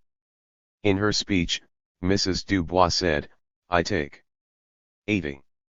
delight in proclaiming to the world that the essence, the core, the light, and glory of the nearly 100 years accorded William Edward Burghardt Du Bois is that he was a revolutionist. She gave a graphic account of some of the valiant struggles waged by Dr. Dubois for the Afro-American cause of freedom, equality, and liberation. She told how, as Dr. Dubois approached his 90th birthday, he became discouraged and began to entertain doubts about what, if anything, the long years of struggle had achieved. Seldom can it be said that a man who has long since passed 70 years is born again in spirit, in mind, in body, but, in that spring of 1959, I saw it happen, she said of his visit to the People's Republic of China in 1959, describing it as a rejuvenating experience for him. On this day when we celebrate the 100th anniversary of an American revolutionist, I salute the Afro-Americans, who with the slogan Black Power are moving the proletarian masses of the United States toward revolution. She declared.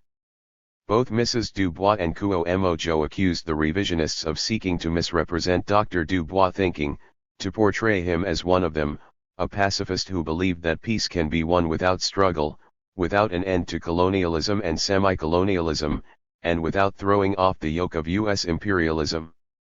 In answer to the revisionists, Kuo Mojo said, "They deliberately do not mention Dr. Dubois' spirit of resolutely suppressing imperialism and new and old colonialism, and with evil intent, distort the great Dubois as merely a teacher, whose interests were very wide, a professor of classical languages and of economics. They even go further to distort Dr. Dubois as a Negro pacifist and fighter for peace and freedom to serve their surrender to U.S. imperialism and their betrayal of." Quotations from Drive W. Africa, ancient Africa, has been called by the world and has lifted up her hands. Africa has no choice between private capitalism and socialism. The whole world, including capitalist countries, is moving towards socialism, inevitably, inexorably. You can choose between blocks of military alliance, you can choose between groups of political union, you cannot choose between socialism and private capitalism because private capitalism is doomed. Message to the Accra Conference. December 22, 1958. The revolutionary cause of the people of the world. This is diametrically opposed to Dr. Dubois' resolute revolutionary spirit against imperialism. In addressing the gathering, R.D. Senanak drew attention to the significance of the celebration of Dr. Dubois' centenary in Peking, capital of the bastion of world revolution, amid the victories achieved in the great proletarian cultural revolution under the leadership of Chairman Mao. He, too, paid tribute to Dr. Dubois as a revolutionist, with a long-standing record as an uncompromising foe of imperialism and colonialism. Said he, Dr. Dubois advocated the national liberation struggles against colonialism and imperialism headed by the U.S. in order to achieve everlasting peace. The so-called world peace movement, under the Soviet revisionists, has today become a movement for capitulation to U.S. imperialism. Senanak continued, Dr. Dubois desired world peace not by capitulation to U.S. imperialism or compromising with it or peace at any cost as the revisionists desire and preach now, but by struggling against imperialism and colonialism to win and safeguard national independence, people's democracy, and socialism. It is with these aims he associated himself with the World Peace Movement since its early days. The Secretary-General of the Afro-Aslan Writers Bureau called upon all revolutionary and progressive Afro-Americans and other peoples to resolutely carry forward the struggle against colonialism and imperialism headed by the U.S., modern revisionism with the Soviet revisionist leading clique at its center and all reaction in order to win and safeguard national independence, people's democracy, and socialism, the ideals for which Dr. Dubois had stood and fought uncompromisingly till his last breath. E.B. Dubois. Of his visit to China in 1959, Dr. Dubois said, "It was the most fascinating 8 weeks of travel and sightseeing I have ever experienced." He went on to add, "I have traveled widely on this earth since my first trip to Europe 67 years ago. Save South America and India, I have seen most of the civilized world and much of its backward regions. Many leading nations I have visited repeatedly. But I have never seen a nation which so amazed and touched me as China in 1959, From his autobiography. 81. I have studied socialism and communism long and carefully in lands where they are practiced and in conversation with their adherents, and with wide reading. I now state my conclusion/rankly and clearly, I believe in communism. I mean by communism, a planned way of life in the production of wealth and work designed for building a state whose object is the highest welfare of its people and not merely the profit of a part. I believe that all men should be employed according to their ability and that wealth and services should be distributed according to need. From the autobiography of W. B. Du Bois, a soliloquy on viewing my life from the last decade of its first century. That sinister traffic, on which the British Empire and the American Republic were largely built, cost Black Africa no less than 100 million souls, die wreckage of its political and social life, and left the continent in precisely that state of helplessness which invites aggression and exploitation. Color became in the world's thought synonymous with inferiority, Negro lost its capitalization, and Africa was another name for bestiality and barbarism. From the African Roots of War, Atlantic Monthly, May 1915. We have no choice. There are no two parties.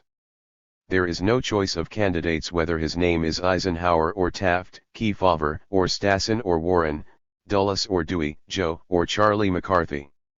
All of them listen to their master's voice, the Steel Trust, the Aluminum Trust, the Rubber Combine, the automobile industry, oil, power, plastics, the railroads, tobacco, copper, chemicals, and Coca-Cola, telegraph and telephone, liquor, radio, and movie, all of the more than 200 giant corporations which wield the power that owns the press and the magazines, and determines what news the news agencies will print and what the movies will screen. From a speech at Madison Square Garden, 1952. It was true that the violence which John Brown led made Kansas a free state, that the flight of the fugitive slaves was the beginning of abolition, and the plan of John Brown to put arms in their hands could have hastened it. Although John Brown's plan failed at the time, it was actually arms and tools in the hands of 500,000 Negroes that won the Civil War. From John Brown.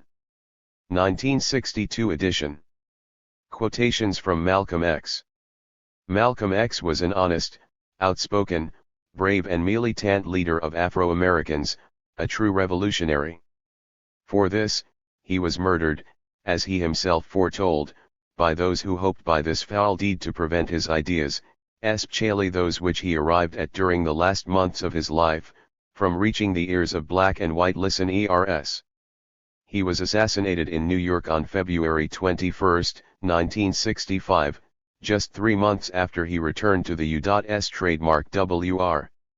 On Africa and the Afro-Americans, the international interrelationships, it was only a matter of time before they would have to see that they would have to intervene in behalf of 22 million black Americans who are their brothers and sisters. And it is a good example of why our problem has to be internationalized. Now African nations are speaking out and linking the problem of racism in Mississippi with the problem of racism in South Vietnam. It's all racism. It's all part of the vicious racist system that the Western powers have used to continue to degrade and exploit and oppress the people in Africa and Asia and Latin America during recent centuries.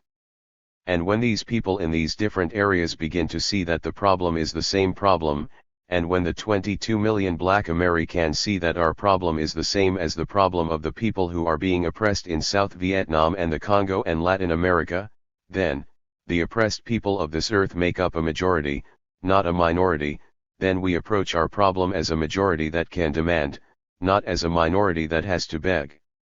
Malcolm X, January 28, 1965, in an interview, station WBAI-FM.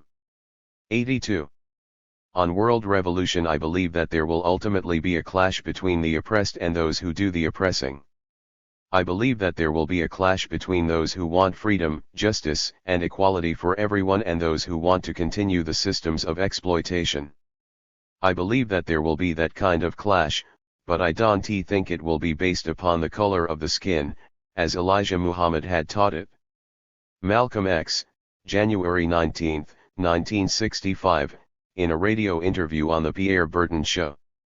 On China and the Afro-American people. What do I think about Red China in relation to the Afro-American? Well, I think that it is good to have centers of power on this earth that aren't controlled from either Paris, London, or Washington, D.C. I think whenever you have some power on the African continent or the Asian continent that can act in an independent way, it actually serves your and my purpose better. Because the only time this man gives you and me a break is when he has something on the outside of his house that he's worried about.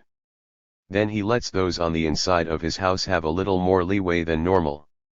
Plus, when I was in Ghana, I had an opportunity in May, and then again when I was in Africa a couple of weeks ago, to have dinner with the Chinese ambassador there. When I say the Chinese ambassador, I don't mean Chiang Kai-shek's ambassador. I had dinner with the Chinese ambassador that represents some 700 million people, and I found the man to be very intelligent, very well informed. He acted more human than many of the Americans that I've met. And he was well informed on the problem here. He didn't sound racist, he didn't sound fanatic, he didn't sound unreal, he seemed to have a very objective picture in front of him, he didn't sound as if he was anti-American, and he didn't sound like he was anti-white. In fact, he told me it was silly for a person to be placed, or allow himself to be placed, in the position of a racist. Now, this is from a Chinese ambassador, who is projected by the American press as representing a country that strictly deals in racism. If he wanted to impress me, since he had heard I was a racist, because that's all they say I am, he should have been talking some of that racist talk to me. Instead, he was telling me that it's not wise and intelligent for a person to take the position of a racist because you can't defend it. And this is true. You can't take a racist position and defend it. No, you don't have anything to base it on. Malcolm X, December 12, 1964, in replying to a question at the Harrow Act Forum. On Martin Luther King's philosophy of nonviolence, any time a shepherd, a pastor, teaches you and me not to run from the white man and, at the same time, teaches us not to fight the white man, he is a traitor to you and me. From Malcolm X's message to the grassroots, November 10, 1963. On the John Brown School there are many white people in this country, especially the younger generation, who realize that the injustice that has been done and is being done to black people cannot go on without the chickens coming home to roost eventually. And those white people, even if they *re not morally motivated, their intelligence forces them to see that something must be done. When a white man comes to me and tells me how liberal he is, the first thing I want to know, is he a nonviolent liberal, or the other kind? I don't go for any nonviolent white liberals. If you are for me and my problems, when I say me, I mean us, our people, then you have to be willing to do as old John Brown did. And if you re not of the John Brown school of liberals, we'll get you later. Malcolm X, January 7, 1965, in reply to a question asked at a forum. On Malcolm X's coming to realize that black nationalism is, in essence, revolutionary and must therefore be seen on a broader scale. At an OAAU meeting in Harlem, a black nationalist heckler declared, "We heard you changed, Malcolm. Why don't you tell us where you at with them white folks?" Replied Malcolm X, "I haven't changed. I just see things on a broader scale. We nationalists used to think we were militant. We were just dogmatic. It didn't bring us anything. Now I know it's smarter to say you going to shoot a man for what he is doing to you than because he is white.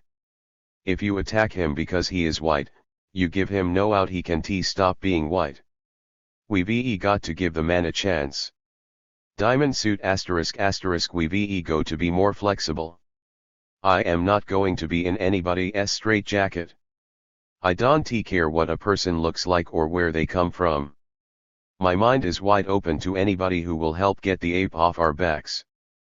February 25, 1965. 83. Soviet revisionists betray Black liberation.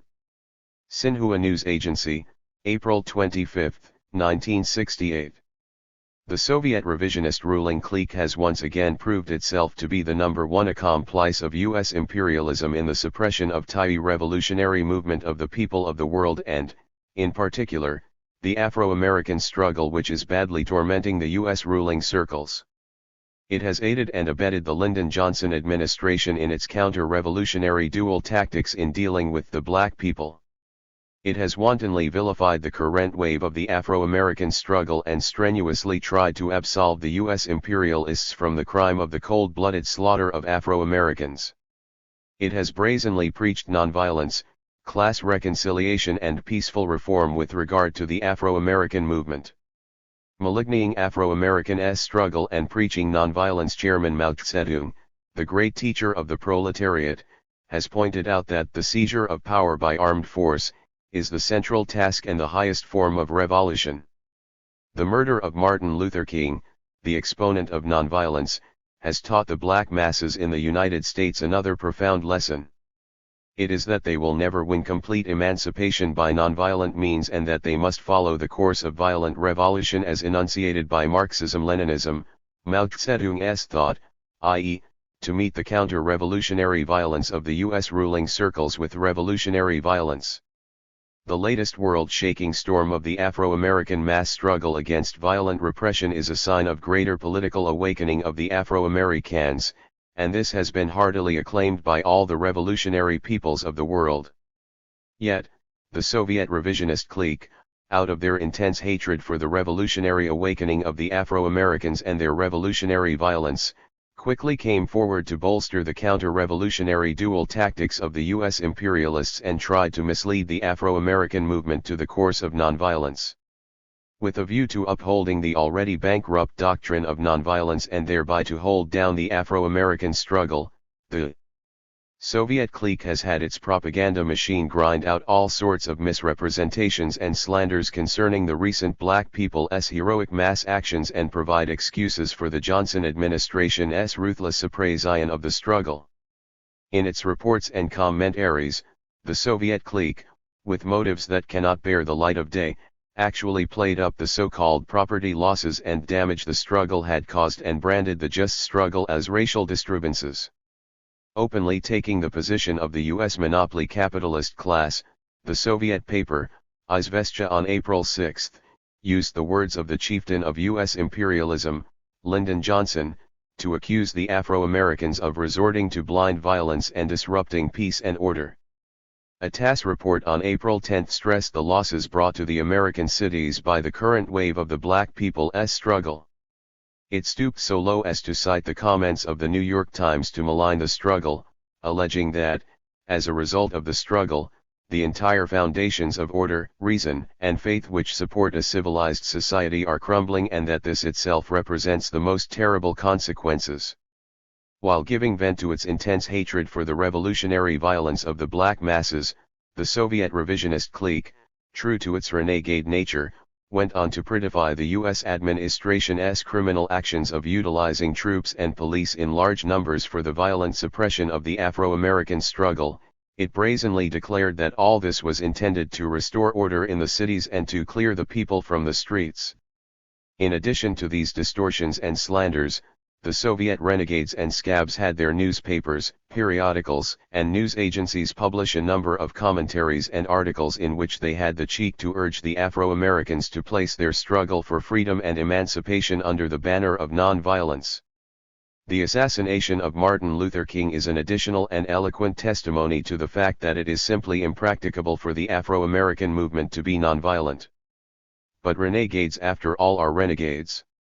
In their counter-evolutionary propaganda, the Soviet 84 revisionists insisted on the validity of non-violence and asserted that by refraining from acts of violence, it is possible to bring an end to the Negroes' lack of rights and do away with their poverty, and that non-violent anti-war actions and appeal to the conscience of the U.S. monopoly capitalist class may lead the country to progress, and all that sort of rubbish.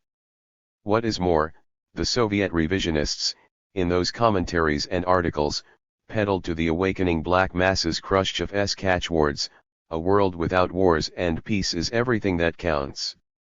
They preached that despite the existence of the imperialist and colonialist system, the Afro-Americans can extricate themselves from their long and grinding poverty if there is no war raging in the world.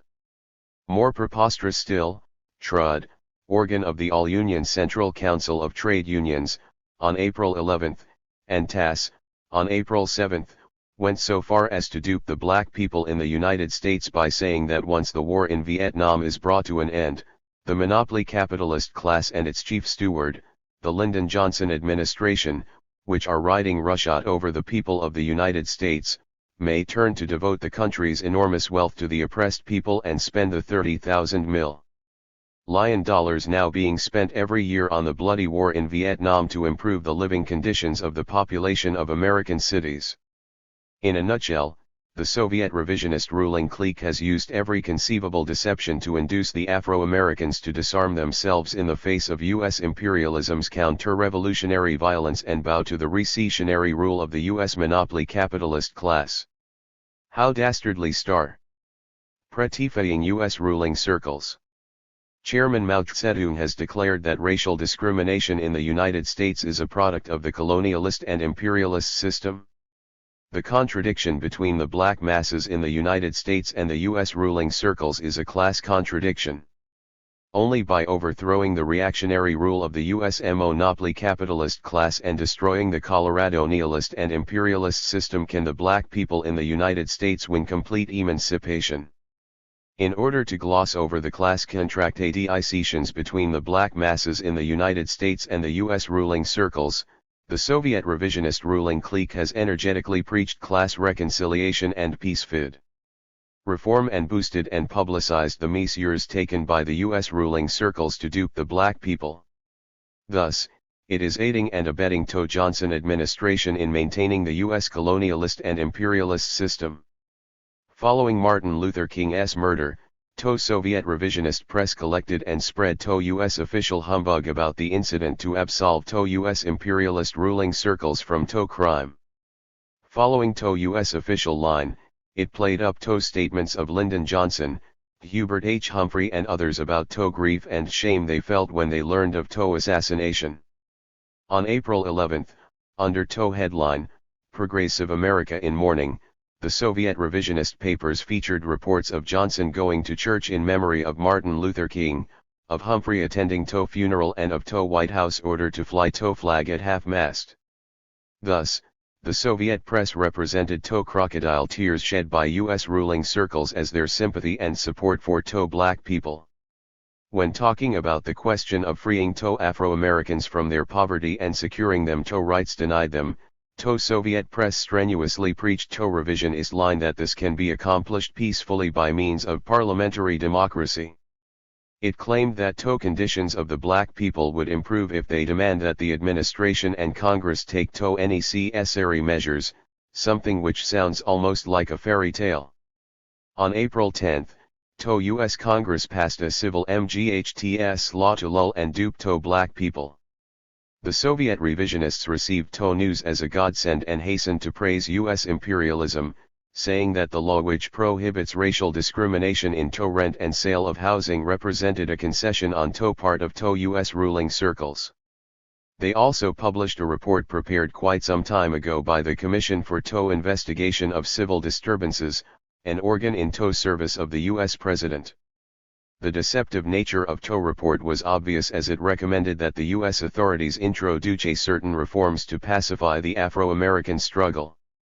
Yet, an article in THIRD of April 7 wrote that it was a sober-minded report and that its recommendations constitute an earnest program for social reform. A TASS report on April 17 struck the same tone. The treacherous actions of the Soviet revisionist ruling clique against the latest Afro-American struggle are not accidental, they are the continuation of the clique's criminal activities of the last so many years in serving as a 85. Faithful accomplice of the U.S. monopoly capitalist class to hold down the Afro-American struggle. In the summer of 1964, the black masses rose in extensive violent struggle against racial oppression, with those in Harlem of New York taking the lead. The Khrushchev clique then openly ranged itself with the U.S. ruling circles and opposed the black people's struggle. Its mouthpiece, Tess, unashamedly came forward as the guardian of the colonialist system by abusing the masses of Afro-Americans in their heroic struggle as participants in the boisterous disturbances and vilifying the struggle as outbursts of vandalism and violence. It branded as extremist those Afro-American organizations which called for revolutionary violence to meet counter-revolutionary violence. On the other hand, trying to curry favor with the reactionary U.S. authorities, it lauded their fascist measures to crack down on the black Americans as operations meant to restore law and order in the cities. Taking over Khrushchev's counter-revolutionary mantle, the Brezhnev-Kosygin clique committed many more crimes against the fighting Afro-Americans. In January 1965, for instance, the Afro-Americans in Selma, Alabama, embarked on a massive struggle for electoral rights which almost instantaneously won wholehearted support and response from the black people in more than 20 other cities. It was during that period that the Brezhnev-Kosygin clique showered the Johnson administration with praise for its civil rights bill, which was supposed to ensure the right to vote but was actually designed to appease the struggling Afro-Americans. Thus, this clique aided and abetted the U.S. ruling circles to practice political deception on the black people. It asserted that the hollow-sounding bill was necessary, as it prohibits all restrictions and procedures aimed at denying people the right to vote or curtailing this right on racial grounds or because of the color of one's skin. Tass tried to present the chieftain of U.S. imperialism in the most favorable light by reporting that Johnson called on the representatives and senators to work overtime, in the evening and even on holidays, so as to enact the bill to ensure the electoral rights of the Negroes. To combat imperialism, it is imperative to combat revisionism. When exposing the worst renegade of the Second International, Koschei, the great Lenin quoted the words of the German philosopher, Feuerbach, that those who try to comfort the slaves instead of arousing them to revolt against slavery are helping the slave owners. For years, the U.S. ruling circles, in addition to their violent repression of the Afro-American movement, have resorted to political chicanery in their efforts to bring the movement into the orbit of nonviolence. By fostering illusions about peaceful reform, they hope to scuttle the black people's struggle for freedom and emancipation. And what the Soviet revisionist ruling clique has been doing in the past years is eloquent proof in this respect that it is truly the number one accomplice of U.S. imperialism in sabotaging the Afro-American struggle. During the latest Afro-American struggle against violent repression, the various organizations under the clique's control issued statements and even called public meetings professing their support for the struggle. But the facts quoted above are enough to tear down this thin veil and show up the treacherous features of the clique which has actually betrayed the black Americans in the name of supporting them. To combat imperialism, it is imperative to combat revisionism, in order to overthrow the reactionary rule of the U.S. monopoly capitalist class and win complete emancipation. The black people in the United States must see through the counter-revolutionary nature of the Soviet modern revisionists and join hands with the other revolutionary people of the world in resolutely combating modern revisionism. China Report at Crier Now F. Subscribe now. Introductory. Bates. Strengthening the Friendship Between the Chinese and American Peoples. Published monthly / Box 326, Cathedral Station.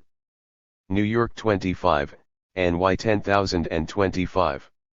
12 issues 12-00. 86. Peking Review, number 14, April 5, 1968. What is the dollar crisis all about? Following the devaluation of the pound sterling, stampedes for gold have taken place in the capitalist world one after another since last November. As a result of this, a serious dollar crisis has appeared. The capitalist financial and monetary system centered around the dollar is beginning to collapse. What is the dollar crisis all about? In days gone by, the currencies of many countries were made of gold or silver. the production and exchange of commodities developed greatly in the era of capitalism. The gold and silver currencies were not only insufficient to meet the need but were also inconvenient to use, and therefore paper currencies made their appearance. When it came to the era of imperialism, the imperialist countries especially issued large quantities of paper currency so as to plunder and exploit the people in their own countries and in the colonies. In order to make people believe that the paper currencies are reliable, they maintain a given parity between the paper currencies and gold. They also keep certain quantities of gold in stock as securities for the paper currencies so as to maintain the credit of the currency concerned. Internationally, if a country has issued too much paper currency and its gold and foreign exchange reserves have gone down drastically, then people will no longer have faith in this currency and are afraid of its devaluation. Under these circumstances, the holders of this currency will exchange it for what they consider to be the most reliable currency or for gold in order to protect themselves against losses.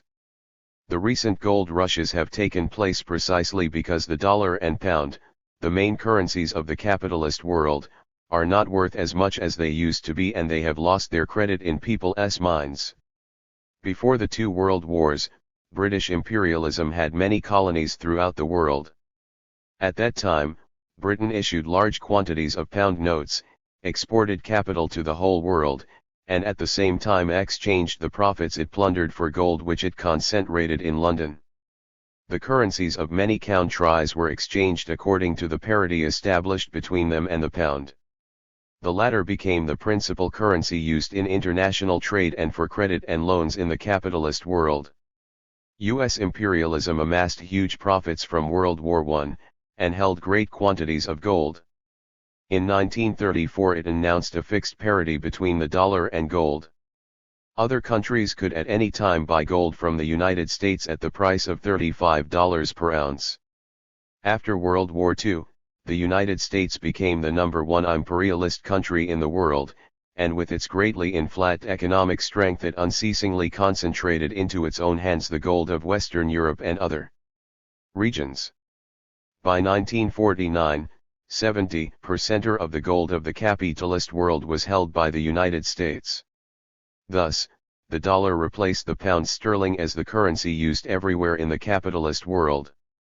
Many countries have directly used the dollar and gold as reserves for their own currency and for international exchange. As British imperialism declines daily, the pound, which once reigned supreme, steadily loses its value, and it is only by relying on a fixed parity between it and the dollar that it barely manages to maintain its own position. In the early post-war years, many capitalist countries were suffering from the effects of the war and their economic strength was greatly weakened. It was natural that their currencies did not have the confidence of other nations. The accounts of trade carried out between the various capitalist countries had to be paid in gold, dollars, or sterling. Thus, the dollar and the pound sterling became international currencies in the capitalist world. The United States, by making use of this privileged position of the dollar, carried out economic expansion everywhere. In recent years it has become more and more difficult to maintain the dominant position of the dollar in the capitalist world. Because of the law of the uneven development of capitalism, U.S. imperialism's economic strength in recent years has decreased relatively.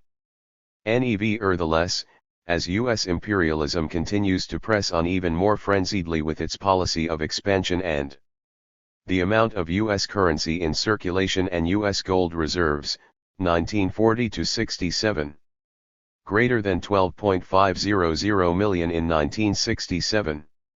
$182,100 million in 1967. The amount of U.S. currency in circulation in 1967 had soared to $182,100 million and the gold reserves went down to $12,500 million. Recently they were further reduced to $10,400 million. 87. Aggression all over the world, exporting capital on a large scale, establishing military bases and stationing its troops everywhere, engaging in wars of aggression and using so-called foreign aid to bolster up the recessionary regimes of various countries and to plunder, its foreign expenditure is enormous. Although U.S. imperialism relies on the dumping of commodities onto foreign countries to get a surplus of several $1,000 million a year in its foreign trade, its international payments nevertheless show a deficit ranging from over $1,000 million to several $1,000 million annually. Successive years of deficits in its international payments have resulted in a great amount of dollars falling into the hands of foreigners and the latter exchanging their dollar holdings for gold from the United States. The result has been that the U.S. gold reserves have dwindled steadily. In 1949 the United States had $24,500 million worth of gold. Recently this has been reduced to $10,400 million. U.S. short-term external liabilities that can be exchanged for gold by foreigners at any time have grown steadily and have long surpassed $30,000 million. Meanwhile, because of its frenzied arms expansion and war preparations, U.S. finances have shown huge deficits year after year. Washington has resorted to printing and putting into circulation more U.S. banknotes to tide things over, with the result that inflation has been growing and there has been a big drop in the actual value of the dollar. Its purchasing power is now about 40% of what it was prior to World War II. The United States has maintained the dollar's position by the purely artificial means of keeping unchanged the parity rate of $35 to an ounce of gold fixed in 1934. But it is an ironclad fact that the dollar is not worth its face value. For a long time now people in the capitalist world have been afraid that the dollar must inevitably be devalued. The devaluation of the pound sterling last November has increased the doubts about the value of the dollar. Since there is no gold market in the United States, the lack of confidence in the dollar immediately touched off a hectic wave of gold buying in the London gold market, the biggest in the capitalist world. Britain did not have large amounts of gold to meet the demand. U.S. imperialism cannot save the dollar. Peking Revi ICJ No. April 1968. Owing to the current financial crisis rocking the whole capitalist world, touched off by the crisis of the dollar, the various inextricable crises and difficulties besetting U.S. imperialism are being aggravated and its dominant position in the West is becoming more and more shaky. Vexed and jittery, U.S. ruling circles have been racking their brains, and beginning in late March they adopted a series of emergency measures in a desperate attempt to turn the tide. But all in vain. The dollar crisis is the result of U.S. imperialism's unprecedentedly enormous budgetary and international pay, which far surpass the supply. If the gold price were allowed to rise, it would destroy the fixed parity RN between the dollar and gold and result in the devaluation of the former. The United States was thus kfi with no alternative but to use its gold reserves to support the dollar. This has further increased the drill on U.S. gold stocks. After the stampede for gold in the capitalist world in 1960, the United States gathered together Britain and 6 other countries to set up a gold pool. This was a vain attempt to stabilize the price of gold in support of the dollar by asking then countries to throw in their gold reserves. But as a re-suit of the growth of the contradictions inherent in imperialism, France has left the gold pool. Oth countries, although they are still together HR appearance, are also thinking differently. Third people are even more worried about the devaluation of the dollar and vie with each other to exchange the large quantities of dollars in their handy for gold. The rush to buy gold grows with greater intensity and the stocks of U.S. gold become daily smaller. It seems impossible for the dollar not to be devalued. Devaluation of the dollar is a question of GNW consequence for the capitalist world. Those country and individuals in possession of dollars will all suffer enormous losses. The currencies of many other countries will have to be devalued together with the dollar. This will create chaos in the entire capitalist world and hasten the coming of a major crisis of the capitalistic economy. As the scale of the panic buying gold grew larger and larger, the United States had to ask Britain on March 14 to close the gold market in London. It also invited a number of West European countries to hold a meeting in Washington, at which it was decided to divide the gold market into 2. ONT is to carry on gold transactions between the United States and the central banks of other countries, gold still being exchanged at the present parity. Another UA free market for private transactions, at which the gold price may go up without limit, but this cannot solve the problem of the dollar crisis at all. Instead, it will only increase people's distrust in the dollar. The US government has no way of stemming the dollar crisis, and the complete collapse of the dollar is inevitable. Immense deficits which are brought about by its consistent policy of aggression and expansion abroad, and this has developed into an incurable illness.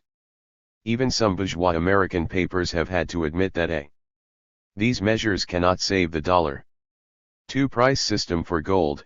Like a doomed patient trying to prolong his life, a two-price system for gold is one of the emergency measures adopted by US imperialism in conjunction with West Germany and some other West European countries. Under this system, the merits of the capitalist countries will settle accounts each other at the official parity rate between the dollar and gold, but in private ions in the free market, the price of gold will be allowed to soar freely.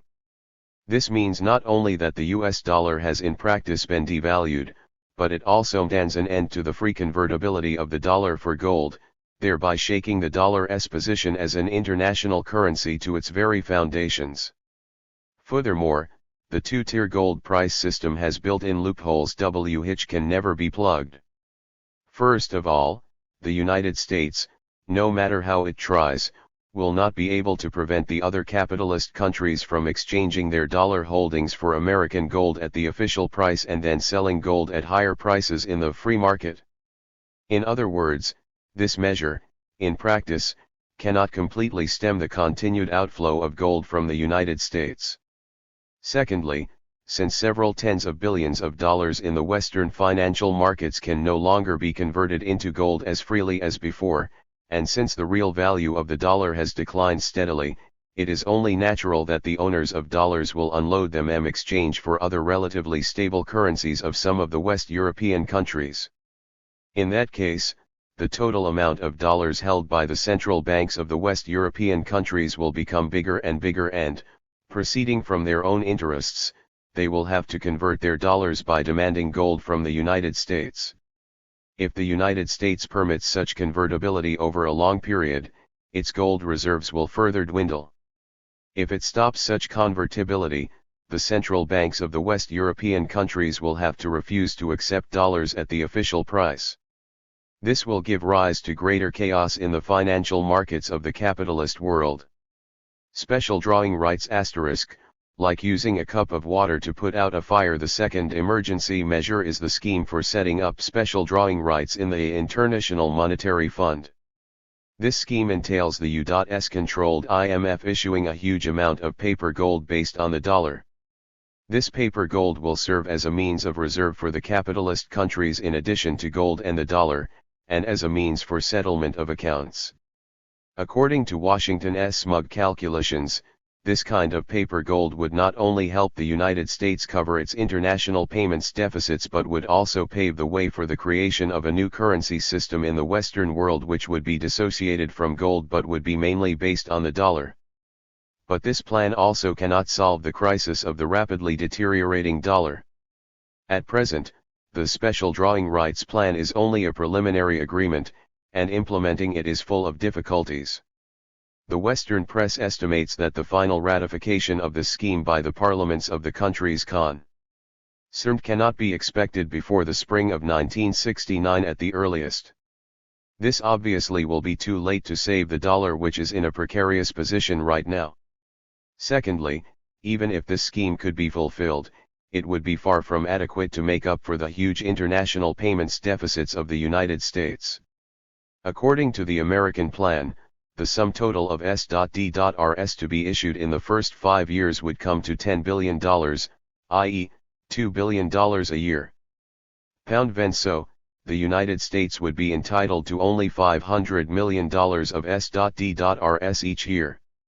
But the U.S. international payments deficits amounted to approximately $3,600 million last year and is expected to be even higher this year. It is thus clear that the SDR scheme actually cannot be of much help to the United States in halting the steady outflow of gold and dollars and preventing the acceleration of the collapse of the dollar. Curtailment of financial outlays.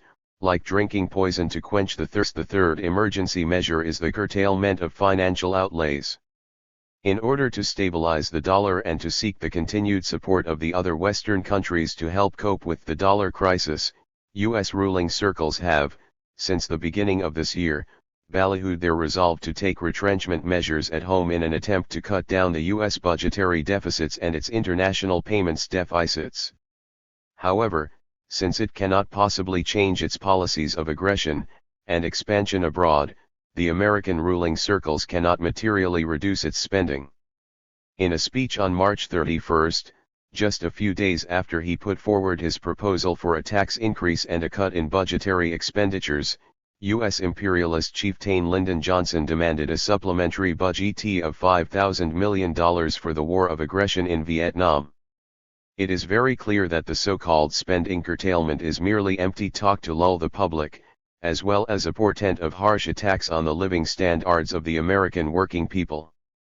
But the worsening inflation, soaring prices, increased taxation, and the drop in real wages, which are the result of the steady escalation of the war of aggression against Vietnam, have seriously impaired the limited purchasing power of the broad masses of the working people, and the American economy has exhibited clear signs of stagnation since the beginning of last year.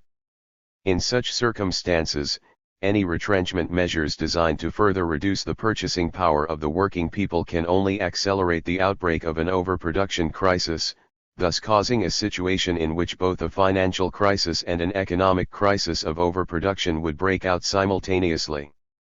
At the same time, the steady expansion of the war of aggression in Vietnam has caused a further increase in U.S. overseas spending. U.S. imperialism is continuing to export large amounts of capital in order to rake in huge profits from abroad. And the general deterioration of the economic situation in the capitalist world with its ever sharper competition in the world export markets has caused a sharp drop in the favorable balance of trade for U.S. business. All these factors are working to aggravate the U.S. international balance of payments deficit this year. If U.S. imperialism in its desperation tries to shift its difficulties onto other capitalist countries by drastically cutting down its imports and frantically boosting its exports, it will only result in a further intensification of the trade war between the imperialist countries and speeding up the outbreak of a major economic crisis in the capitalist world. Our great teacher Chairman Mao teaches us, the epoch we are living in is an epoch in which the imperialist system is heading for total collapse. The imperialists have fallen inextricably into crisis. In these circumstances, any last-ditch struggle by U.S. imperialism will only hasten its plunge to doom. Yugoslav students in revolt. The great storm of revolutionary mass struggles sweeping Europe and North America has hit Yugoslavia. In this country ruled by the modern revisionist clique, the student masses have risen in revolt. University students in Belgrade, Zagreb, and other cities throughout Yugoslavia had by June 8 kept up a week of large-scale rallies and demonstrations. Their slogans such as "Oppose sham socialism," "Down with the red bourgeoisie," "Oppose the restoration of capitalism," and "Workers, peasants, soldiers, and students, unite," are highly militant and political. Besides opposing the revisionist educational system, they are directed against the reactionary rule of the Tito renegade clique. The large-scale demonstrations were initiated by the university students in Belgrade, who account for one-third of all those in Yugoslavia. By brutally suppressing them on June 2, the Tito clique simply poured oil on the fire. The police not only used truncheons and hoses against the demonstrating students, but opened fire on them. More than 100 students were wounded and injured and 20 others arrested. Early next morning, 5,000 to 6,000 students, defying interference and obstruction by the Tito clique, held a meeting. They indignantly protested against the bloody suppression and vehemently denounced the revisionist system of education. They emphatically demanded severe punishment for the culprits, immediate release of the arrested students, removal from office of Belgrade Police Chief N. Bugaric and compensation to the injured. A committee to direct the students' actions was set up. After the meeting, the participants took to the streets in a demonstration, holding high placards inscribed with the slogans, We want jobs, we want rights, punishment for the culprits and freedom of press and freedom of demonstration. The Yugoslav revisionist authorities hurriedly called out over 1,000 policemen to prevent the demonstrating students from marching to downtown Belgrade. They also sent a military helicopter to patrol over the area in which the demonstration was held. The policemen again assaulted the students with truncheons and tear gas grenades. V. Vlahovic, member of the Presidium of the Central Committee of the Yugoslav Revisionist Party, and other Yugoslav chieftains rushed to the scene trying to carry out political deception among the students, but they were denounced by the demonstrators. The angry students continued their demonstration till afternoon. On the evening of June 3, about 7,000 to 8,000 students met in their dormitory area to call for a strike and boycott of examinations. The students of the philosophy, philology, and natural science faculties occupied the building which houses the rector's office. They hoisted red banners and put up slogans which read, "Down with the bourgeoisie. We have had enough of corruption. Don't trust the press, and the press is lying." The next day, the Belgrade Students' Action Committee put forward a number of demands, including those for an end to social injustice, elimination of unemployment, and for university reforms. On June 5, the students occupied the buildings of all faculties in the university. They hoisted the red flag on them and put up along the paths in the campus such slogans as, "Workers of all countries, unite. Oppose the restoration of capitalism. Down with the red bourgeoisie. Down with socialist princes. The university should be accessible to more children of the workers and peasants. Workers and students oppose sham socialism, and we don't want capitalist restoration." There were also slogans calling on the workers to rise up against the reactionary rule of the Tito clique. The students put forth their demands in big letter posters pasted on street walls. Large numbers of Belgrade residents gathered to read them. On June 6 and 7, the students continued to hold meetings demanding that the Yugoslav revisionist Pekinariri AO.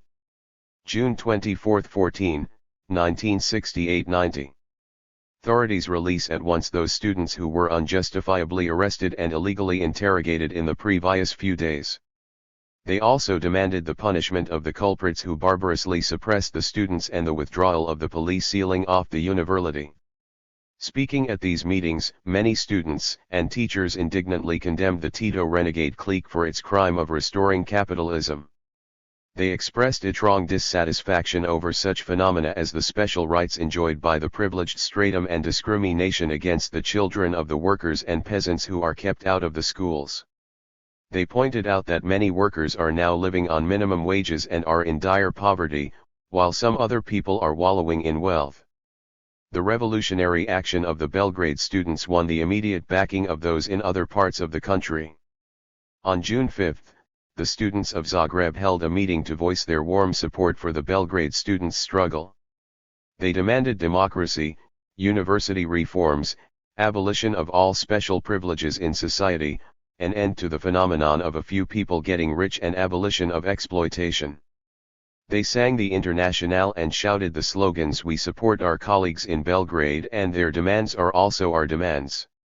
Two representatives of the Belgrade University students gave an account at the meeting of their struggle against the Yugoslav revisionists' reactionary rule.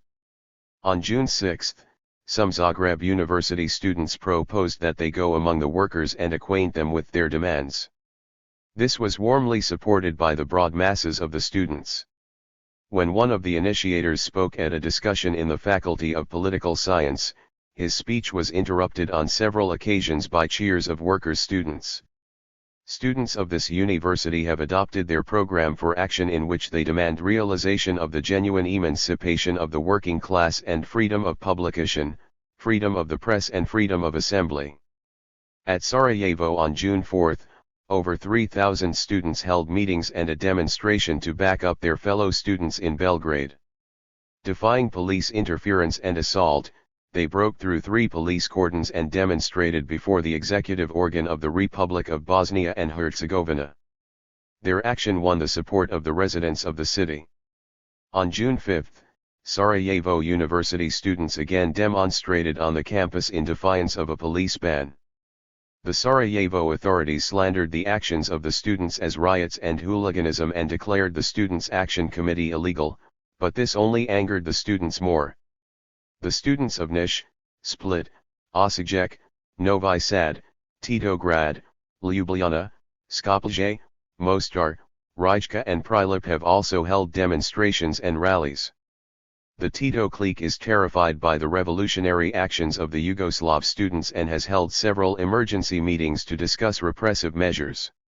While paying lip service to improving the students' material conditions and promising to accept some of their demands, it is at the same time trying in every possible way to sow discord among the students in order to split their ranks.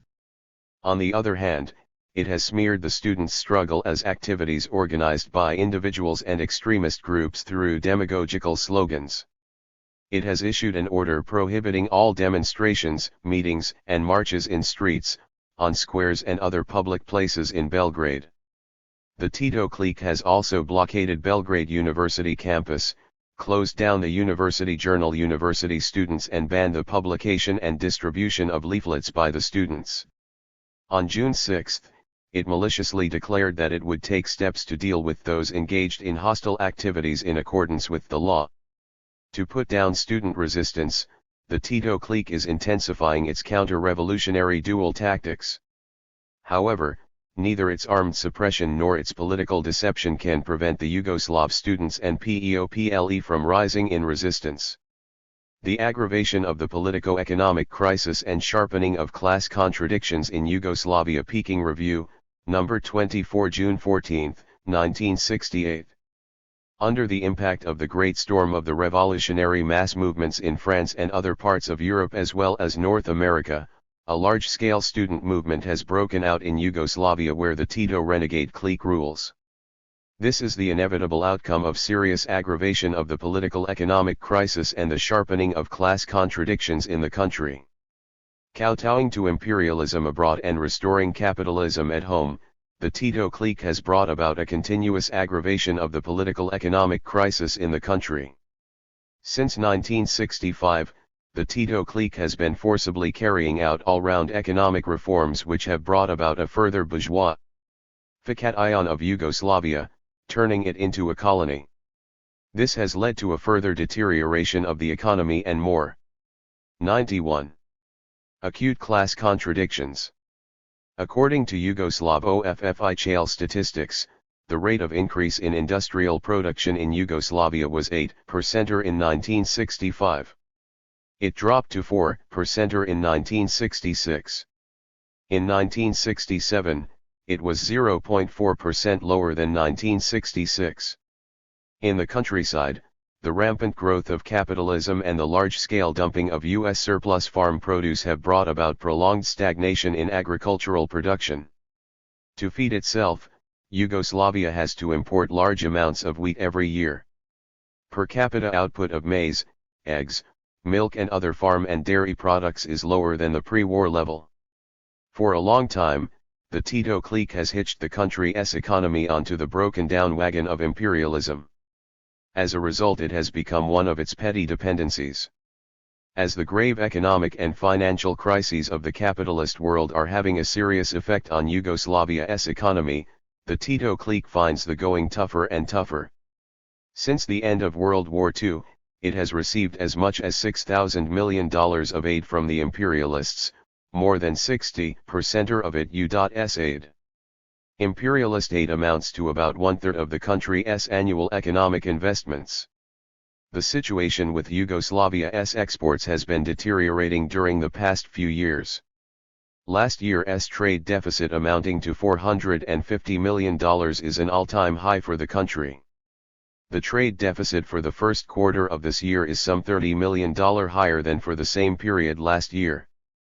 Foreign debts incurred by the Tito clique have now reached $1,800 million and Yugoslavia is one of the most heavily indebted countries. The Yugoslav revisionist clique has cried out in alarm that the world capitalist economic crisis has created still more difficult conditions for Yugoslavia's economy. In order to rid itself of its difficulties and head off the crisis, the Tito clique has been making an unscrupulous onslaught on the working people. The series of reactionary measures taken by the Tito clique, such as wage cuts, dismissal of workers, raising of prices and the closing down of enterprises, gravely threaten the existence of the Yugoslav working people. The Yugoslav press disclosed that 788 enterprises had closed down in the country in the past few years, including more than 130 in 1967. In more than 360 other important enterprises, the workers often receive the bare minimum wages. Large numbers of workers have been laid off as a result of the merger and closing down of enterprises. Unemployment now exceeds the 600,000 mark. Another 300,000 have been compelled to go abroad to seek a living. For the youth, unemployment poses a still more serious problem. Borba, mouthpiece of the Yugoslav revisionists, has disclosed that, by the end of this year, there will be 420,000 unemployed young people. Such a mammoth army of unemployed in a country with a total population of less than 20 million shows that the Yugoslav working people are living in dire poverty under the Tito clique's ruthless oppression, extortion, and exploitation. Prices have been soaring for years in succession. And life has become more miserable for the broad masses of the working people. According to the Yugoslav press, from September 1965 to the end of 1967, R*tail prices of commodities have gone up 16.1 per serie in the first quarter of 1968, retail prices were 3.2% and the cost of living 6.2% higher than at the end of last year. The paper RAD disclosed in an article on April 26 this year that the broad masses of the urban working people in the lower income brackets have to spend 60% of their wages on food alone. Uni*varsity students are also in difficult straits. Their costs of living has been approximately doubled in a little more than 2 years. Class differentiation in the countryside has become more acute. The Tito clique admitted that the economic reforms have accelerated the differentiation in the countryside, that a number of peasant households have become commodity producers while others have lost their means of existence, and that 40% of the peasant household just manage to make a bare subsistence, and have become victims of the usurers in the countryside. Wherever there is oppression, there is resistance, wherever there is exploitation, there is struggle. The struggle of the broad masses of workers and peasants to safeguard their basic rights and to resist exploitation and oppression has been developing in the past few years. According to obviously doctored figures in the Yugoslav press, more than 1,100 workers' strikes have taken place in the country in the last 5 years. Lr. 1967, the strikes were more frequent and spread to all parts of the country. The workers of some factorio have even taken to the streets and demonstrated, holding placards saying "We want work" and endowed with the factory managerial committee. In other factories, the workers have taken drastic actions such as beating up the stool pigeons planted among them by the Tito clique. In the same year, the laboring peasants in various parts of the country have risen to resist taxes and levies and to oppose the expropriation of peasant land by the Tile clique's state farms.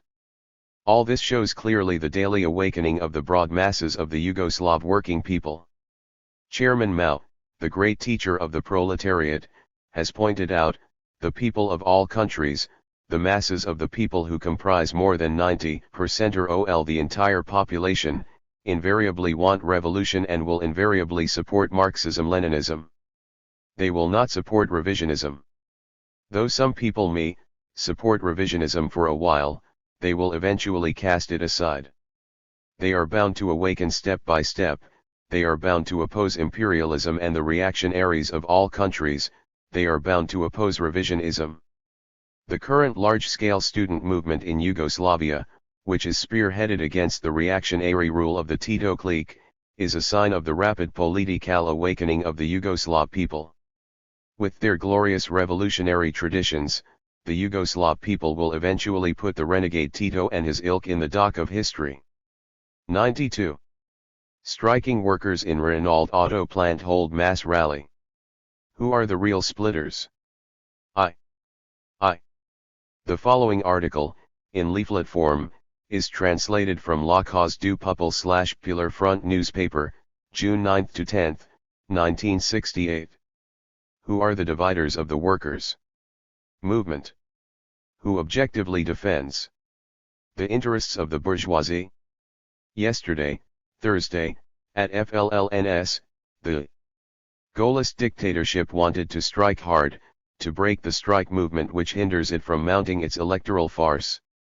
It has ordered its CRS2 and its cops to occupy the symbol of the proletarian resistance.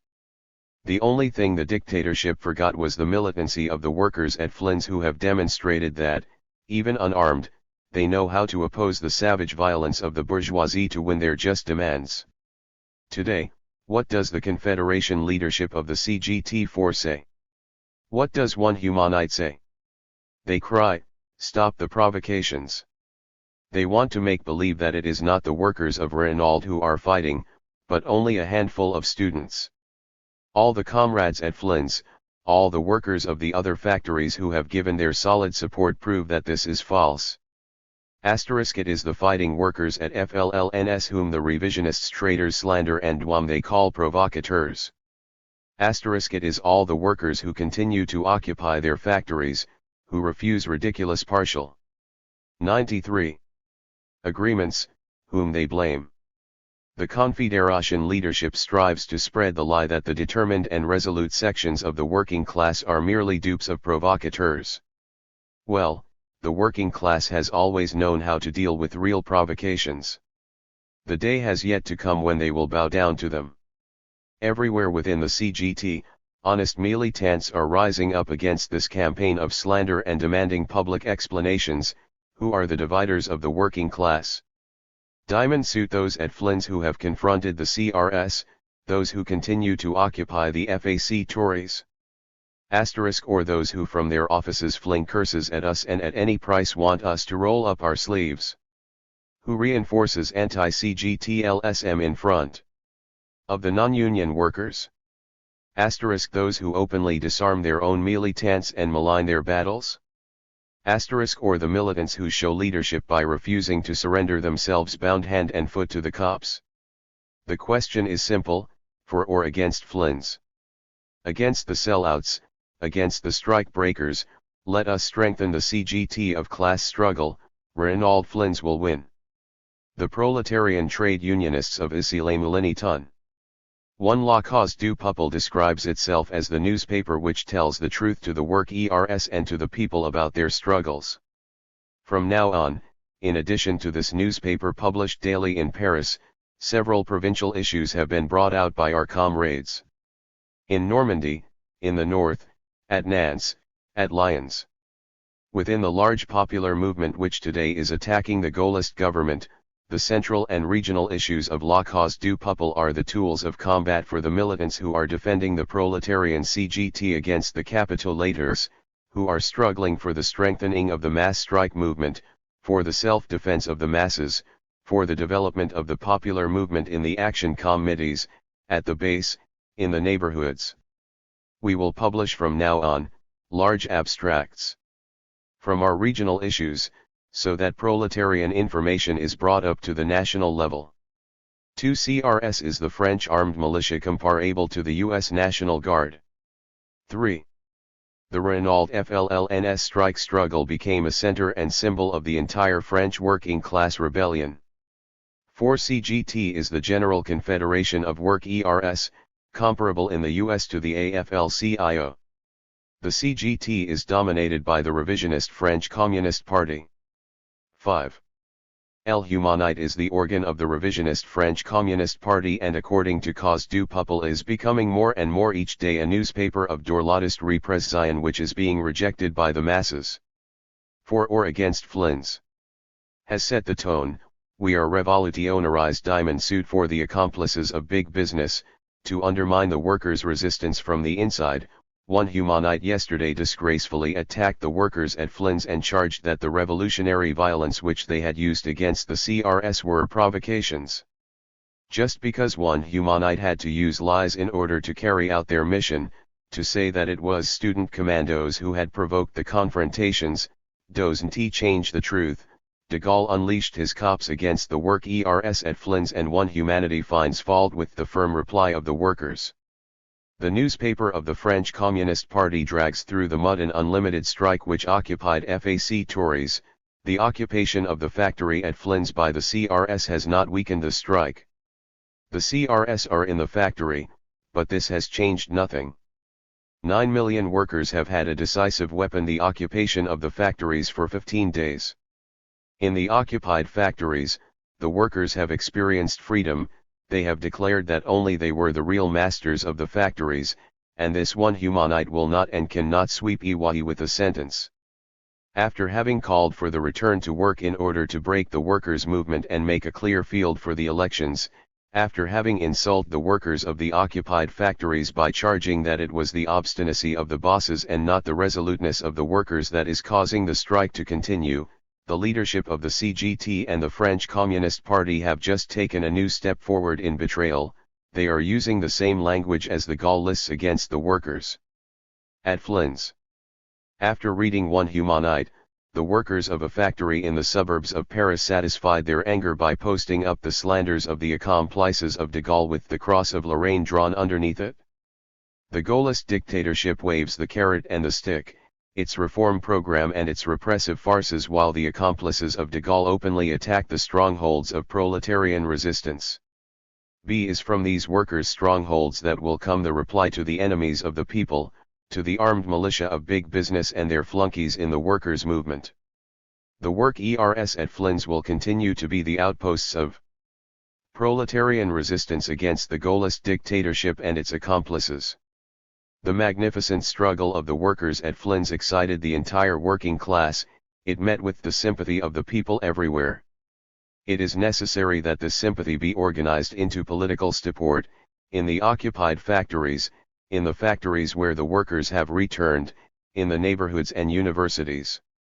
One occupied factory has sent a message from the workers of Bendix at Drancy to the workers of Renault Flins. Comrades, you have been cowardly attacked at night by the cops. They have occupied your factory and you have to fight now under more difficult conditions.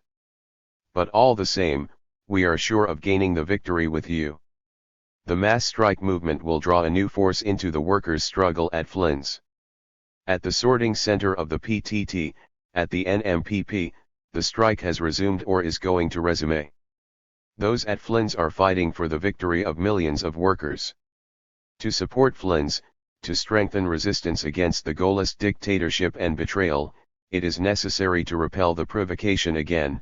It is necessary for everyone to show support like the workers at Bendix have done by sending messages upon messages to the workers at Flins and by telling everyone the truth about what is happening at Flins.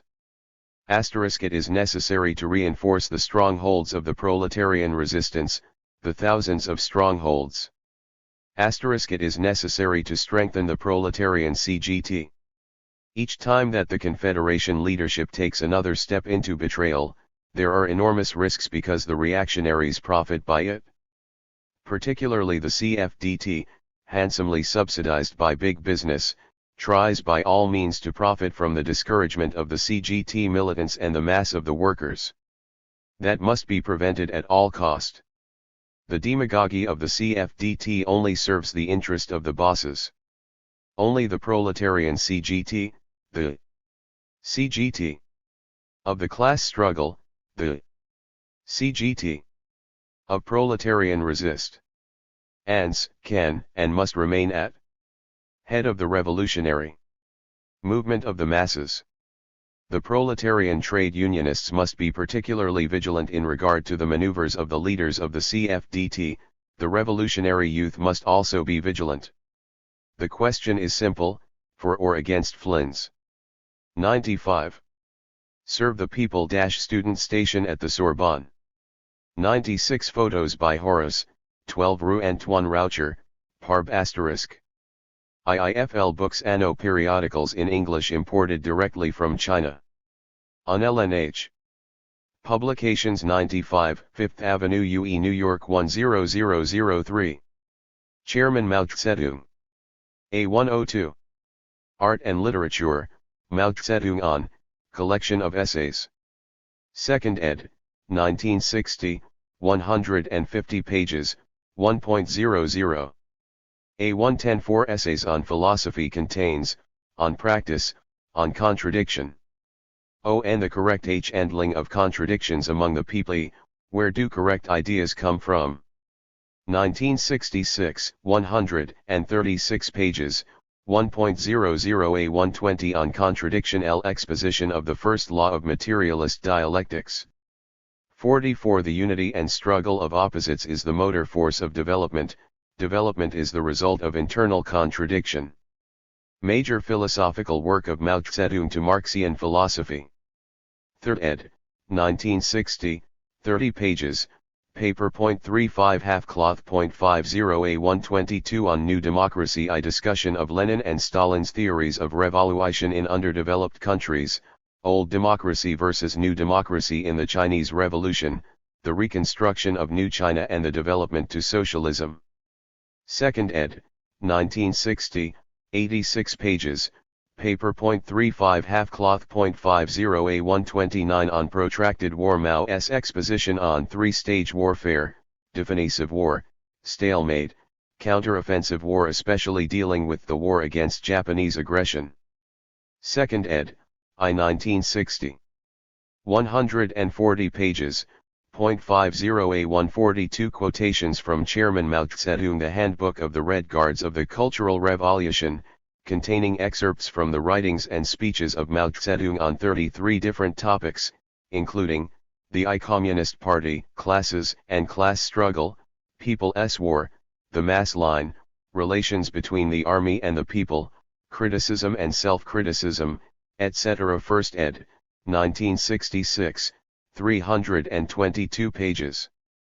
Plastic cover. 1.00. A1 Selected Works of Mao Zedong, volumes. I4 Official English translation edited by the Committee for the Publication of the Selected Works of Mao Zedong, Central Committee of the Communist Party of China.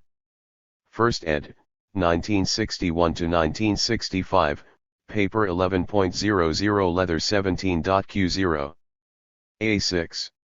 Selected military writings of Mao Zedong includes, on protracted war, problems of strategy in guerrilla war against Japan. Problems of war I and strategy. 2nd ed. 1966, 410 pages, paper 2.75 leather 4.25. G234. Historical experience of the dictatorship of the proletariat. This pamphlet and the addendum more on the historical experience of the dictatorship of the proletariat are considered the Chinese views on the 20th Congress of the CPSU and the events in Poland and Hungary of 1956. 4th ed. Revised Translate, 1964. 64 pages, paper .35 half-cloth .50. F229. Long Live the Victory of People's War. Lin Piao originally published in Renmin Rebao in commemoration of the 20th anniversary of the victory in the Chinese People's War of Resistance against Japan. Is considered the major policy statement on People's War to be enunciated by the Chinese people and has shocked the West with its profound thoughts on self-reliance and people's liberation, the village surrounding the city's thesis, and the role of revisionism with respect to People's Wars of Liberation. 2nd ed., 1966, 69 pages, .35 D189 Civil War in France, the Karl Marx D191 Foundations of Leninism, Joseph V. Stalin 1965, 124 pages, .50 D192 Imperialism, the Highest Stage of Capitalism, Vladimir I. Lenin 1965, 158 pages, .50 D194 Left-Wing Communism, An Infantile Disorder, Vladimir I. Lenin 1965, 133 pages, .50 D195 Manifesto of the Communist Party, Karl Marx and Frederick Engels 1965, 84 pages, .35 H266 Selections from Lenin 3.60 H267 1. On Imperialism, The Eve of the Proletarian Social Revolution 1960, 91 pages, 0.60H268-2. On Proletarian Revolution and Proletarian Dictatorship 1960, 89 pages, 0.60H269-3. On the National Liberation Movement 1960, 58 pages, 0.60H274. On the Revolutionary Proletarian Party of a New Type 1960, 79 pages, 0.60 H271-5. On the Struggle Against Revisionism 1960, 98 pages, 0.60 H272-6. On War and Peace 1960, 69 pages, 0.60. Challenge.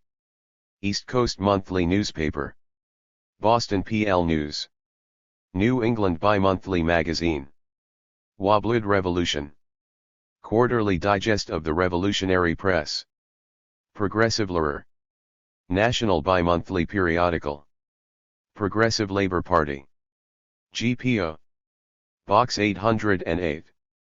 Brooklyn, New York, 11201. Please enter my subscription to PL Challenge _Boston PL News _World Revolution _ Please send me more information about the Progressive Labor Party. Name. Address, state, zip. World Revolution. Published by the Progressive Labor Party. Quarterly of World Marxist-Leninist Struggle and Thought vol.1, number 4 Octec 1968 50c. Anver Hakha of Albania analyzes. Worldwide out the Volts YR. Exclusive.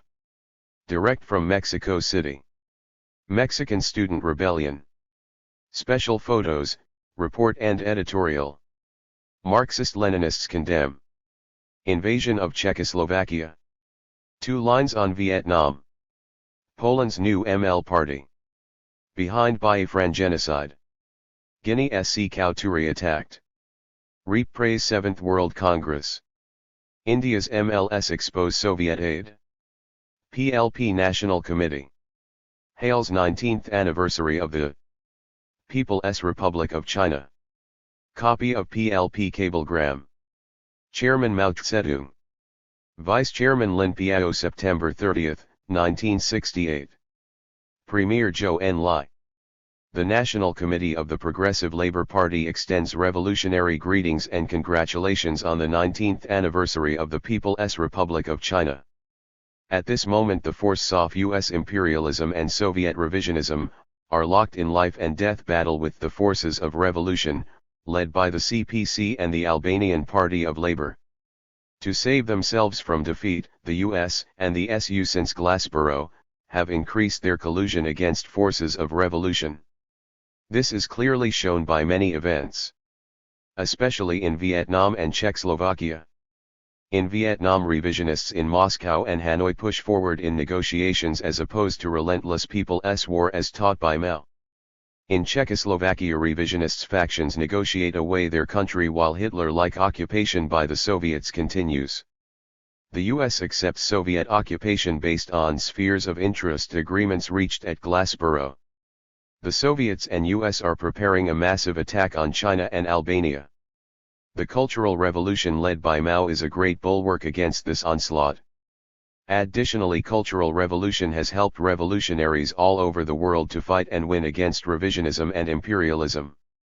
It has taught all, that anyone claiming to be a revolutionary who works with or accepts aid from the SUG is bound to lose. Mao has taught that revolutionaries who fight for the dictatorship of the proletariat and rely on the people will win. In the US, millions are on the march. Many are inspired by the lessons of the great proletarian cultural revolution. Marxism-Leninism grows stronger in our country as the revisionists grow weaker. Long live the great People's Republic of China. Long live the victory of the great proletarian cultural revolution star. Long live the revolutionary friendship of the Chinese and American peoples. Long live the Communist Party of China's star.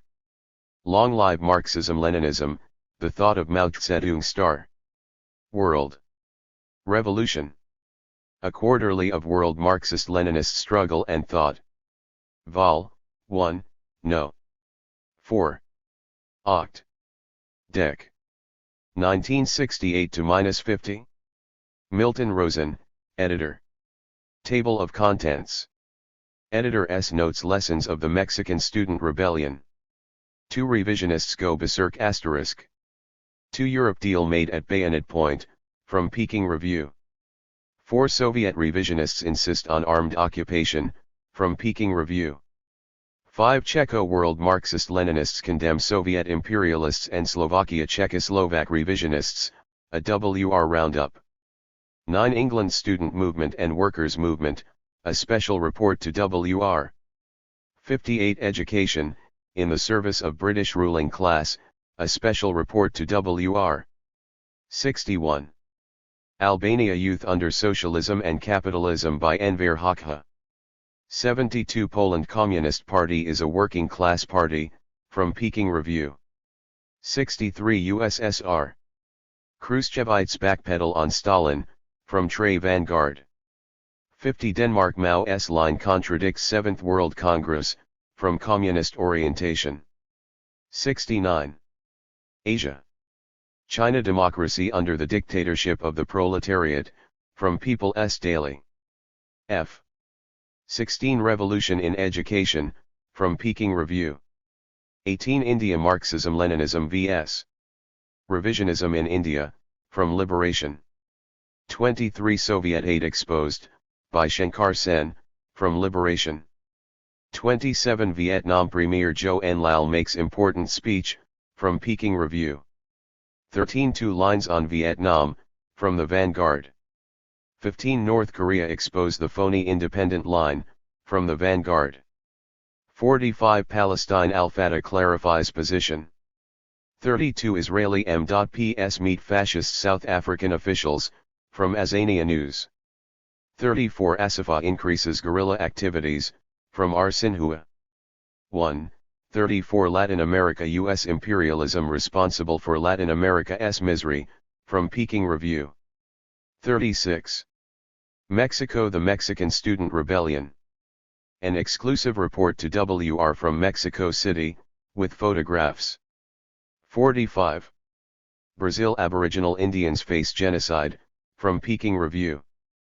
37 Argentina Communists launch rectification campaign, from No Transar. 39 Puerto Rico The development of Puerto Rican art by Juan Antonio Carreter. 40 Africa Azania forward to People's War by P.K. Lebolo, from Azania News. 56 Guinea revolutionary country or neo-colony. From El Humanite Nouvelle. 51 Zimbabwe a challenge to African students, from Zimbabwe News. 57. Biafra Anglo-Soviet genocide of Biafrans, from Sinhua. 54. World Revolution, P.O. Box 203, Church Street Station, New York, 10008. Printed entirely by Union Labor. Notes to our readers.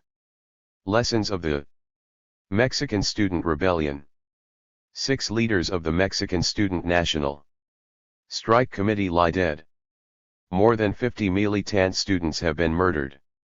Hundreds have been wounded. Like all reactionary ruling classes, the criminal government of Mexico's President Gustavo Díaz Ordaz used its state power to brutally crush the massive militant 2-month-old strike struggle of Mexican students. As the N.Y. Times reported on October 4, 1968, 8,000 federal soldiers fired rifles and machine guns at what had been a peaceful student rally in the plaza of a housing project last night. When the shooting ended an hour later, the plaza and an adjacent Aztec ruin were strewn with bodies.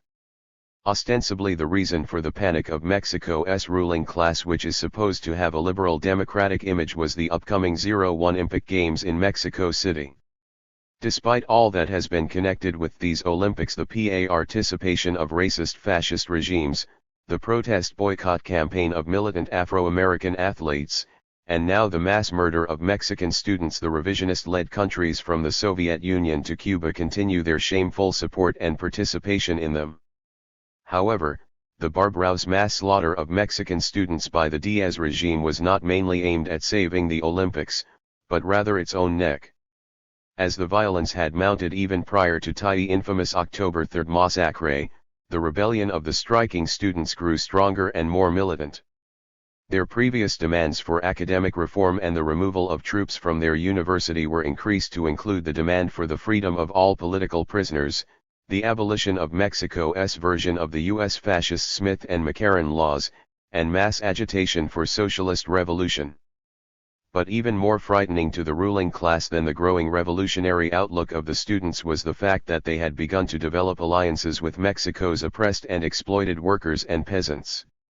As the Times stated, instead of contenting themselves merely with making demands, the students have gone forth from the campus to try to win support in the neighborhoods and factories.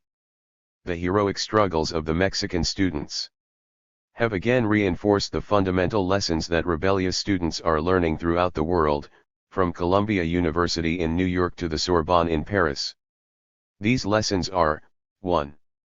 That revolutionary students and intellectuals must ally themselves with the tolling masses, the only consistent revolutionary force capable of winning power, the working class. 2. The necessity to dispel all illusions about bourgeois democracy and peaceful transition and to be fully prepared for dire ruthless counter-revolutionary violence and terror of the ruling class. 3. The necessity to be equipped with the revolutionary ideology of Marxism-Leninism in order to help the masses develop the correct strategy and tactics for making revolution. 4. The necessity for all revolutionary cadres to be highly organized into a united, disciplined democratic centralist Marxist-Leninist party. World Revolution extends our fraternal revolutionary solidarity to the heroic Mexican students.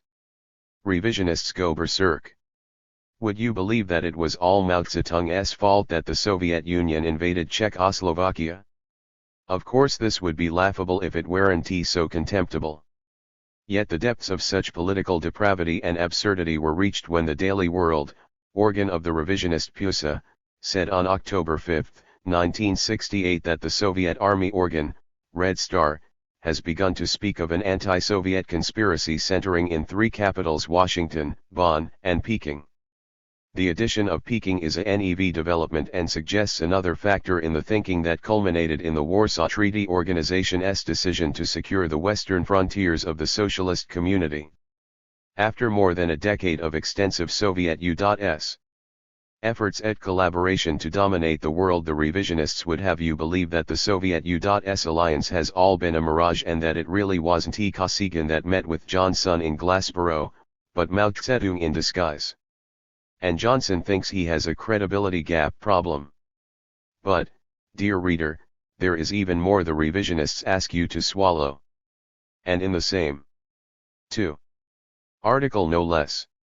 Listen to this whopper. Now comes a report from Indonesia that a large underground communist organization in eastern Java was completely crushed and its membership annihilated because Peking, loudly proclaiming that an armed popular uprising had begun, published the specific points of communist concentration. Of course, Peking has hailed the developing people's war in Indonesia, as they have always hailed people's wars throughout Asia, Africa, and Latin America, as well as the magnificent Afro-American rebellions here in the US and the historic student worker movement that swept France last spring. Genuine Marxist-Leninists always support and publicize revolutionary developments throughout the world, while the revisionists, like the imperialists, despise people's wars and fear them. They, of course, prefer negotiations, as the North Vietnamese are doing in Paris. They want the flames of revolutionary struggle stamped out and channeled into the safe and peaceful path of bourgeois diplomacy and parliamentarism. The kind of diplomacy and parliamentarism that perpetuates imperialist reaction, oppression, and aggression. To accuse the Chinese Communist leadership of giving secret information to the fascist enemy is not only a criminal lie but a crude attempt to cover up the real betrayal of the Indonesian people by the Soviet revisionists. It's been Moscow, not Peking, that has given military and financial aid to the fascist Suharto Nasution military clique in their slaughter of 500,000 Indonesians. The reason for these increasingly wild and despicable slanders against the Chinese people, led by the great Marxist-Leninist leader, Chairman Mao Zedong, is the growing crisis in the revisionist camp. The Soviet aggression in Czechoslovakia has thrown the revisionists into a confused and frenzied panic. Once again in Budapest, they have had to postpone their preparations for a World Revisionist Summit circus, because they couldn't even agree to a draft proposal. Not only are there deepening splits between the revisionist parties, but within each of them.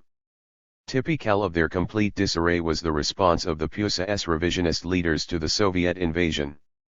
General Secretary Gus Hall acclaimed the aggression as necessary, NY.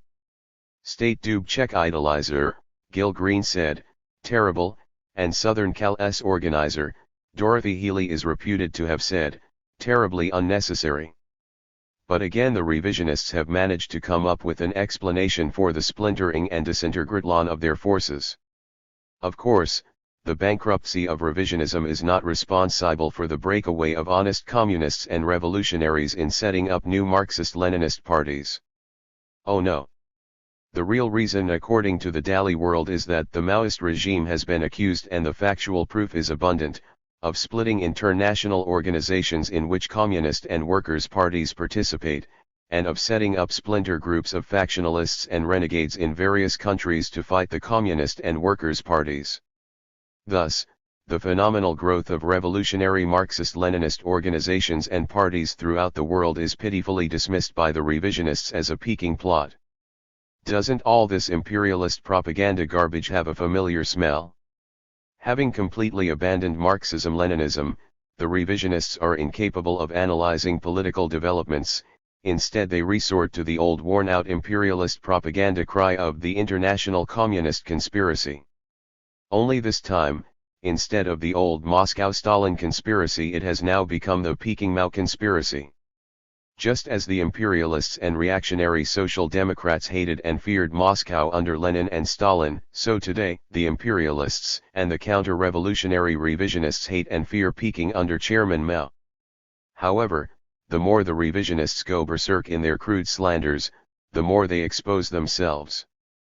As Chairman Mao has said, to be attacked by the enemy is a good thing. 3. Deal made at bayonet point. By Renmin Ribeiro, commentator, Peking Review, number 36, September 6, 1968. After dispatching troops to occupy Czechoslovakia, the Soviet revisionist renegade clique sent Czechoslovak revisionist chieftains Dubček and company under escort to Moscow for talks and dished up a so-called communiqué on Soviet-Czechoslovak talks on August 27. This is the outcome of the pressure exerted by U.S. imperialism on the Soviet revisionists and of intensified U.S. Soviet counter-revolutionary global collusion. This is a dirty deal made at bayonet point with the Czechoslovak revisionist renegade clique by the Soviet revisionist renegade clique to get itself out of its present predicament. This is another big shameless betrayal by the Czechoslovak revisionist renegade clique, a most clumsy fraud by which these two revisionist renegade cliques try to dupe the people of Czechoslovakia, the Soviet Union and the whole world. Our great leader Chairman Mao has pointed out.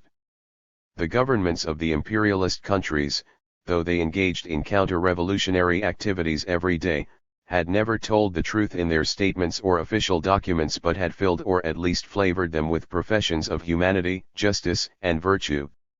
The so-called communiqué on Soviet-Czechoslovak talks cooked up by the Soviet revisionist renegade clique, a gang of social imperialists, is a typical imperialist official document.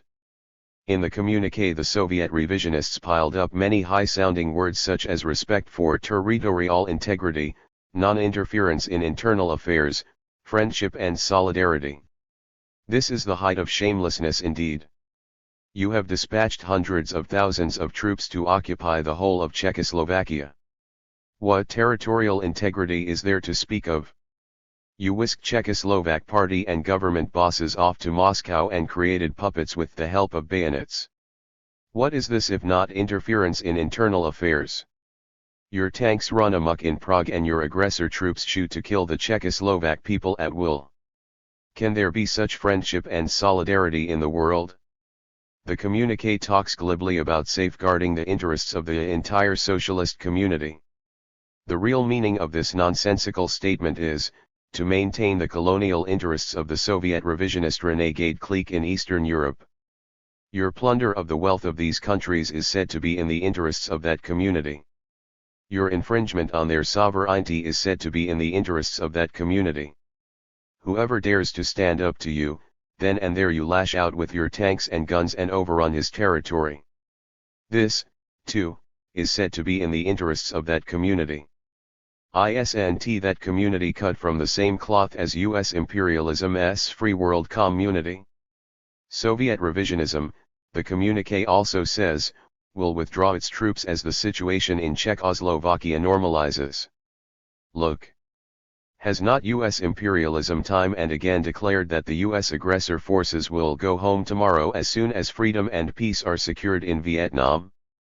US imperialism and Soviet revisionism, the two arch-imperialists, speak in the same tone and match each other in shamelessness.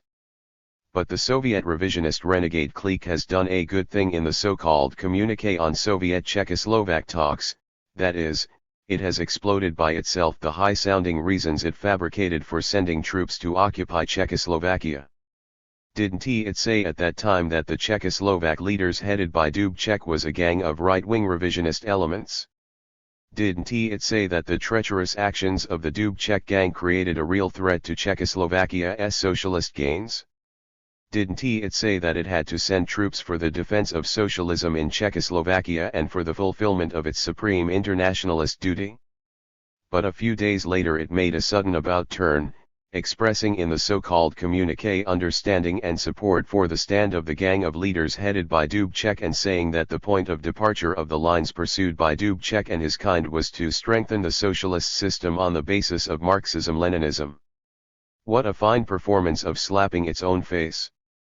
From this one can see that the Soviet revisionist renegade clique is the supreme head of the right-wing revisionist elements, that Soviet revisionism is the root cause of the ruining of the socialist gains in Czechoslovakia and that the Soviet revisionist renegade clique is the bellwether in capitulating to US imperialism and betraying proletarian internationalist duty. The Soviet revisionist renegade clique's reasons for dispatching troops to occupy Czechoslovakia are rank lies. The so-called defense ol socialism, etc., is synonymous with the practice ol social imperialism and social fascism. The so-called communique on Soviet-Czechoslovak talks shows the unprecedentedly miserable and isolated position of the Soviet revisionist renegade clique after it sent troops to Czechoslovakia. It imagined at T that after the occupation of Czechoslovakia it would be able to ride Russia at will and stabilize it. Dominant position in the whole modern revisionist bloc. 4. But it turned out that its wishful thinking had fallen through. The Soviet revisionists' act of aggression has aroused the Czechoslovak people to resistance and met with the opposition of the Soviet people and condemnation by the revolutionary people the world over. Meanwhile the entire modern revisionist bloc is in a pandemonium and even some of the followers of Soviet revisionism have voiced complaints which they had never uttered before. The Soviet revisionist renegade clique is in a dilemma in Czechoslovakia. Withdrawal is out of the question and hanging on is well nigh impossible. Being at the end of its rope, the Soviet revisionist renegade clique, like a cornered beast, staged the ugly farce with the help of bayonets. US imperialism took a hand in the Moscow talks which were a component part of the intensified US Soviet collaboration on a global scale. On the Czechoslovak question, the Soviet revisionists and US imperialism both scrambled and collaborated with each other. US imperialism, while giving tacit consent to the Soviet revisionists' dispatch of troops to Czechoslovakia, brought pressure to bear on them, urging them to attach first importance to the overall situation of US-Soviet relations. The chieftains of US imperialism Lyndon Johnson and Dean Rusk openly asked the Soviet revisionists to maintain reason, to have second or third thoughts and not to engage in excessive measures against the Dubček clique. Fully understanding these hints, the Soviet revisionist renegade clique is quite anxious to stabilize the situation in Czechoslovakia. People can see clearly that both US imperialism and Soviet revisionist social imperialism are playing power politics, using Czechoslovakia as a chip in their political bargaining. Both of them are the worst enemies of the Czechoslovak people. From the very beginning, the Czechoslovak revisionist renegade clique led by Dubček has openly called on the people to refrain from resisting the armed invasion by the Soviet revisionists. Now it has knuckled under the bayonets of the Soviet revisionists and has accepted the terms of surrender which forfeit state sovereignty and bring humiliation to the country. It has again and again appealed to the Czechoslovak people to keep calm, to act with discretion, to do everything to prevent a senseless shedding of blood and to prevent at all costs a conflict with an army equipped with modern weapons, etc. In a word, it has asked the people to be willing slaves of the fascist occupation forces of the Soviet revisionists.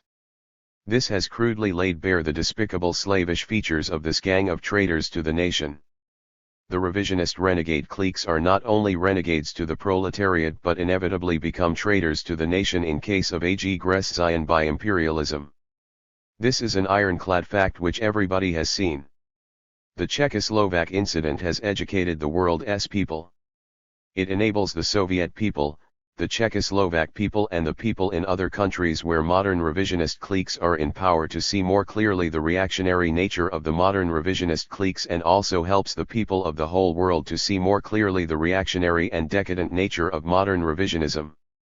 At present, the Czechoslovak people are stepping up their revolutionary struggle against modern revisionism in order to get rid of the occupation and control by the Soviet revisionist renegade clique, to oppose the threat and intervention by U.S. imperialism and to overthrow the reactionary rule of the Czechoslovak revisionist renegade clique. The struggle of the world's people against U.S. imperialism and Soviet modern revisionism is surging forward. The Chinese people resolutely stand on the side of the revolutionary people of Czechoslovakia, the revolutionary people of the Soviet Union and the revolutionary people throughout the world. We firmly believe that the revolutionary struggles of the Czechoslovak people, the Soviet people and the people of the whole world will surely be victorious and the days are not far off when imperialism, modern revisionism and the reactionaries of all countries will completely collapse and all ghosts and monsters will be utterly destroyed. Soviet revisionists insist on armed occupation of Czechoslovakia. Peking Review, number 36. After its flagrant armed occupation of Czechoslovakia with the tacit consent of U.S. imperialism, the Soviet revisionist renegade clique has ruthlessly suppressed the Czechoslovak people by fascist means and whipped the Czechoslovak revisionist renegade clique into line with bayonets and cannons. This once again nakedly exposes the true face of the Soviet revisionists as social imperialists. The Czechoslovak revisionist renegade clique, capitulating to the Soviet revisionists. September 6, 1968 has ignominiously sold out the country's sovereign rights and the people's interests. Growing in their awakening, the Czechoslovak people are putting up valiant resistance to the military occupation by the Soviet revisionists. They bitterly denounce the perfidy of the country's revisionist clique. After its armed occupation late at night on August 20, the Soviet revisionist renegade clique carried out fascist suppression of the Czechoslovak people. On 5 August 23 it sent the chieftains of the Czechoslovak revisionist renegade clique whom it had arrested and interned to Moscow under duress. Then, behind the backs of the Czechoslovak people, the two sides began making dirty deals in the Kremlin. After 4 days of intense haggling, they announced on August 26 that their talks had been concluded and the Czechoslovak revisionist chieftains returned to Prague the same day. The so-called communiqué on Soviet-Czechoslovak talks released by TASS, mouthpiece of Soviet revisionism, on August 27, is actually a confession of the Soviet revisionist renegade clique that it will blatantly persist in its fascist military occupation and permanent enslavement of the Czechoslovak people. It is a proof of the crime committed by the Czechoslovak revisionist renegade clique in capitulating more submissively and in completely selling out the country's sovereign rights and the people's interests. It is the outcome of tacit agreement between the United States and the Soviet Union on counter-revolutionary global collaboration. In the communiqué, the Soviet revisionist renegade clique shamelessly described this fascist act of armed aggression as a temporary entry into the territory of Czechoslovakia by the troops of the Allied countries and declared that the Soviet revisionists' occupation troops will withdraw from its territory as the situation in Czechoslovakia normalizes. This actually means that the Soviet revisionists insist on military occupation. The communiqué also laid down that the Soviet revisionists will tighten their control over the Czechoslovak revisionists' foreign policy and diplomatic activities, and described this as ensuring effective measures serving the interests of developing and strengthening friendly relations with the peoples of the Soviet Union and the entire socialist community. Glossary: Social imperialism. In Total Bankruptcy of Soviet Modern Revisionism, the August 23 article by Renmin Rybao commentator, there is the sentence: the Soviet revisionist renegade clique has long ago degenerated into a gang of social imperialists. Mention is made of the Shanghai Technical School for Machine Building, predecessor of the present Shanghai Institute of Mechanical Engineering. Founded directly under the First Ministry of Machine Building of the Central PEOPLES government in 1952, the school was later transformed into an Institute of Mechanical Engineering to make it part of the regular school system. The changes in this school provide much food for thought. When the school was founded, it admitted 2,181 entrants who were all workers, peasants, or cotters in rural grassroots units to train technicians from among the working people to meet the needs of the nation's large-scale economic construction. These worker and peasant students had been steeled in the class struggle during the Sanfan and Wufan campaigns and the land reform and had some practical experience in production. Selected from among workers and peasants with practical experience, these students showed the following merits. First, the worker and peasant students studied for a definite purpose. They said, "The bourgeois intellectuals yell at us, the workers and peasants don't know very much. They haven't learned their ABC, so how can they learn designing? We must follow Chairman Mao's teachings. The working people must be the masters of science and culture." After they came to the school, these worker and peasant students put forward fighting slogans: "Be a credit to Chairman Mao and do not let a single class brother drop out." On their own initiative, they organized mutual help teams and instituted a system of student teachers. Each team consisted of 3 students. The one who knew most would teach the other 2, and they all helped and learned from one another. For instance, many students found it difficult to memorize the symbols for the elements in the chemistry course, so they composed songs about the chemical elements which made memorizing easy. Second, the worker and peasant students have a high-class consciousness and dare to look down on bourgeois intellectuals and bourgeois academic authorities. There was a teacher in the school who had returned from Germany with a doctorate in electricity. The teachers who blindly worshipped things foreign set him up as an idol. When this doctor came to lecture on electricity, bringing a pile of thick volumes with him, he merely echoed what the books said. The worker and peasant students did not want to listen to things far removed from actual production. They asked him 2 questions about motors, practical questions which had arisen in production, and he was stumped. To save face, he beat about the bush and tried to sidetrack the students with a rigmarole of theory which no one could follow. But the students would not let go. They pressed for answers. The doctor mumbled in reply, "I really haven't read any technical journals for more than 10 years. Later, the worker and peasant students chased this big noise off the lecture platform. Third, they attacked the old educational system, the content of the lectures and teaching methods. These remained as they had been. In the main, power was in the hands of the bourgeois intellectuals. However, as the worker and peasant students made up more than 90% of the student body, teaching staff, and workers at the school, this numerical superiority overwhelmed the bourgeois intellectuals and kept the old educational system under constant fire. To keep the worker and peasant students in check, the school leadership then introduced a system of establishing a teacher in charge of each class. The worker and peasant students resisted, and the system existed in name only. On the other hand, the student party branch and the youth league branch and the student council enjoyed supreme authority. For one midterm examination in mathematics, the bourgeois intellectuals gave difficult catch questions so that nearly half of the more than 2,000 students in the school failed to get the passing mark. The worker and peasant students were furious. Each class sent representatives to argue the matter out at the dean's office, and the struggle forced the school to declare the examination null and void. Fourth, the object of the worker and peasant students was to apply in production what they learned when they went from the school to do practical work in a factory in Wuxi, Jiangsu province. They immediately put on greasy overalls and worked alongside the workers, discussing technical production problems with them. The students quickly applied the theoretical knowledge they had acquired to production and made over 120 proposals for technical innovations in the factory.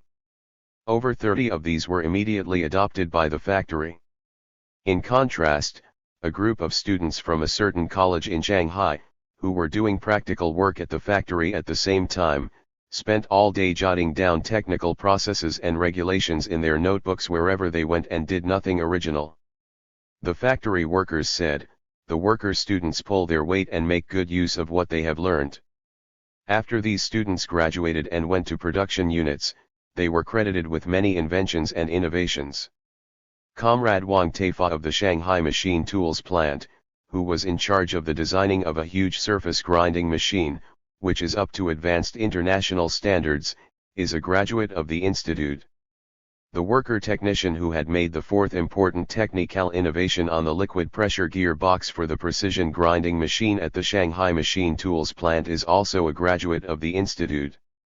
The person responsible for trial producing China's first electron microscope with a magnification of 200,000 times is also a graduate of the institute's worker-peasant class. A sharp struggle between the two lines. Choosing students from among workers and peasants with practical experience and training working class intellectuals hit at the heart of the revisionist educational line of China's Khrushchev. For the last 10 years or so, a life and death struggle on the question of how to treat the worker and peasant students has been taking place on the educational front, between the two classes, the two roads and the two lines. When the first group of worker and peasant students entered the school in 1952, the working class of Shanghai was highly pleased. They said, we workers should not only become the masters in political life but also in science and technology. We want intellectuals of the working class to be trained. At that time, the factories gave farewell parties for workers going to the school.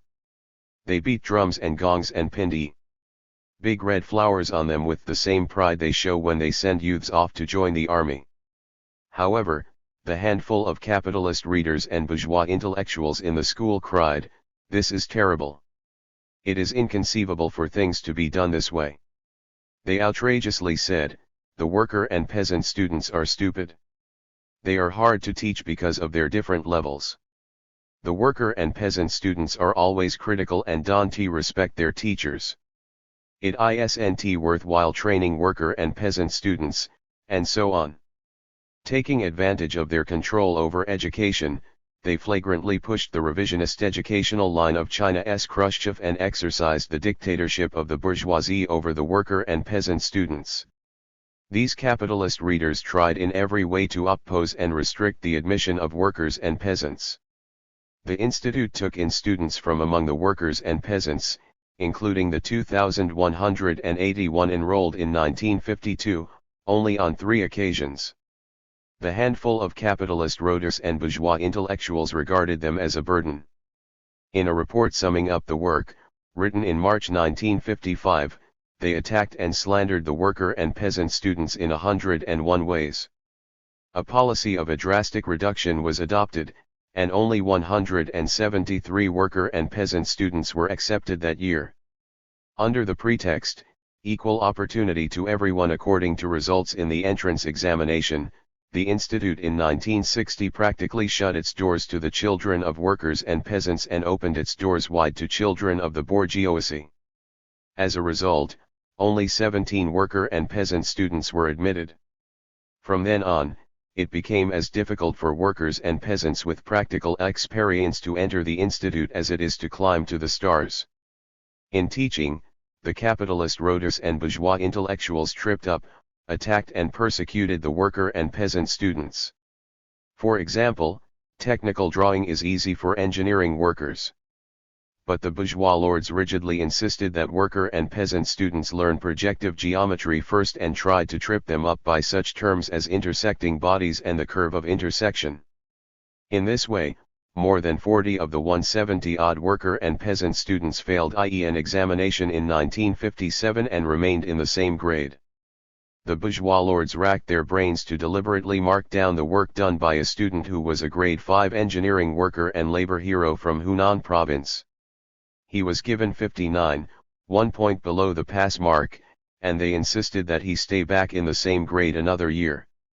The worker and peasant students said, "The marking system is a handicap to workers and peasants and helps restore capitalism." Suffering under the bourgeois examination system, 14 of the 17 worker and peasant students accepted in 1960 were forced to leave. They left with immense hatred for the revisionist educational system. A fine worker from the Shanghai No. 3 print. Inghaus, who studied in the institute only a year and a half, was forced to remain in the same grade because he failed in examinations in physical culture, foreign language, and physics. Later he had to leave. He went to the institute leadership to criticize the system of promoting or holding back students. The capitalist Roters viciously replied, "Under this system, everyone is equal and the worker and peasant students cannot be accepted." But they used many tricks to promote a young student of bourgeois origin to a higher grade, although he had failed to pass 5 subjects. Guided by the brilliant light of Chairman Mao's thinking on revolutionizing education, the revolutionary teachers and students of the institute in 1958 launched a fierce attack on the revisionist line in education. Many new revolutionary things emerged in the institute, such as workers giving lectures, teaching on the basis of a 3-in-1 combination of workers, teachers, and students, and the school running a factory. Comrade Kong Sheng made an inspection tour of the institute on November 12 of that year. He stressed that workers should take the lecture platform. They were the force that could really be relied on in the schools. It was they who had the true ability. Some of the college graduates could only talk well but could do nothing. Comrade Ko Ching-shi also gave important instructions that year on training technicians from among the workers. He gave the instruction that workers be selected to do advanced scientific research. These instructions greatly raised the morale of the worker and peasant students.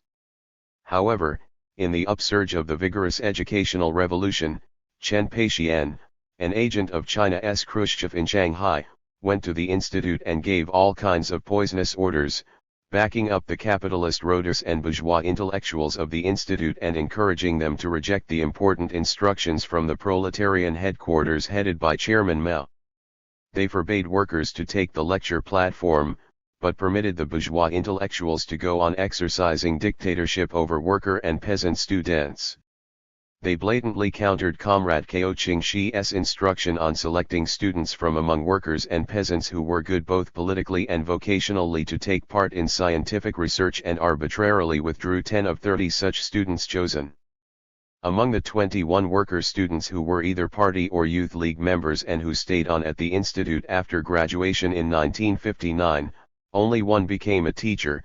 The great majority of them were sent to the factory attached to the institute to become workers. Li Fuxing, a party member, was a grade 5 worker before going to the institute.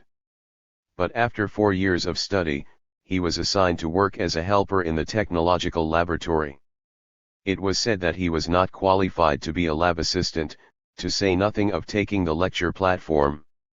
At the same time, cadres of worker and peasant origin were squeezed out. There were 44 worker and peasant graduates of 195G working in the institute and most of them were Communist Party members, 29 were Y20. Later thrown out of the institute. The capitalist readers said to cadres of worker and peasant origin who worked in the institute as political instructors after graduation. You graduates of secondary vocational schools are useless. Only university graduates are capable of working as instructors to university students. They also mechanically copied the Soviet revisionist educational system in an attempt to push the worker and peasant students into the quagmire of revisionism. In order to borrow from the stock of wares of Soviet revisionism in its entirety, they began inviting a number of foreign experts to the institute in 1954. In accordance with the sinister instruction of China's Khrushchev, don't consider the results before you've copied the whole lot. They copied the whole Soviet revisionist system, from special course arrangements, training goals, teaching plans, syllabuses, textbooks, teaching methods and teaching organization to rules and regulations, including what was called 6 links, 7 kinds of plans, 24 kinds of graphs, the system of promoting or holding back students, etc. Glaring example is the physical training course. In imitation of the Soviet Union, they made ballroom dancing a vogue in a stubborn effort to drive the worker and peasant students onto the road to revisionism. Meanwhile, closely following the orders of their evil master Liu Tingyi, they raised the slogan, "Learn from Taodong University and overtake the Harbin Engineering Institute," borrowed from the capitalist and revisionist tradition of running schools, and put stress on high grade, precision, and advanced and the big, foreign and all-inclusive, aiming to train the students to become bourgeois engineers and designers divorced from proletarian politics, from the worker-peasant masses and from production. In the name of seeking to do everything on a big scale and to be all-inclusive and up-to-date, these elements set up massive, overlapping and bureaucratic organizations and systems. The number of students remains something over 2,000, but the apparatus grew from only 2 departments and 2 offices in 1952 to 7 departments, 2 offices, and 22 teaching research groups in 1960. The number of teachers, staff, and workers rose sharply from something over 300 to more than 800. The total amount spent on teaching equipment shot up from 1 million yuan to more than 8 million yuan. During the revolution in education in 1958, the factory attached to the institute served teaching and industrial and agricultural production, but afterwards, it was put under capitalist management and profits were put in command, so that it became a source of income for the capitalist reader's extravagance and waste. How to take the road shown by the Shanghai Machine Tools Plant. The sharp struggle between the two classes, the 2 roads and the 2 lines which was waged in the Shanghai Institute of Mechanical Engineering from the time it was established was a struggle in which the bourgeoisie tried to stage a comeback and the proletariat opposed this. The central question in the struggle was one of political power. Recently, after summing up the positive and negative experiences since the establishment of the institute, some engineering and technical personnel of the Shanghai Machine Tools Plant who graduated from the institute, workers in the factory attached to it and revolutionary teachers and students gave the following views and concepts concerning the revolution in education in colleges of science and engineering. Chairman Mao recently pointed out, it is still necessary to have universities. Here I refer mainly to colleges of science and engineering.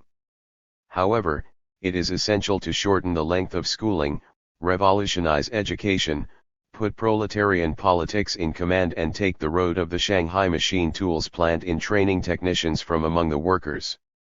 Students should be selected from among workers and peasants with practical experience, and they should return to production after a few years' study. This latest instruction of Chairman Mao sets forth the basic orientation for colleges of science and engineering in carrying out the proletarian revolution in education. These colleges must solve the problem of which class will exercise leadership, before they can take the road of the Shanghai Machine Tools Plant. This refers, first of all, to power in the political and organizational fields. Chairman Mao's sending of members of the working class into the colleges and universities to occupy the education front is the crucial guarantee that the working class will always retain in its hands the leadership of the colleges and universities whose doors will always remain open to workers and peasants with practical experience.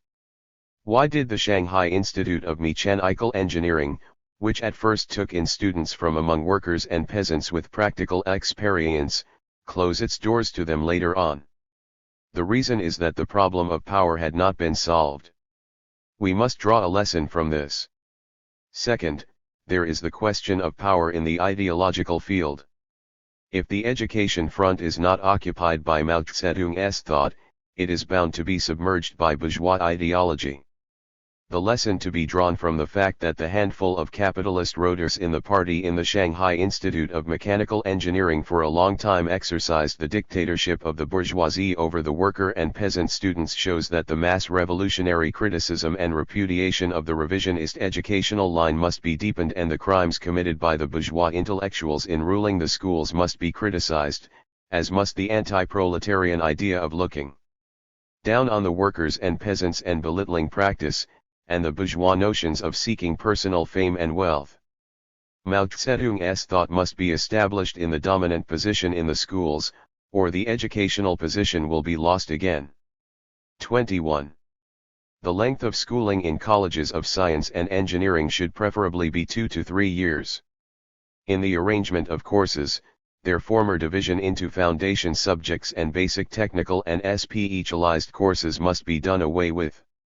These three can be integrated into an organic whole through the study of a typical machine and typical parts in the acetyl production process. Empty theorizing and scholasticism divorced from production practice must be thoroughly eliminated. As far as the content of teaching is concerned, the principle that the courses should be fewer and better must be followed, so that the essence can be grasped and content fully mastered. On-the-spot teaching should be developed extensively for education to be combined with productive labor. After being transformed, the colleges of science and engineering will be not only schools but also factories and scientific research units. Students should have in mind the diverse and difficult problems they have encountered in the course of production. Production departments and scientific research units should propose topics to the colleges from an educational point of view and in a planned and purposeful way, so as to help the students concentrate on improving their analytical powers and ability in solving problems in the course of production, study, and research, thus making education serve productive labor. Colleges of science and engineering should also undertake the task of successfully giving spare-time technical education. The principle should be cooperation between factories and colleges. Courses should be run by factories with the aid of the colleges. This is yet another important road for persisting in the mass line to train large numbers of engineering and technical personnel of the working class. In line with the needs of the proletarian industrial revolution and proceeding from the reality of production, the teaching principle of running whatever schools are needed, learning whatever actual work calls for and providing whatever is wanting should be adopted in running well a large number of spare-time technical schools and short-term training classes of all types. A contingent of proletarian teachers must be formed. The present ranks of teachers are unable to educate worker and peasant students with practical experience and, therefore, must be rectified, transformed, and reconstituted. In the future, the ranks of teachers should be a 3-in-1 combination, comprising workers with a high proletarian political consciousness and practical experience, worker and peasant students with practical experience and revolutionary intellectuals. The vast numbers of workers and technicians who have made inventions or innovations should go to the colleges periodically in a planned way to give lectures. The workers who undertake the work of teaching may either be full-time or part-time teachers, but the great majority should be part-time. The main role of the full-time teachers should be to arrange an organic link among the colleges, factories, and scientific research units, which will help the students raise their practical knowledge to the theoretical level and then apply it in practice. The students may go to the lecture platform to exchange the practical experience they have. The present teachers should go among the workers and peasants in groups one after another and take the road of integrating themselves with the workers and peasants. Revisionism without comment. How Russian jockeys tricked the punters. From John Miller.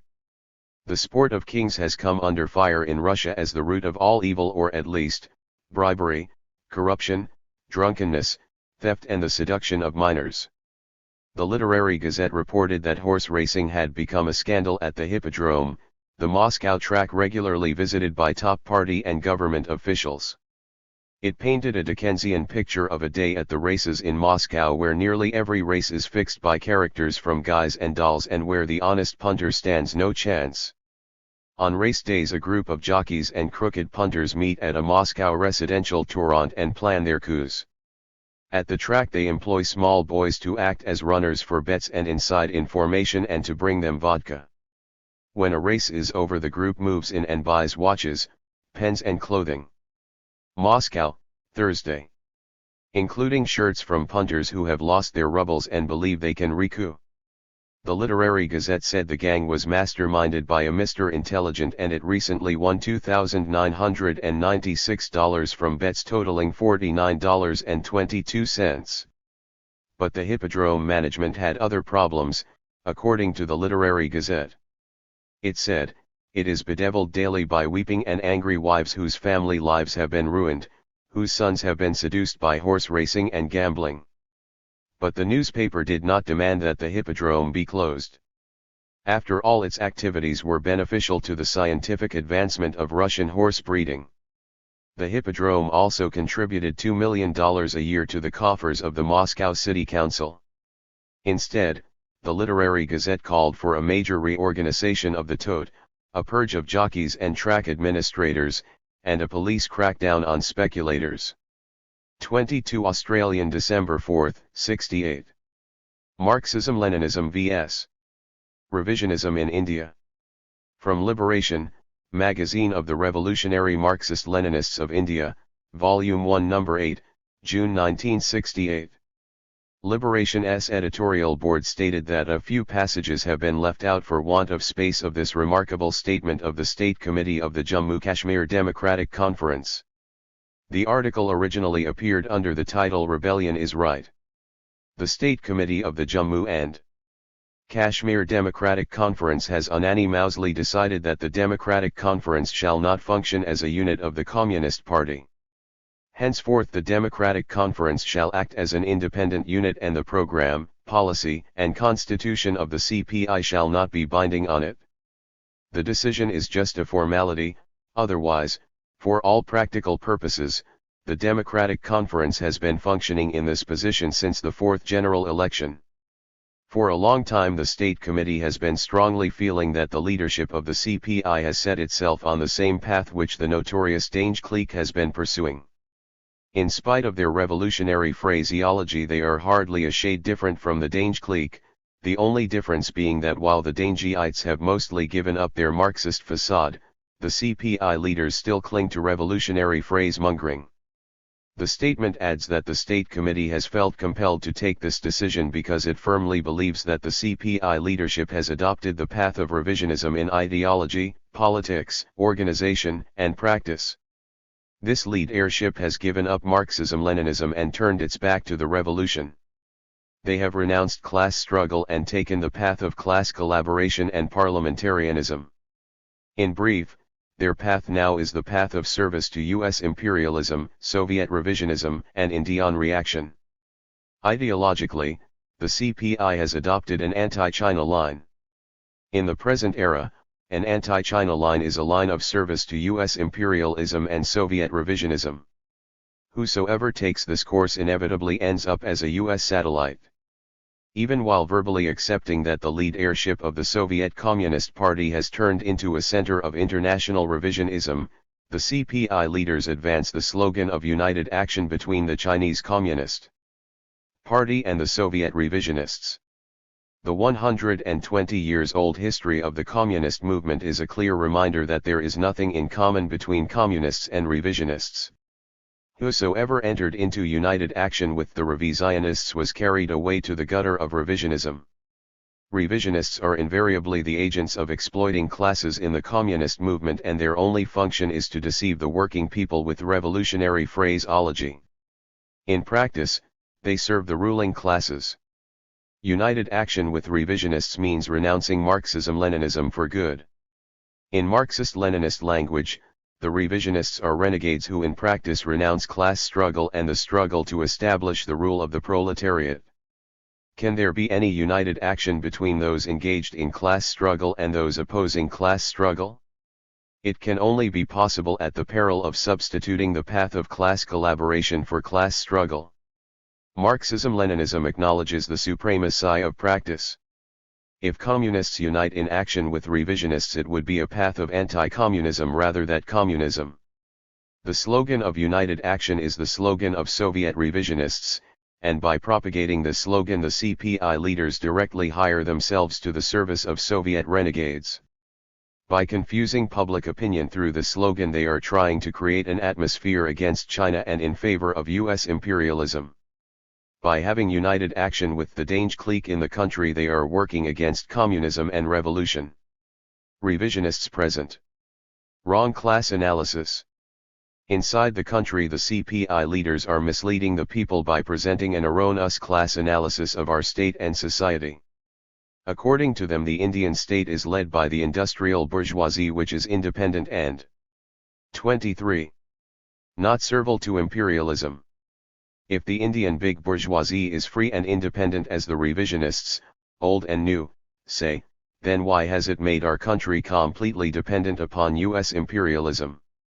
Why has it entered into alliance with the feudal class? Why has it adopted political economic policies in the interest of US imperialism, completely ignoring the interests of the Indian people? If the Indian bourgeoisie is independent then, naturally our society is a capitalist society. In a capitalist society socialist revolution is the path. Why then have the CPI leaders put forward the slogan of democratic revolution in their program? The reality is that our society is semi-colonial and semi-feudal. The Indian state is a bourgeois landlord state led by the comprador and the bureaucratic bourgeoisie. This bourgeoisie is mainly dependent upon US imperialism, to some extent on Soviet revisionists and to a lesser extent on its old master, British imperialism. It has transformed our country into a neo-colony of US imperialism and Soviet revisionism.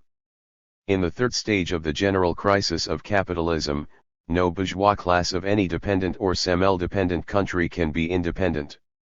It can neither develop capitalism through its own resources, nor can it arrange such resources from abroad. In order to develop capitalism it puts reliance on imperialism and gradually drifts into its neo-colonial grip. Politically, the Marxist leaders are putting forth a misleading view of the present situation in the country. According to them, a politico-economic crisis is deepening, but this crisis, they say, is not favorable for the revolution. They say that being weak, the CPI cannot take advantage of the situation. Hence the party should concentrate all its activities on the parliamentary front. That is why, for the current period, they have advanced the slogans of defense of parliamentary democracy, midterm elections and establishment of united front governments. The statement goes on to say that factually, the basic feature of the situation in our country is that the conflict between the people on the one hand and the ruling classes on the other has increased and is sharpening day by day. When the ruling classes cannot rule in the old way and the people refuse to be ruled in the old way, when the government is in the throes of a crisis, when the Communist Party, the vanguard of the people, is fully conscious of the significance of changing the society, if this is not a revolutionary situation, what else is? When the ruling classes of our country have been caught in a severe economic and political crisis, when the contradiction between the ruling classes and the people is getting sharper day by day, and when the class struggle in our country and outside is also getting sharper and sharper, just see what they are doing. These revisionist leaders are only trying to divert people's attention from struggle and preaching to them to engage themselves in elections and put the revisionists and other non-Congreal reactionaries on the ministerial chairs. By presenting an erroneous class analysis of our society, by describing the bourgeois class as independent, by shielding its character of servility to US imperialism, by creating illusions among the people about bourgeois parliamentarianism and by running away from sharpening mass struggles, these revisionist leaders are openly serving the ruling classes and betraying the working people. Organizationally, the CPI leaders have launched a crusade against communists who uphold class struggle. Revolutionary communists are being expelled from the party and a misleading propaganda campaign is being carried on against them. On the contrary, revisionism is being openly encouraged and practiced. Just look how they deal with revisionists. While the CPI leaders demand implementation of the Ran of Kutch Award, their Gujarat unit is participating in a protest against this decision in collusion with other bourgeois parties.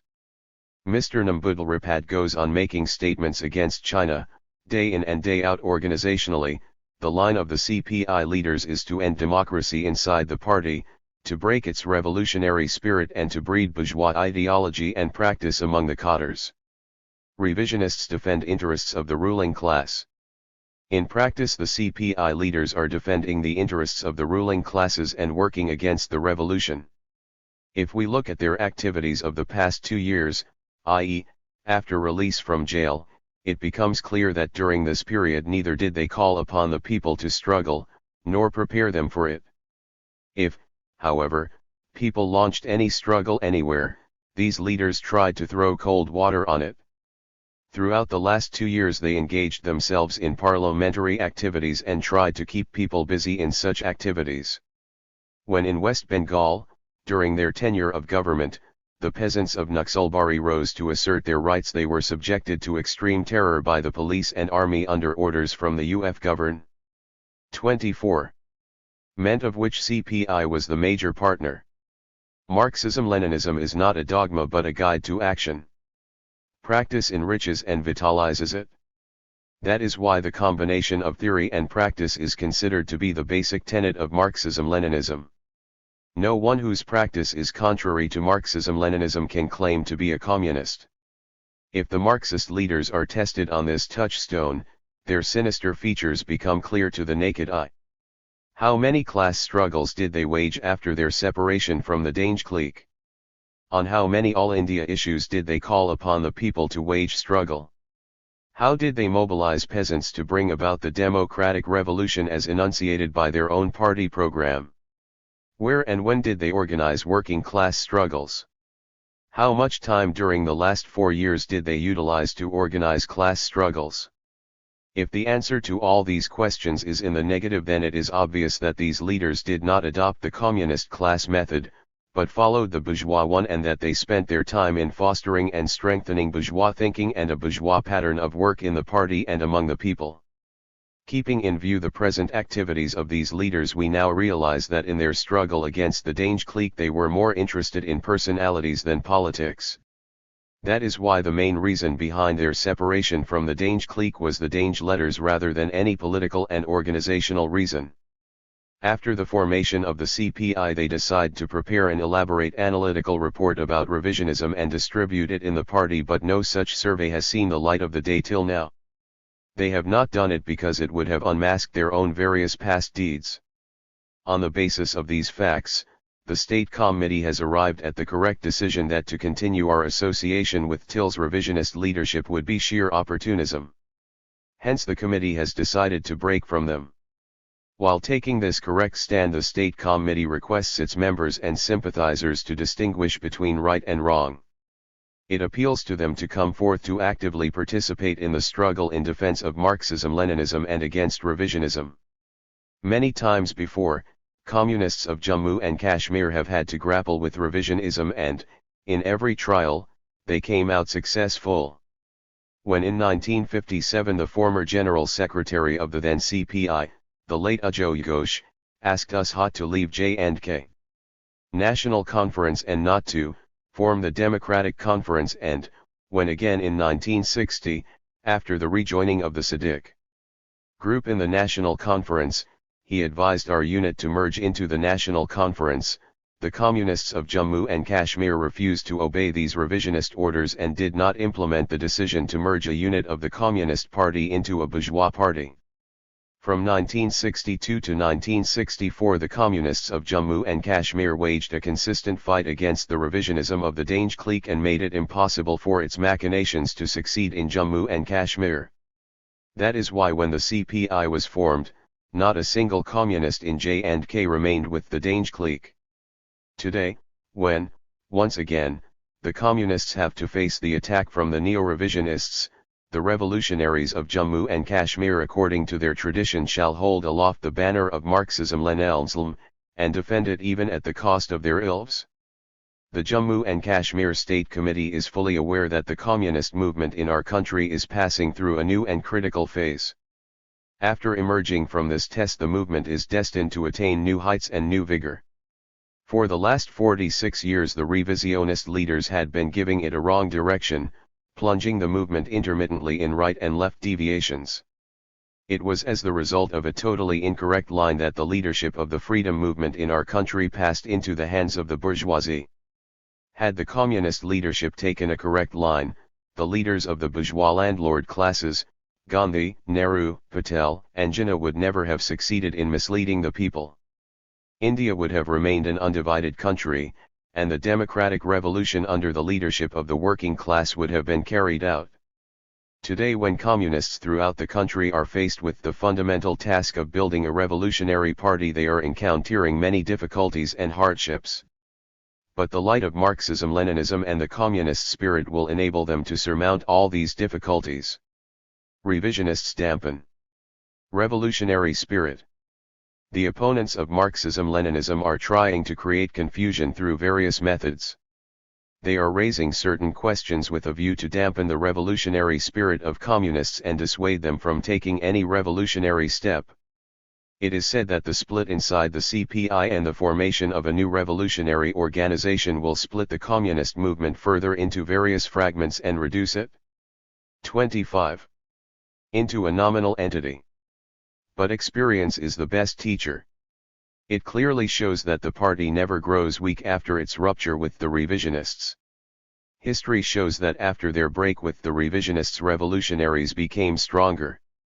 By purging opportunists from within their ranks, communists bring the revolution much nearer.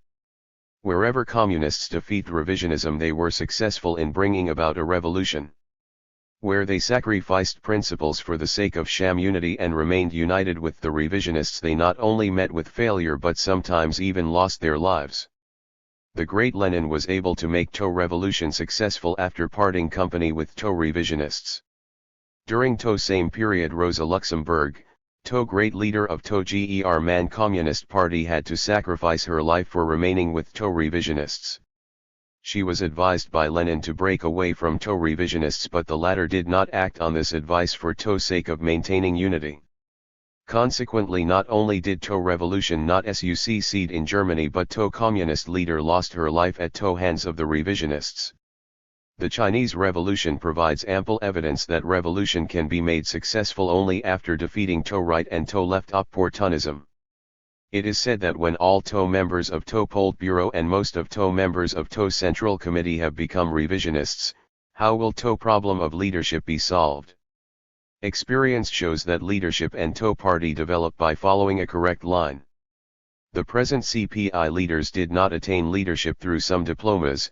They gained reputation in Tao name of Marxism-Leninism and due to Tao prestige of Tao international communist movement. Now when they have thrown off Tao mask and openly adopted Tao path of revisionism, their leadership too will be exposed after a short interlude. Illy leadership of a revolutionary party matures through struggle. Those communists who will apply Tao correct class line according to Tao Indian situation, transform that line into a mass line, and fight to Tao last to defeat Tao enemies of Tao people, will carry Tao revolution to its completion. It is said that if Tao Communist Party could not gain strength in this country in Tao last 46 years, what is the guarantee of its becoming strong in Tao future? If Tao Communist Party could not become strong during Tao past 46 years, Tao reasons for it can be found in the erroneous party line. If proper lessons are drawn from past mistakes and these mistakes are not repeated in Tao future, no one can prevent Tao party from gaining strength. The view is being aired that extremists are campaigning against CPI leaders when Tao latter have adopted an independent line and have refused to accept Tao authority of Tao Chinese line. This is only calling black-white. The truth is that Tao CPI leaders are being opposed because of their adopting an anti-communist rather than a communist line. As for Tao question of accepting Tao authority of any single party in Tao international communist movement, communists have always tried to learn from Tao experiences of successful brother parties. Although all parties enjoy equal status, those among them who have more experience to their credit are looked upon as more mature and wise. Marxism-Leninism is a science. A scientist who develops science is recognized as an authority. Similarly, anyone enriching Marxism with new creative thought is entitled to be accepted as an authority. The Communist Party of China under Tao leadership of Mao Zedong has made new contributions to Marxism-Leninism and raised it to new heights. That is why Mao Zedong's thought is called THO Marxism-Leninism of THO present era. Today THO touchstone of a communist is his attitude towards Mao Zedong's thought. The State Committee of THO Democratic Conference understands that THO path of our revolution is quite clear. This is THO path of sharp class struggle in which THO peasantry have a vital role to play under THO leadership of THO working class. A firm worker-peasant alliance forged through class struggle is THO bedrock of THO revolution. The committee is of THO firm opinion that THO international and national situation is quite favorable. In THO international arena US imperialism is passing from crisis to crisis. Soviet revisionists stand fully exposed as an ally of US imperialism. Inside our country THO ruling classes are embroiled in a serious political and economic crisis. The revisionism of THO Dange clique and of the neo-revisionists of THO CPI stands fully exposed. Day-to-day developments point to a bright future. If communists adopt correct methods and persevere in resolute struggle, THO situation can be given THO requisite direction. The State Committee is of THO opinion that immediately THO communists of our country face THO following tasks. 1. Propagation of Mao Zedong's thought, Marxism-Leninism of THO present era. 2. Firm and consistent struggle against new and old revisionism. 3. Formation of a new revolutionary Marxist-Leninist party. 4. A correct analysis of classes and the political situation in India and THO formulation of program and policy on this basis. 5. Launching of revolutionary struggles of 26. Peasants under the leadership of the working class. 6. To organize working class struggles, to end the ideology of economism in the working class and to develop their class consciousness. The State Committee takes the solemn pledge that shoulder to shoulder with other communists in the country it will contribute its share in fulfilling these tasks and will exert all its energies for this end. Though the path of our revolution is full of difficulties, we firmly believe that the Indian people will certainly succeed in carrying out the revolution. The rule of the exploiting classes shall come to an end and the people's democracy be set up. This is inevitable and dictated by the laws of history. Nobody, however powerful, can prevent it from taking place. Soviet aid to India exposed. By Shankar Sen. From Liberation, the magazine of the Revolutionary Marxist-Leninists of India, Volume 1 No. 10, August, 1968. Not only the Dangeite renegades but the neo-revisionists also are loudly praising Soviet aid to India. According to them, the aid that the Soviet revisionists give to India is socialist in nature and so is not merely different from but is the very opposite of US aid, which is imperialist in nature. They also spread the false idea that a peaceful transition to socialism may after all be possible in India. While they have been forced now to talk about the building of neo-capitalism in the Soviet Union, they continue to preach the false notion that the Soviet state is still socialist in nature and so, its aid is fundamentally different from US aid. First, let us take up the question of the so-called peaceful competition, which covers the countries of Asia, Africa, and Latin America, especially the newly independent ones. These semi-independent countries were under the heels of foreign capital at the beginning of the century and remain so even today. After the Second World War, foreign capital began to penetrate into these countries even more vigorously. Around 1960, the imperialists recognized a number of countries of Asia and Africa as independent. The Soviet revisionist ruling clique at that time came out with the thesis that the countries which were not imperialist or socialist, together constituted a zone of peace, where the Soviet Union would compete with the imperialists in giving aid. Those countries were assured that THO worth of THO aid given by THO socialist countries was much greater than THO imperialist aid, and THO more they depended on such socialist aid, THO more would they advance towards socialism. The Soviet revisionists preached the theory that transition to socialism could be achieved by expanding THO state sector industries.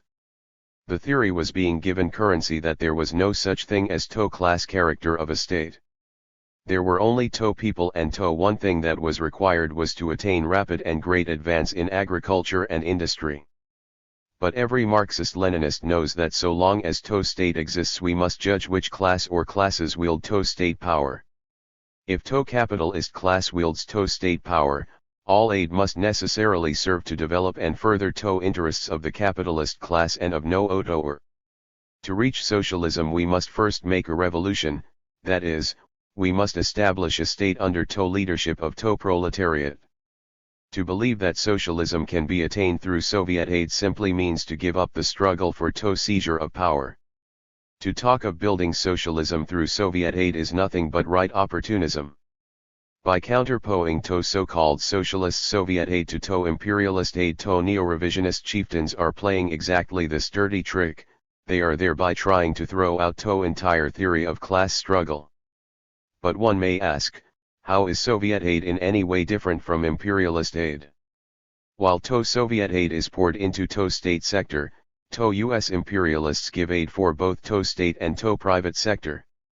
The Soviet Zionist ruling clique fraudulently claims that socialism can be attained gradually by increasing TO state-controlled capital. But in TO case of India or of any OTOer country such questions 27 can be judged only from the standpoint of the class character of the state. The state-controlled capital is neither above class interests nor outside them. It was Kosky and his like who refused to admit this. The Indian followers of Koskyism also refused to admit this and praised Jawaharlal Nehru to the skies. Here a question arises, namely, how can the enormous amount of foreign capital which has penetrated into India and other countries be done away with?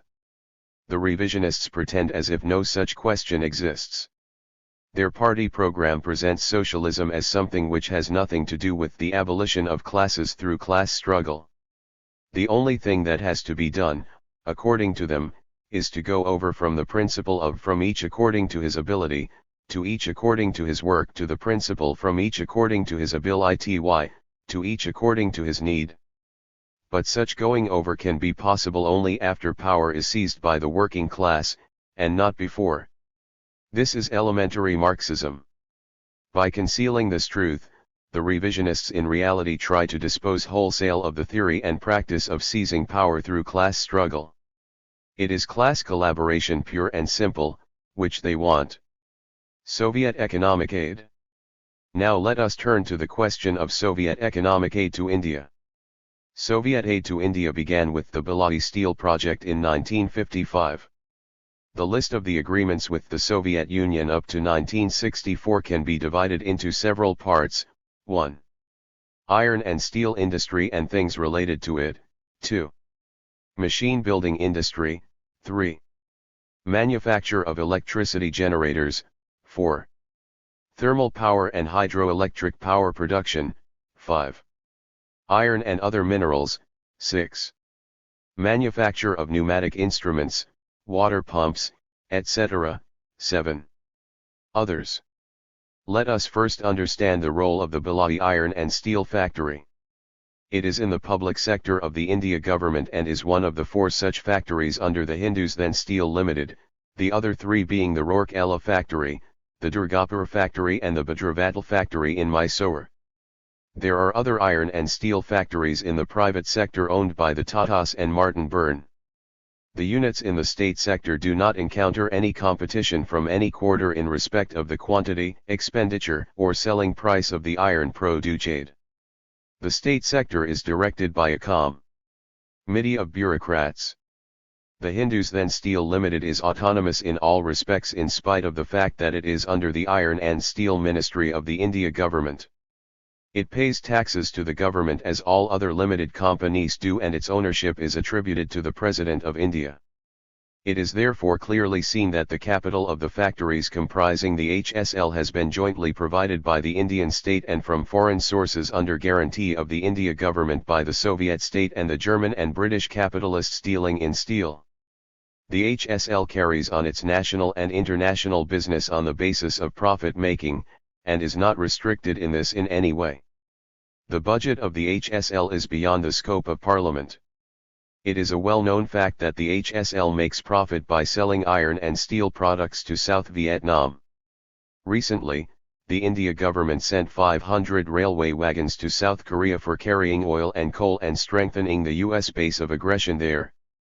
These wagons were built by the British-owned Braithwaite and burned from the steel sheets supplied by the sheet mill of the Soviet-sponsored Belai steel unit of the HSL.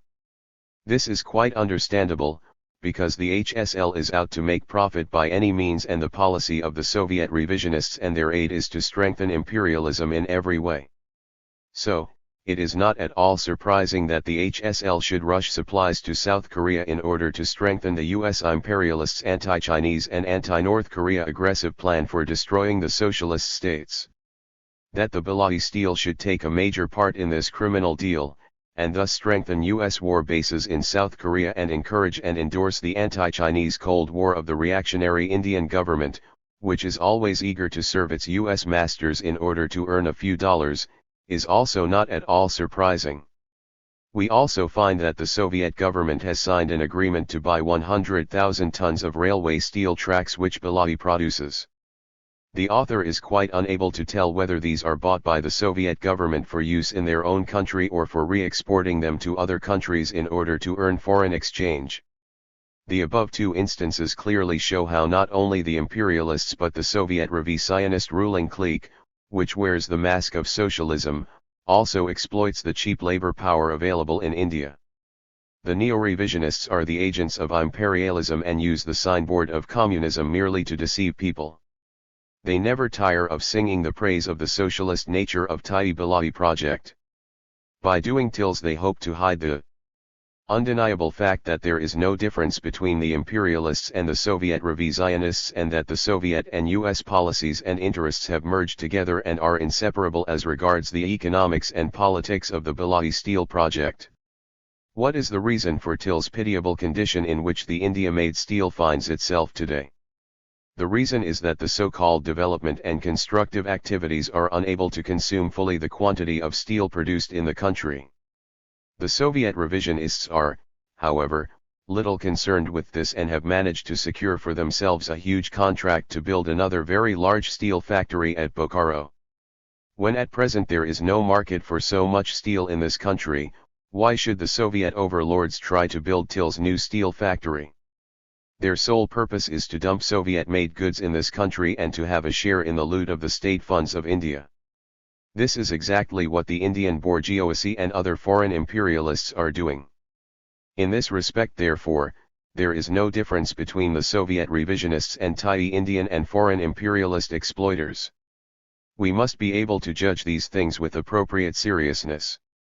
Soviet propaganda organs claim that the rate of interest on the Soviet aid is much lower than the rate of interest on other foreign aids. But this deceptive claim is proved worthless by the political and economic policy pursued by the HSL.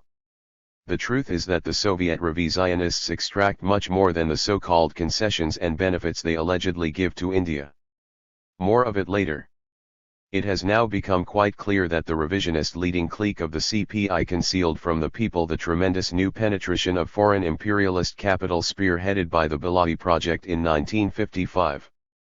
Even as late as 1964, when it was quite evident that the HSL was tied to the apron strings of foreign exploiters and not at all difficult to guess and realize the poisonous effects of Soviet aid from the policies and actions of the Soviet revisionists, their peaceful coexistence with imperialism, the renegades who had usurped the CPI leadership did not do anything to expose all this. Were they ignorant fools not to notice all this, or merely crafty agents actively helping the criminal designs of the Soviet traitorous ruling clique in India? To consider the Indian Khrushchev's fools is to make a fool of oneself. Let us however proceed. The exports by HSL amounted to 2 rupees 3 crores one in 1965-66, 9 rupees 3 crores in 1966-67 and 30 rupees 7 crores in 1967-68.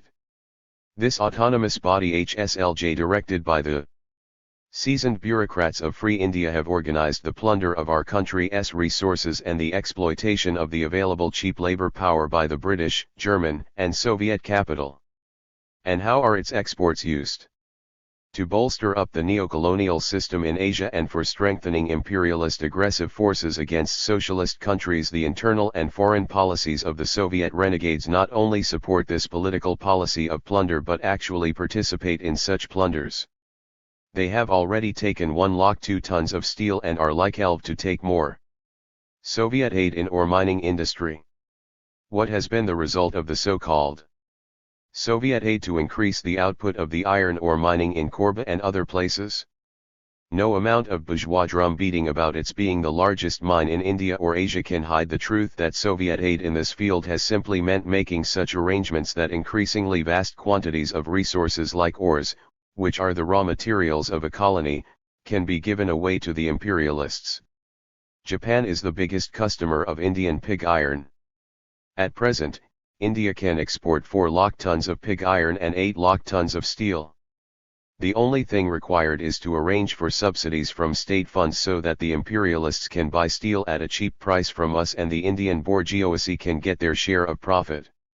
This is only another crafty device for plundering the wealth and labor power of the Indian people. The Soviet renegades and their Indian lackeys, the neo-revisionists, prettify this criminal loot and represent it as progress towards socialism. A more detailed investigation into the facts as to how the Indian state sector controlled by Thai bureaucracy serves as a contractor, a middleman of foreign imperialist and Soviet capital will clearly reveal the neo-colonial strongholds in Thai industrial and financial organizations of the Indian state. Marxist students of Indian economy will have to take up this task. Heavy machine building industry. Engineering Corporation in Ranchi. The neo-revisionists fraudulently claim that the Soviet aid to the Ranchi project will go a long way in fulfilling India's needs for machine building machines party program, PARA. 2029. True to their revisionist nature, they have avoided any discussion regarding the policy pursued in the case of the Ranchi project. We find that Mahindra and Mahindra, the monopoly industrialists and monopoly producers of Jeep cars in India, are the sole agents of the lathes produced by the Heavy Engineering Corporation at Ranchi. What does it mean? It means that the Soviet aid given at the state level goes to fatten the big Indian bourgeoisie. Mahindra and Mahindra are also agents for importing lathes and other machineries from the Soviet Union. Another such agent is Karamchand Thapar, who ranks third among the powerful group of man-aging agencies in India. Does not this fact confirm our above conclusion? The Soviet revisionists thought it best to fatten the big bourgeoisie and gave the agency to them instead of to the state trading corporation. Electricity generator industry. Take, for instance, the case of the Nivelle Power Project in Madras. The electricity generator here serves to provide electric light to about 70% of villages in Tamil Nadu. That is good. But what about the power-driven irrigation pumps run by this electricity? More than half of the total number of power-driven irrigation pumps in the country have been installed in Tamil Nadu alone and are run by electricity. It is a patent fact that poor or middle peasants are quite unable to purchase such pumps, which cost from 2,500 to 3,000 rupees each. Only the rich peasants and the government can afford to have the pumps. What does this mean? It is an attempt to increase agricultural production by helping the rich peasants to grow richer. In other words, the Soviet aid here serves no other purpose than thwarting the development of agrarian revolution. But our neo-revisionist clique creates and preaches the myth that the Ranchi project and all other Soviet-aided projects serve to diminish our dependence on others. By acting like this, they are simply upholding and praising the Soviet revisionists. If we consider the question of power-generating industry as a whole, we will see that the Soviet aid in this field clearly serves to benefit and develop widely the middle bourgeoisie. All this springs from the fact that the present Soviet revisionist ruling clique is pursuing a bourgeois counter-revolutionary policy. Every communist knows that after the October Revolution the bourgeoisie of the colonies and semi-colonies were unable to lead the bourgeois democratic revolution. But the Soviet renegades preach the false theory that the bourgeoisie of such countries are still capable of leading the peasantry. When the neo-revisionists talk about improving the living conditions of the peasantry in the present setup, they merely betray themselves as peddlers of this false theory. They are nothing but bourgeois gentlemen who don the mask of a communist in order to peddle the counter-revolutionary revisionist theories which their Soviet mentors cook up. While the dang elts clamor for 100 suratgars, the neo-revisionists modestly restrict their propaganda to such things as fertilizer, seeds, and bombasts about distributing land to the peasants according to law. Both make sure that dangerous talks about overthrowing feudalism do not find any place in their political vocabulary. There is nothing surprising, therefore, that the neo-revels lowest leading clique of the CPI should ignore the class interests of the oppressed peasantry and indirectly approve and endorse the reactionary nature of Soviet aid which, in the final analysis, strengthens the reactionary classes and serves to put obstacles in the path of development of class revolution. The neo-revisionists and the Soviet revisionists are birds of the same stock. This is why the neo-revisionist leading clique so jubilantly sings the praise of Soviet aid. Here we are considering only trade with the Soviet Union and not with the East European countries of the Soviet bloc. The total amount of imports from the Soviets during the period 1961 to 62 to 1965 was 291.04 rupees crores and the exports from India to that country during the period amount to 251.92 rupees crores. Not much, one would say, considering the period of about 4 years and a half. Recently an agreement has been signed to push up the annual trade turnover considerably. What is the nature of this Indo-Soviet trade? The following items are purchased by the Soviet Union according to the recent agreement signed: leather, cashew nuts, raw jute, oil cakes, seeds, shoes, cotton goods, tea, steel materials. The trade journal published by the Commerce Ministry gives these facts in details. The journal gives the information that in pursuance of a decision taken on June 2, duty on jute and various jute goods was reduced in the interest of long-term trade with the Soviet Union and the East European countries of the Soviet bloc. The reductions were 300 rupees per bale in the case of jute carpet backing and special jute. 30.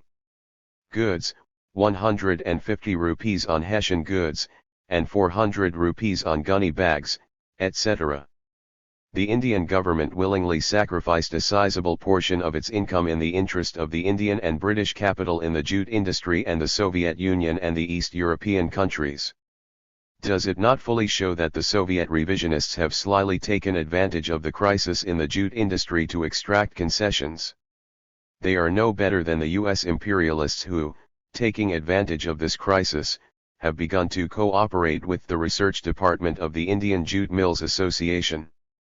One cannot fail to notice how the Soviet revisionists and the US imperialists make a common cause with the Indian and British capital to save India's jute industry. Like a pack of hungry wolves, all of them are sucking the blood of the Indian people and take every opportunity to exploit India's cheap labor power. The Soviet revisionists are a major exploiter of the Indian people. In accordance with the government decision of May 2, 1967, the India government bears the burden of a subsidy amounting to 10 to 20% of the export prices of iron and steel. It means that the India government, in order to satisfy the demands of the Soviet revisionists, has agreed to sell iron and steel to them at a price lower than the normal. To fill in the gap, money is poured from the state funds collected by imposing unbearable burdens on the people. Through this maneuver of artificial lowering of the export prices, the Soviet revisionists have managed to extort a profit worth tens of crores of rupees from India in their deals for purchase of jute goods, steel, and rails. For the neo-revisionist clique of the CPI, all this plunder of the Indian people by the Soviet revisionists is quite good and socialist in nature. Poor lackeys of Soviet revisionists and Indian villas symbolize change in Yugoslavia's policy, says NYT. Headline from the NY Times Belgrade, August 17. Some 20,000 new villas on the Adriatic coast of Yugoslavia stand as a symbol of the profound transformation of this country's economic system into something that looks a great deal like capitalism. A sector of the economy is operated under private enterprise and has been profitable enough for those villas to be built and for some accounts to be placed in Swiss banks. Diamond suit Yugoslav enterprises are selling bonds to raise capital as well as going to their local commercial banks. One big auto manufacturer offered its bondholders the right to advance on the waiting list for new cars. The reformers believe that now is the time to increase, not reduce, incentives, so that actionaries as they are charged by their masters with the job of proving before the people that the neocolonial socialist plunder by the Soviet revisionists is fundamentally different from the plunder by the US imperialists. Purchase of hide, leather, etc. India has the responsibility to supply hides and leather to her masters, Britain, West Germany, USA, and the Soviet Union. Since the agreement signed with the Bell Mission, the US imperialists have been taking hides, etc., along with other things from India. The Soviet Union is doing the same. But there is no way to find out what price each of these countries pays for the raw hide and leather. The journal Trade and Industry gives the export prices of all other goods except those of hide and leather, though the import price of each piece of hide is given. The journal gives lists of export agreements signed with the USA and the Soviet Union. Many of the items exported to these two countries are the same.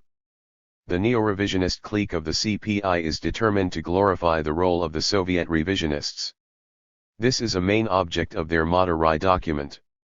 They try to conceal the undeniable fact that, like all other imperialists, the Soviet revisionist clique is committing grave crimes against the interests of the people of colonies and semi-colonies and plundering the cheap labor power of our country.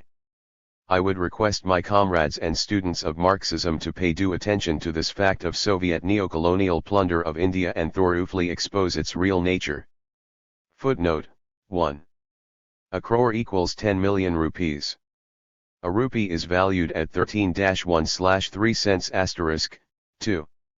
A lakh equals 100,000.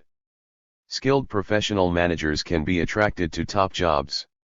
The New York Times, semi-official organ of U.S. imperialism, cannot conceal its enthusiasm for the reforms being carried out by Tito, whom the Vanguard terms the world's richest red. When asked about this, a U.S. economist who recently returned from Yugoslavia agreed and then went on to add, "While driving around the countryside, we spied an especially well-tended, impressive, and carefully guarded villa, which our guide told us was one of Tito's many villas. Somehow it looked familiar to me, although I had never been to Yugoslavia before. Then it dawned on me, this mountain retreat was almost an exact duplicate of Hitler's Berchtesgaden.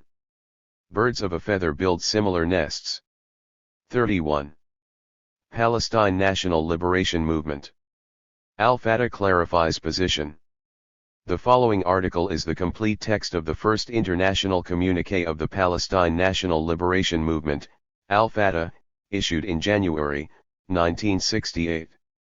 Al-Fatah stated that the following press release is issued in order to clarify its stand vis-a-vis the Israeli occupation forces and enlighten world public opinion as to the present dimensions of its struggle for the liberation of Palestine. WR reprints this document because several readers inquired about Al-Fatah's position. The Palestine Revolutionary Liberation Movement, in this first general international communiqué to the world press, wishes to clarify certain misunderstandings concerning its operations and the nature of the struggle now being waged by the Arab Palestinian people against the Israeli invader.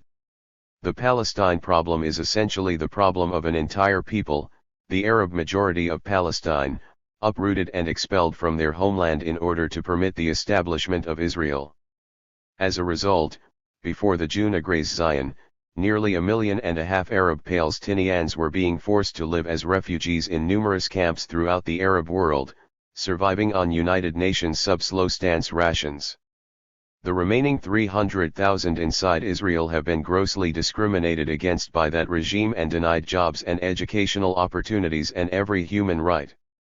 For 2 decades Israel has denied the Arab refugees continual requests to return to their land. At first the expelled, suffering Palestinian people looked to the United Nations to resolve their tragedy. However, in 20 years this international organization has failed to resolve their problem. Moreover, its many resolutions stating that refugees should be allowed to return to their country or receive compensation were never implemented. All this time, Israel continued to elaborate and perfect its expansionist plans. These were expressed in the 1956 Tripartite aggression when Israel occupied Sinai arid the Gaza Strip for 4 months in defiance of the UN's admonition to withdraw. They were revealed beyond a doubt once again after the June aggression when Israel occupied and boasted of its unlawful annexation of the western bank of the Jordan River, the Gaza Strip, the southern portion of Syria and the Holy City of Jerusalem in defiance of all international law and in complete contempt of the Charter of the United Nations, the Geneva Conventions and the Declaration of Human Rights. Today the United Nations has revealed its inability to impose a just solution to the Palestinian tragedy, by failing to reach an agreement concerning the withdrawal of the aggressor from the occupied territories. It must be admitted that over the years several Arab leaders have exploited the Palestine problem for their own benefit. Moreover, the successive Arab summit conferences have failed to give the Palestinian people their due support. Similarly, it must be acknowledged that the PLO headed by Ahmed Shaqalri failed to liberate Palestine. Although progressive Palestinian elements genuinely wanted the latter organization to represent the Palestinian people, certain reactionary forces tried to use it to dominate the Palestinians. Today the PLO, this pseudo-liberation organization, is no longer playing any significant role in the liberation of Palestine. The reason being that it did not spring from the masses themselves but was artificially imposed from above. The suffering and frustration of the Palestinian people over the years gave rise to a new, truly popular dynamic Palestinian liberation movement which expressed the people's revolt against the Israeli invader. Al-Fatah, which was forced to operate clandestinely in the occupied land, began in 1965 to carry out overt guerrilla operations sabotaging Israeli military and strategic installations in order to weaken and unnerve the oppressor who was threatening out people's very existence as a nation as well as menacing the entire Arab world. Until the June 1967 Aggressive, these operations, which received immediately the enthusiastic support of the Palestinian Arabs throughout the Arab world, had to be waged from outside. However, the Six-Day War and the catastrophic effects it had on 32. The entire Palestinian population inside and outside Israel brought about new conditions in their struggle to liberate their homeland. Ironically enough, due to the new borders which Israel now claims for itself, the Palestinians found themselves confronting a common Zionist enemy entirely within the territorial boundaries of former Palestine. Moreover, the fascist-type repression which Israel began to implement against the Arab inhabitants after the ceasefire engendered a resistance movement similar to that in Vietnam. This popular rebellion against repression is being admitted by Israel. Its proportions and concrete manifestations can no longer be ignored or denied by Israeli spokesmen. Immediately after the aggression, Al-Fatah began clandestinely organizing the Arab people in the newly occupied as well as formerly occupied territories and encouraged them to have confidence in their own ability to liberate their homeland. Led by their vanguard, the Palestine National Liberation Movement, they are now resisting a vastly superior militarily enemy in their midst by every means at their disposal: strikes, non-cooperation, boycotts of Israeli goods, denunciation of repressive measures and annexations, etc. Under Al-Fatah's coordination, political and religious personalities have refused to implement the enemy's decrees, teachers are refusing to reopen the schools and school children are staying away from classes so long as their homeland is dominated by this hostile power. During this post-aggression period, Al-Fatah's armed wing, Al-Asafah, has also been intensifying its military and sabotage operations against Israeli installations including military camps and stores, electric power plants and railways in order to undermine the enemy's economy and weaken its ability to dominate our people. Israel's industrial plants, printing presses, administrative centers and paramilitary kibbutzim now being implanted in the newly occupied zones are also being attacked by Al-Fatah's commandos, causing great damage and casualties and increasing tension in Israel. Our people have realized that no other course is open to them if they are not to live in slavery. The occupation of all Palestine by Israel made possible one of Al-Fatah's most important long-range objectives, the transference of all its military bases into the occupied homeland. This transference has now been completed. From these many well-hidden, well-stocked bases, Palestinian commandos, most of them dedicated peasants and students, are now operating dozens of times daily throughout the old and newly occupied areas. No part of Israel, no Israeli installation, no Israeli target is out of their reach, and that regime may henceforth expect the steadily increasing disruption of its colonialist existence in the weeks and months to come. This undermining of the Israeli Zionist existence will continue until Palestine has been restored to its rightful owners, the Palestine Arabs, who have lived on this land alongside the Jewish minority uninterruptedly for 4,000 years. Al-Fatah, the Palestine National Liberation Movement, wishes to point out, however, that its operations, which today enjoy the support of the entire Palestinian people, are in no way aimed at the Jewish people as such, with whom they lived in harmony in the past for so many centuries. Nor does it intend to push them into the sea. This resistance and the liberation movement Al-Fatah is coordinating is aimed solely at the Zionist military fascist regime, which has usurped our homeland and expelled and repressed our 2 million people, condemning them to a life of destitution and misery. Al-Fatah also wishes to correct once and for all the Zionist insinuation that this terrorist movement is inspired and directed from outside by such countries as Syria, Jordan, and Algeria. Under the conditions existing in the Middle East today, no such foreign-imposed movement could long survive, for it would soon be rejected by the people. On the other hand, the Palestinian People's Liberation Movement has arisen out of their desperate frustration and deep aspirations for liberty, justice, and dignity in their own self-administered historical homeland. To this it owes its strength. The world should recall that those who have suffered most of all from the Israeli existence for the last 2 decades are the Palestinian people. And the world should note that those who are today taking up arms to engage wholeheartedly, unitedly and courageously in combating the brutal Israeli oppressor in guerrilla warfare, under the leadership of Al-Fatah, are the Palestinian people. Their reaction to the napalm bombings, strafings, evictions, summary executions, plundering, brutality, imprisonment, desecration violations and countless other crimes of fascist Israel in recent months has been this spontaneous people's armed upsurge in defense of their dignity and their usurped rights. The movement Al-Fatah is leading is the organized expression of this people's liberation struggle, whose counterparts are to be found throughout the world, wherever fascist and imperialist aggression is being waged, in Vietnam, South Africa, Angola, Bolivia, or elsewhere. In occupied Palestine as in these countries, the humble, ordinary subjugated people are taking up arms in self-defense and for the eventual liberation of their homeland. 33. Today, the Arab people of Palestine have decided to take their destiny into their own hands. Today, with arms and courage, they are restoring their own lost dignity.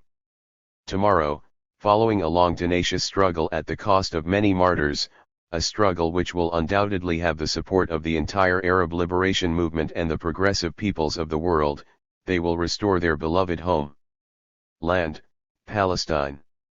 Al-Fatah and the entire Palestinian people wholly believe in their just cause and their ultimate victory. And they also know that on the day the flag of Palestine is hoisted over their freed, democratic, peaceful land, a new era will begin in which the Palestinian Jews will again live in harmony, side by side with the original owners of the land, the Arab Palestinians. Israeli M.P.S. Mead. Fascist South African officials. From the Azania News, organ of the Pan-African Congress SA, July 11, 1968, entitled Birds of a Feather. 2 Israeli M.P.S. flew back home this week after a 4-week goodwill tour of South Africa, during which they discussed with top government officials the re-establishment of closer diplomatic ties between the two countries. The outcome of the talks is being kept secret, but the M.P.S. are clearly pleased with the way things have gone. In Cape Town, the Israelis met the Minister of Foreign Affairs, Dr. Muller, the Minister of Finance, Dr. Diederichs, the Minister of Justice, Mr. Pelzer, the Minister of Agriculture, Mr. Oos, and the Deputy Minister of Bantu Affairs, Mr. Kutsi. In a statement when they arrived here, the M.P.S. said, "The national interest of Israel demands that we apply the principle of reciprocity in foreign relations. It is therefore in Israel's interests that South Africa establish diplomatic representation in Israel and that Israel's ambassador to South Africa be reinstated. Before leaving this week they said of their talks with politicians in Cape Town, "We acquaint them with the efforts of the Israel-South Africa Friendship League to promote understanding in influential circles in Israel, of the need for closer relations between our two countries and mutually beneficial endeavor in many fields political, economic, and cultural. All welcomed our goodwill mission and reciprocate our sentiments." ASAFA increases guerrilla activities. The following news dispatch of Sinhua, September 21, 1968 indicates the increased guerrilla activities of ASAFA, the military arm of Al-Fatah. The hard-hit Israeli aggressors have been carrying out rabid repression against the Arab people in the occupied areas. The Israeli authorities and Zionists have made wanton arrests, looting, and smashing up Arab shops and massacring the Arab inhabitants, particularly in Jerusalem, Gaza, Hebron, and Khan Yunis, where the guerrillas have been constantly making raids. But the enemy suppression has only aroused more bitter hatred among the Palestinian people. The Arab people residing in the Israeli-occupied areas often call strikes involving workers, students, and merchants, and in this way they carry on a struggle on another front in 34. Coordination with the guerrillas. The guerrillas' attacks on Jerusalem, Tel Aviv, Gaza, and other cities on the one hand and the strikes of Arab workers, students and merchants in these cities on the other have engulfed the enemy in the Sea of People's War. While commemorating the first anniversary of the June 5 war, the people in Gaza City waged a valiant struggle against the enemy. They not only went on strike and held large-scale demonstrations but also threw up barricades on the streets. In the schools, Palestinian students defended themselves from classroom to classroom. The armed struggle in Palestine enjoys wide support from the Palestinian people. The people in the enemy-occupied areas often provide food for the commandos, serve as guides for them and keep watch on the enemy. An increasing number of Palestinian youth have joined the commandos and are fighting bravely against the enemy.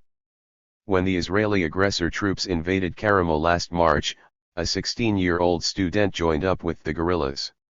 He declared that now that he has a gun, his only wish is to fight. An Arab source said that since the Israeli bombing of Assault last August, the people have been expressing their wish to take vengeance on the enemy with bayonets. A Western news agency revealed that the number of commandos has increased almost after every invasion launched by Israel.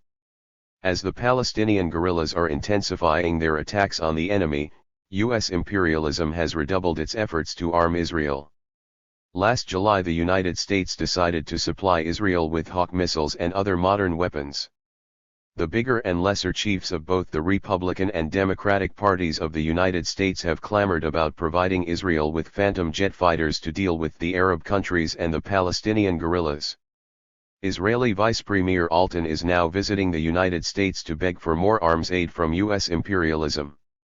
At the same time, U.S. imperialism and Soviet revisionism are colluding closely inside and outside the United Nations, peddling the fraud of a political solution. The former U.S. representative in the United Nations, George Ball, has recently proposed to the Security Council to send U.N.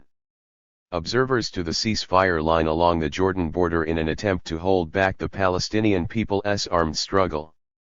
With the vigorous support of U.S. imperialism, Israel has been concentrating troops along the Suez Canal, the Jordan River and the Golan Heights in preparation for a new military adventure.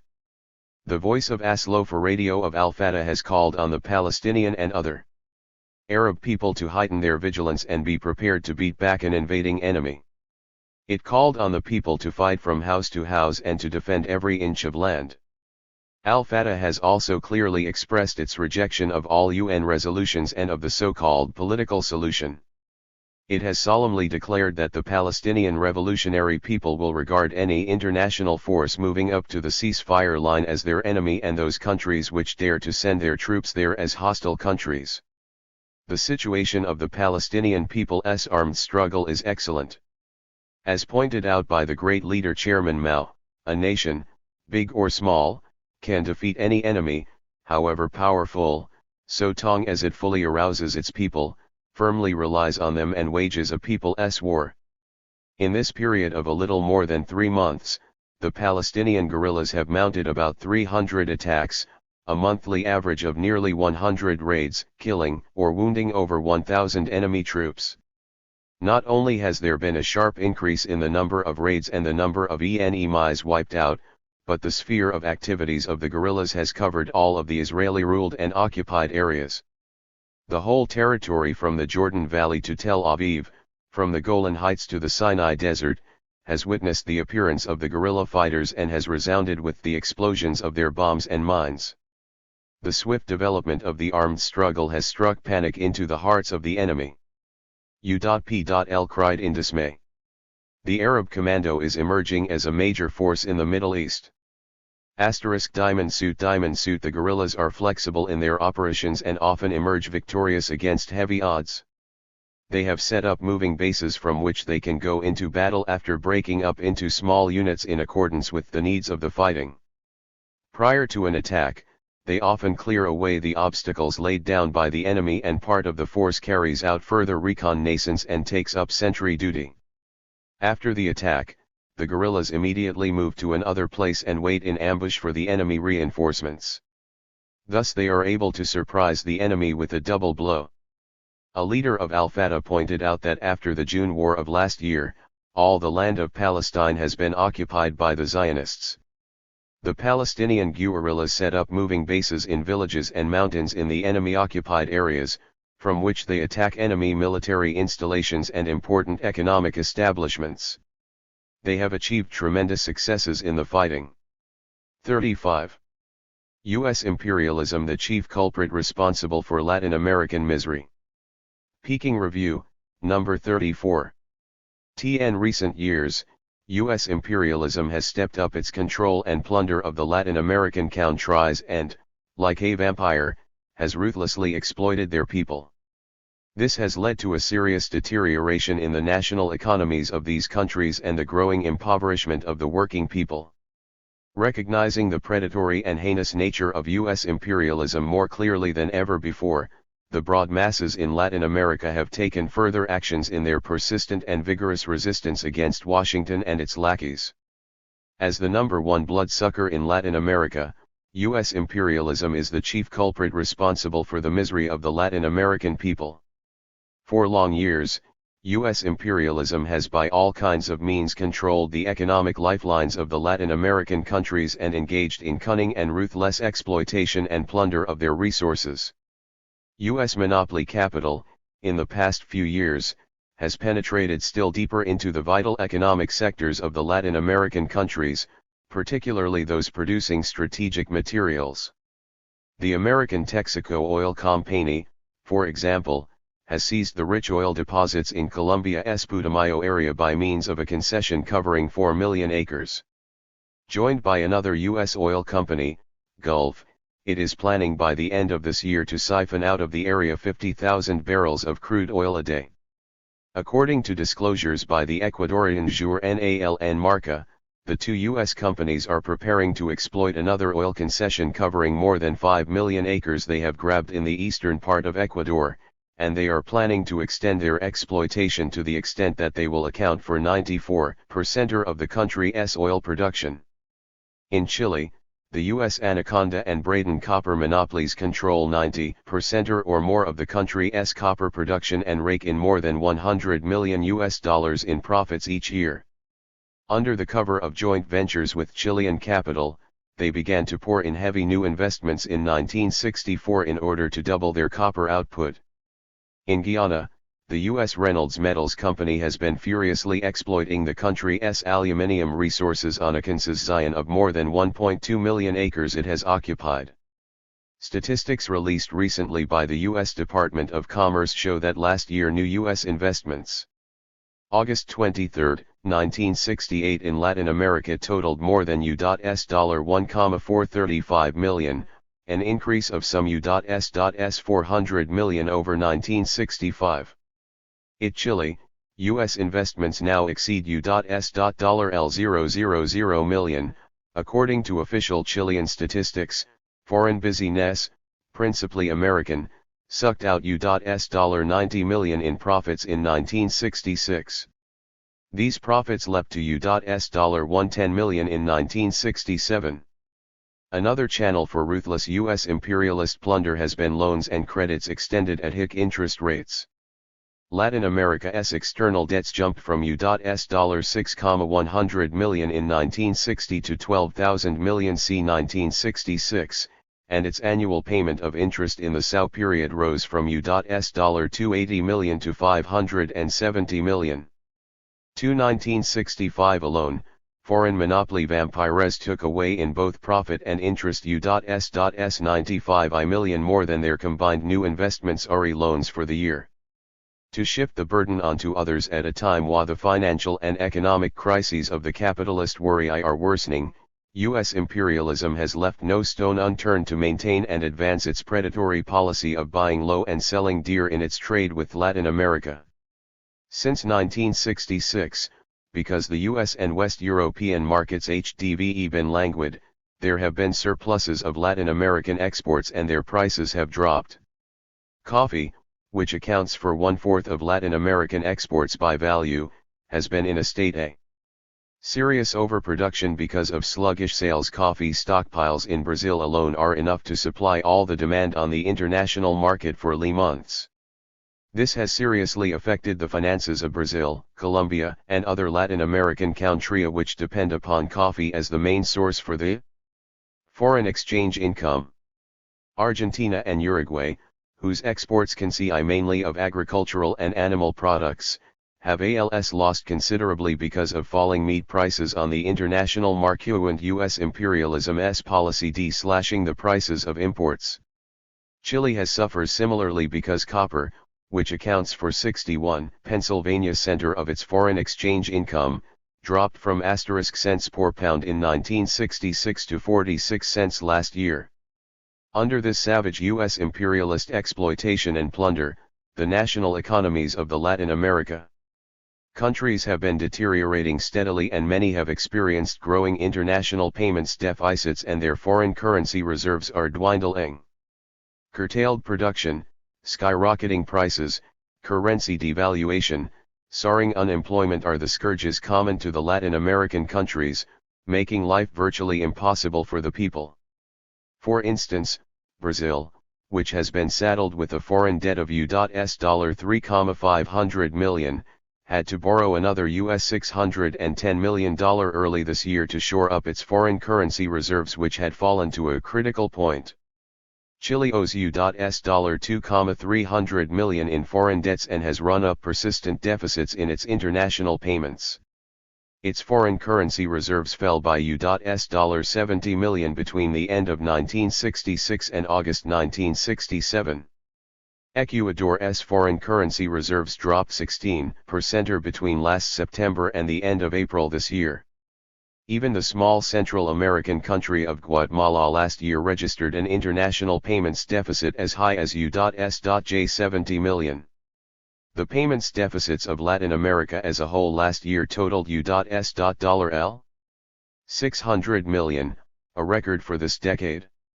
Meanwhile, in Argentina, which is ruled by a pro-US dictatorship, the cost of living rose 30% last year and 800,000 people, 10% of the working force, are unemployed. Its currency was devalued again in March last year by another 40%. Brazil's new currency, which was issued in February last year, was devalued 18.5% at the beginning of this year. Prices went up 14.1% by June and the budget deficit has reached $600 million. In Chile, the cost of living rose 26% last year. Between the beginning of this year and early July, Chile's currency was devalued 13 times. Last year the cost of living in Uruguay rose 136% and, according to a recent Uruguayan official report, there was in the first half of this year a further rise of 63.7%. The great teacher Chairman Mao has pointed out, imperialism has prepared the conditions for its own doom. These conditions are the awakening of the great masses of the people in the colonies and semi-colonies and in the imperialist countries themselves. Imperialism has pushed the great masses of the people throughout the world into the historical epoch of the great struggle to abolish imperialism. The mass struggles against dictatorship and U.S. imperialism that have erupted recently in Brazil, Uruguay, Argentina, Chile, Colombia, Ecuador, Venezuela, Bolivia, Peru, and some other Latin American countries are signs of the new awakening of the Latin American people. They are sure to rise in further struggles, mounting fiercer attacks on U.S. imperialism and its lackeys and striving to win new victories in their revolutionary struggle. Yankee imperialism over Brazil. Aboriginal Indians face genocide. Peking Review, number 34. If ARX, the founder of scientific socialism, showed in one capital that 18th century colonizers set a premium of £40 on every Indian scalp. Today, in the 1960s, the Yankee imperialists surpass all previous colonizers in violence and savagery. They kill, not by having heads cut off, but by bombing from the air and using other modern methods, such as administering deadly inoculations. This is how the Aboriginal Indians are being decimated in Brazil. Yankee imperialism, the most ferocious and ruthless enemy of the world's oppressed peoples and nations, has been engaging in genocide against the Indians with the help of the guerrillas, in order to seize their land and plunder the country's rich resources. Brazil is the largest country in the southern hemisphere.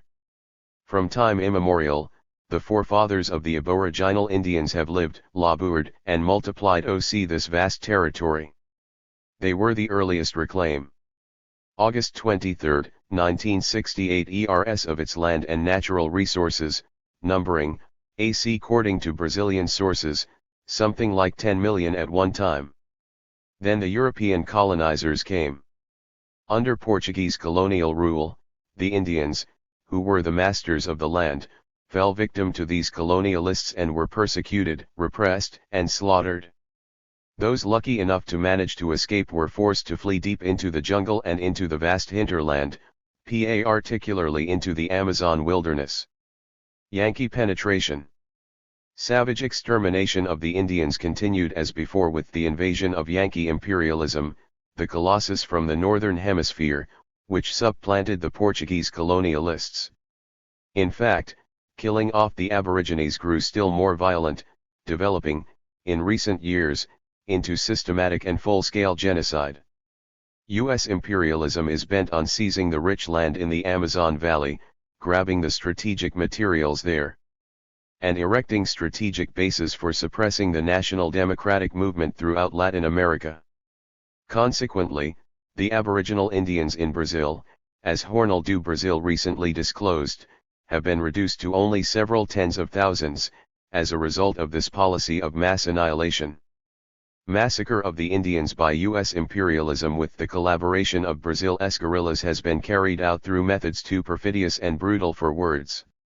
According to Brazilian press reports, the U.S. neocolonialists in the northern state of Pará used automatic rifles against the Aborigines *, burnt down their huts and then occupied their land. The Maxicolis tribe in the state of Minas Gerais was assaulted by what is known as a pistol band. In the state of Mato Grosso, the Yankee imperialists, aided and abetted by the local latifundists and big capitalists, sent military aircraft to ruthlessly bomb the Sintas Largas tribe. Wall Street's neocolonialists also resorted to various vicious ways of killing the Indians, with the killers coming in the guise of the Peace Corps and religious missions and under other newfangled names.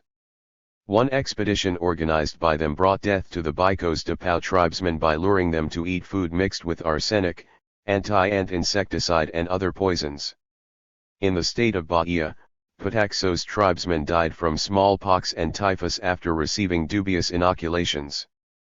Such mass killing has been most appalling in the vast expanses of Mato Grosso and Amazonas states, known for their abundant natural resources.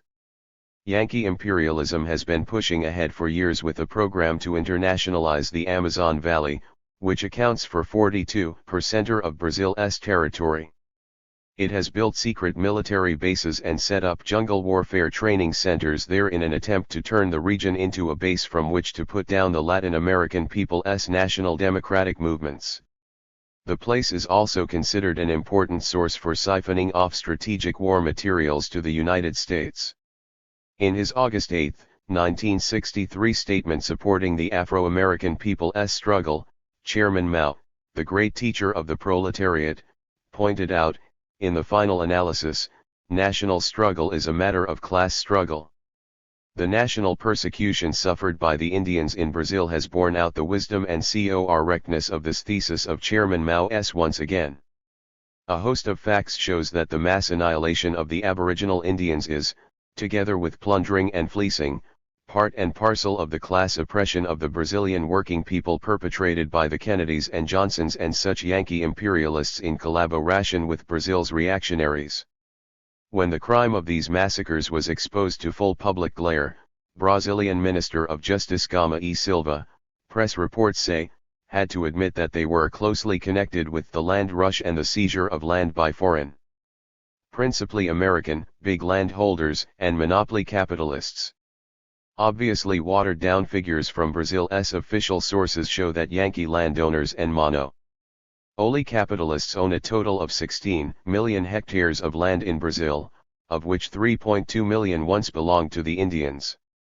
U.S. monopoly capitalist Rockefeller alone owns 531,000 hectares in Mato Grosso state, which is bigger than many countries in Europe, Africa, and the Middle East. Marcio Moreira Alves, a member of the Brazilian Chamber of Deputies, pointed out that 1/8 of the territory of Brazil has been bought or seized by foreigners, especially Americans. Formerly, there was an official institution known as the Indian Protection Service in Brazil.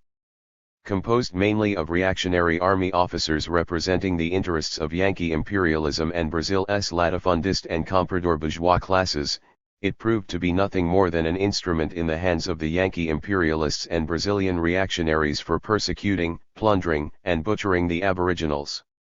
Indians attack Yankee cannibals. Confronted by murderous weapons, the Indians have valiantly resisted the Yankee imperialists and Brazilian reactionaries. In June of last year, for instance, Indians in the Amazon Valley, driven by extreme suffering and nursing an inveterate hatred for the enemy, attacked a U.S. military air base in the area with bows and poisoned arrows to strike back at their savage oppressors, the Yankee and Brazilian reactionaries. Stalin wrote, "Imperialism cannot live without violence and robbery, without bloodshed and shooting, that is the nature of imperialism." Utterly savage and completely unscrupulous, U.S. imperialism has amassed its huge wealth by plundering the American people and by piracy against other nations. The path along which U.S. imperialism has battened is crimson with blood. Apart from armed aggression, which is basic in its carrying out of aggression and expansion, U.S. imperialism pursues other vile and ruthless methods to oppress the people of the colonial and semi-colonial countries. Each and every American dollar raked in is thus gained at the cost of the blood of the oppressed people and nations. In butchering the Indians in Brazil at will, Yankee imperialism has incurred another debt of blood to the Latin American people. The people of the Latin American countries will not allow ravenous Yankee imperialism to go unpunished. A revolutionary storm is raging through Latin America today. The enslaved and hounded people on the continent will rise up to overthrow the colonial rule of Yankee imperialism and win genuine liberation. 38. Argentine Communists launch rectification campaign. No Transar. The official organ of the Argentine Communist vanguard, recently called on all its members and cadres to root themselves deeply among the masses of workers and peasants, so as to carry out the work of arousing the masses to fight for the victory of the revolution in Argentina. The call was made in an article on the rectification campaign within the Communist vanguard. The following article, as reported by Xinhua news agency, is reprinted here with some minor deletions by Wr. In 1967, the Communist vanguard made the workers and peasants the center of its activities, and has thus facilitated the close integration of the revolutionary intellectuals and the whole party with the masses of workers and peasants, and has developed a flesh and blood relationship with them. At the same time, the perspective of the preparation for People's War has become the principal aspect of the concentration of the party. These two events were the most positive of all our experiences during the past year. The Argentine Communist vanguard has launched a rectification campaign against the adventurist and putschist trends in the party. Such erroneous ideas were manifested fundamentally in belittling the masses, belittling the role of mass struggle in the process of preparation for armed struggle, and belittling the leading role of the proletariat in the new democratic revolution. Consequently, this caused us to become separated from the masses and from their most immediate demands, and thus we became estranged from their struggle. This finally led in actuality to the neglect of policy and tactics. Purely military ideas were dominant for a time, ideas which attempted to replace the mass movement with the actions of armed groups divorced from the masses. These ideas were really very harmful to our organization. The article also indicated that the concrete methods of the rectification campaign were to study Mao Zedong's thought, to make a self-critical analysis of the tasks of the organization, and to work out the political line and the program of activity on the different fronts under the new orientation which guides our activities. As Chairman Mao said, opposition and struggle between ideas of different kinds constantly occur within the party. This is a reflection within the party of contradictions between classes and between the new and the old in society. If there were no contradictions in the party and no ideological struggles to resolve them, the party's life would come to an end. The article continued, "We stand for positive ideological struggle, because it is a weapon which guarantees the internal unity of the party on the basis of principle, and because it is beneficial to our battle against the pro-US dictatorship and imperialism." It added that rectification campaign being carried out removed from the communist vanguard the putschist and adventurist ideas, and had given the comrades new vigor and impetus to continue along the road which was adopted in 1967, the road of going to the masses. This rectification campaign has served and is serving to reaffirm our principled stand in the political field, which we are continuing to maintain as correct. We continue to affirm that the only way to come to power is by violent means, and that without a people's army led by the Communist Party it is impossible to maintain a prolonged struggle which will bring final defeat to imperialism and its local allies in our country. We continue to believe firmly that it is indispensable to build a party armed with Mao Zedong's thought, the Marxism-Leninism of our era, a party composed of the vanguard of proletariat, closely linked with the masses, having a profound understanding of the reality of our country and the history of class struggle, capable of forming the broadest united front to fight against the principal enemy, and capable of preparing people's war and carrying it through to final victory. We are more convinced than ever of the correctness of the strategy of People's War, and of the road of encircling the cities from the countryside, establishing solid rural base areas from which to eventually capture the imperialist bastions one by one.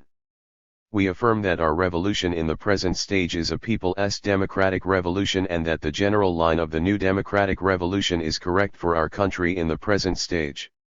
39. The development of Puerto Rican art. By Juan Antonio Carrettier.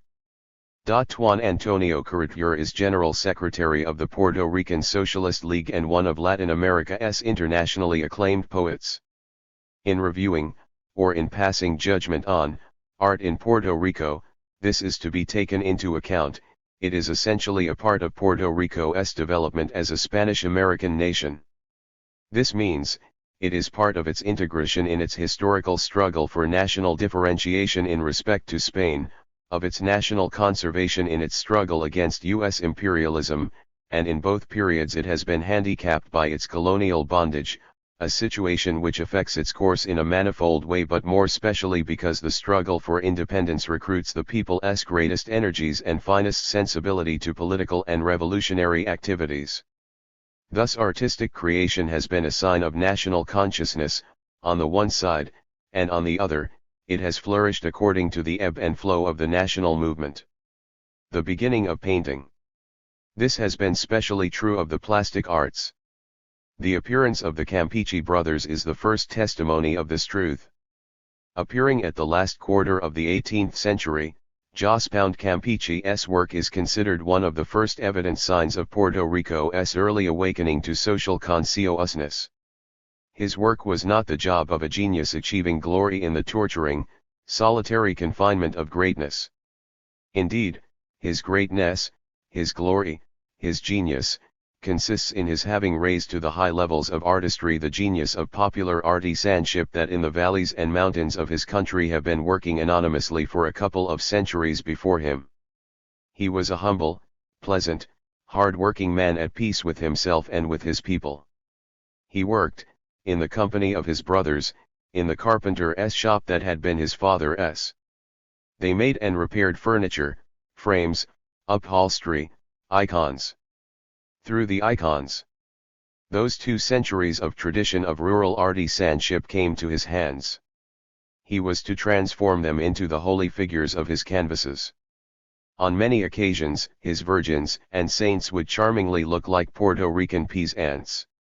Although in a later date he was for a very short time benefited by the compulsory visit to Puerto Rico of Luis Parrot, a Spanish painter of note, he was fundamentally self-taught. He even had to prepare his own paints, out of raw materials of plants.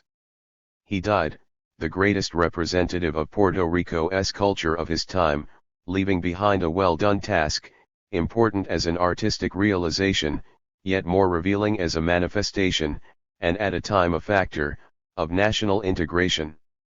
The paintings of Aller. In 1833 the greatest Puerto Rican painter of all times, Francisco Aller, was born. His genius was to flourish at the time in which the Lares insurrection having defined Puerto Rico's nationhood, the country enters a period of unprecedented social advance in every aspect of bourgeois development. Aller himself was the child of a well-to-do family. His artistic formation was naturally quite different from that of his great predecessor. Unlike Campeche, who never left his native land, never saw a museum, Aller traveled greatly through Europe. He studied both in Madrid and in Paris, where he was a disciple of Courbet and Couture, and, at the Atelier Suisse, a friend and comrade of Cézanne, Pissarro, and Guillaume. In a letter to Pissarro, Cézanne writes about 2 paintings by Aller that he is to take to Toselon. He has seen one of them and considers it to be very good. Aller painted landscapes, still lives, beggars, beautiful ladies, healthy peasants, workers, revolutionaries, folk scenes and gatherings, canvases as large as Courbet's most famous. His works can be found from the Louvre and 40. Above, Lorenzo Homar's El Obispo de Ponce from the Plena portfolio. Below, Rafael Tufano, also from the Plena portfolio. Above left, José Aralicia's Albizu Campos. Above right, José Campeche's portrait of Governor Usturiz, a detail showing street scene in San Juan at the end of the 18th century. Below, Carlos Raquel Rivera's Maria Alta. The Palacio Real in Madrid to the Ateneo Puertorriqueño and the museum in the University of Puerto Rico, plus private collections here, in Spain, France, and some other Latin American countries. But Francisco Aller is by much a greater man than he was a great painter. Living through the last years of the slave-worked sugarcane hacienda regime, his work does not only represent a higher stage of Puerto Rico's culture, and, as such, an affirmation of his country's right to independence. His was also an art of denunciation, protest, and hope. He was as much of an iconoclast as Campeche had been a traditionalist. Always a realist, in paintings as El Maestro Rafael he denounced the backwardness of education in the colony. His mastery of light, his capacity as a painter of personalities, is at his highest in this magnificent portrait of our great black teacher, Maestro Rafael Cordero, giving his wisdom to a group of children who in the years to come were to be the founders of Puerto Rico's literature and historical scholarship. So he united in a single whole his protest against colonial rule and his unbreakable faith in the nation's destiny. A monumental exercise in composition and drama, El Velorio, his largest and most controversial canvas, is also his hypercritical version of a child wake in rural Puerto Rico, and brought against him the long restrained condemnation of the Catholic Church.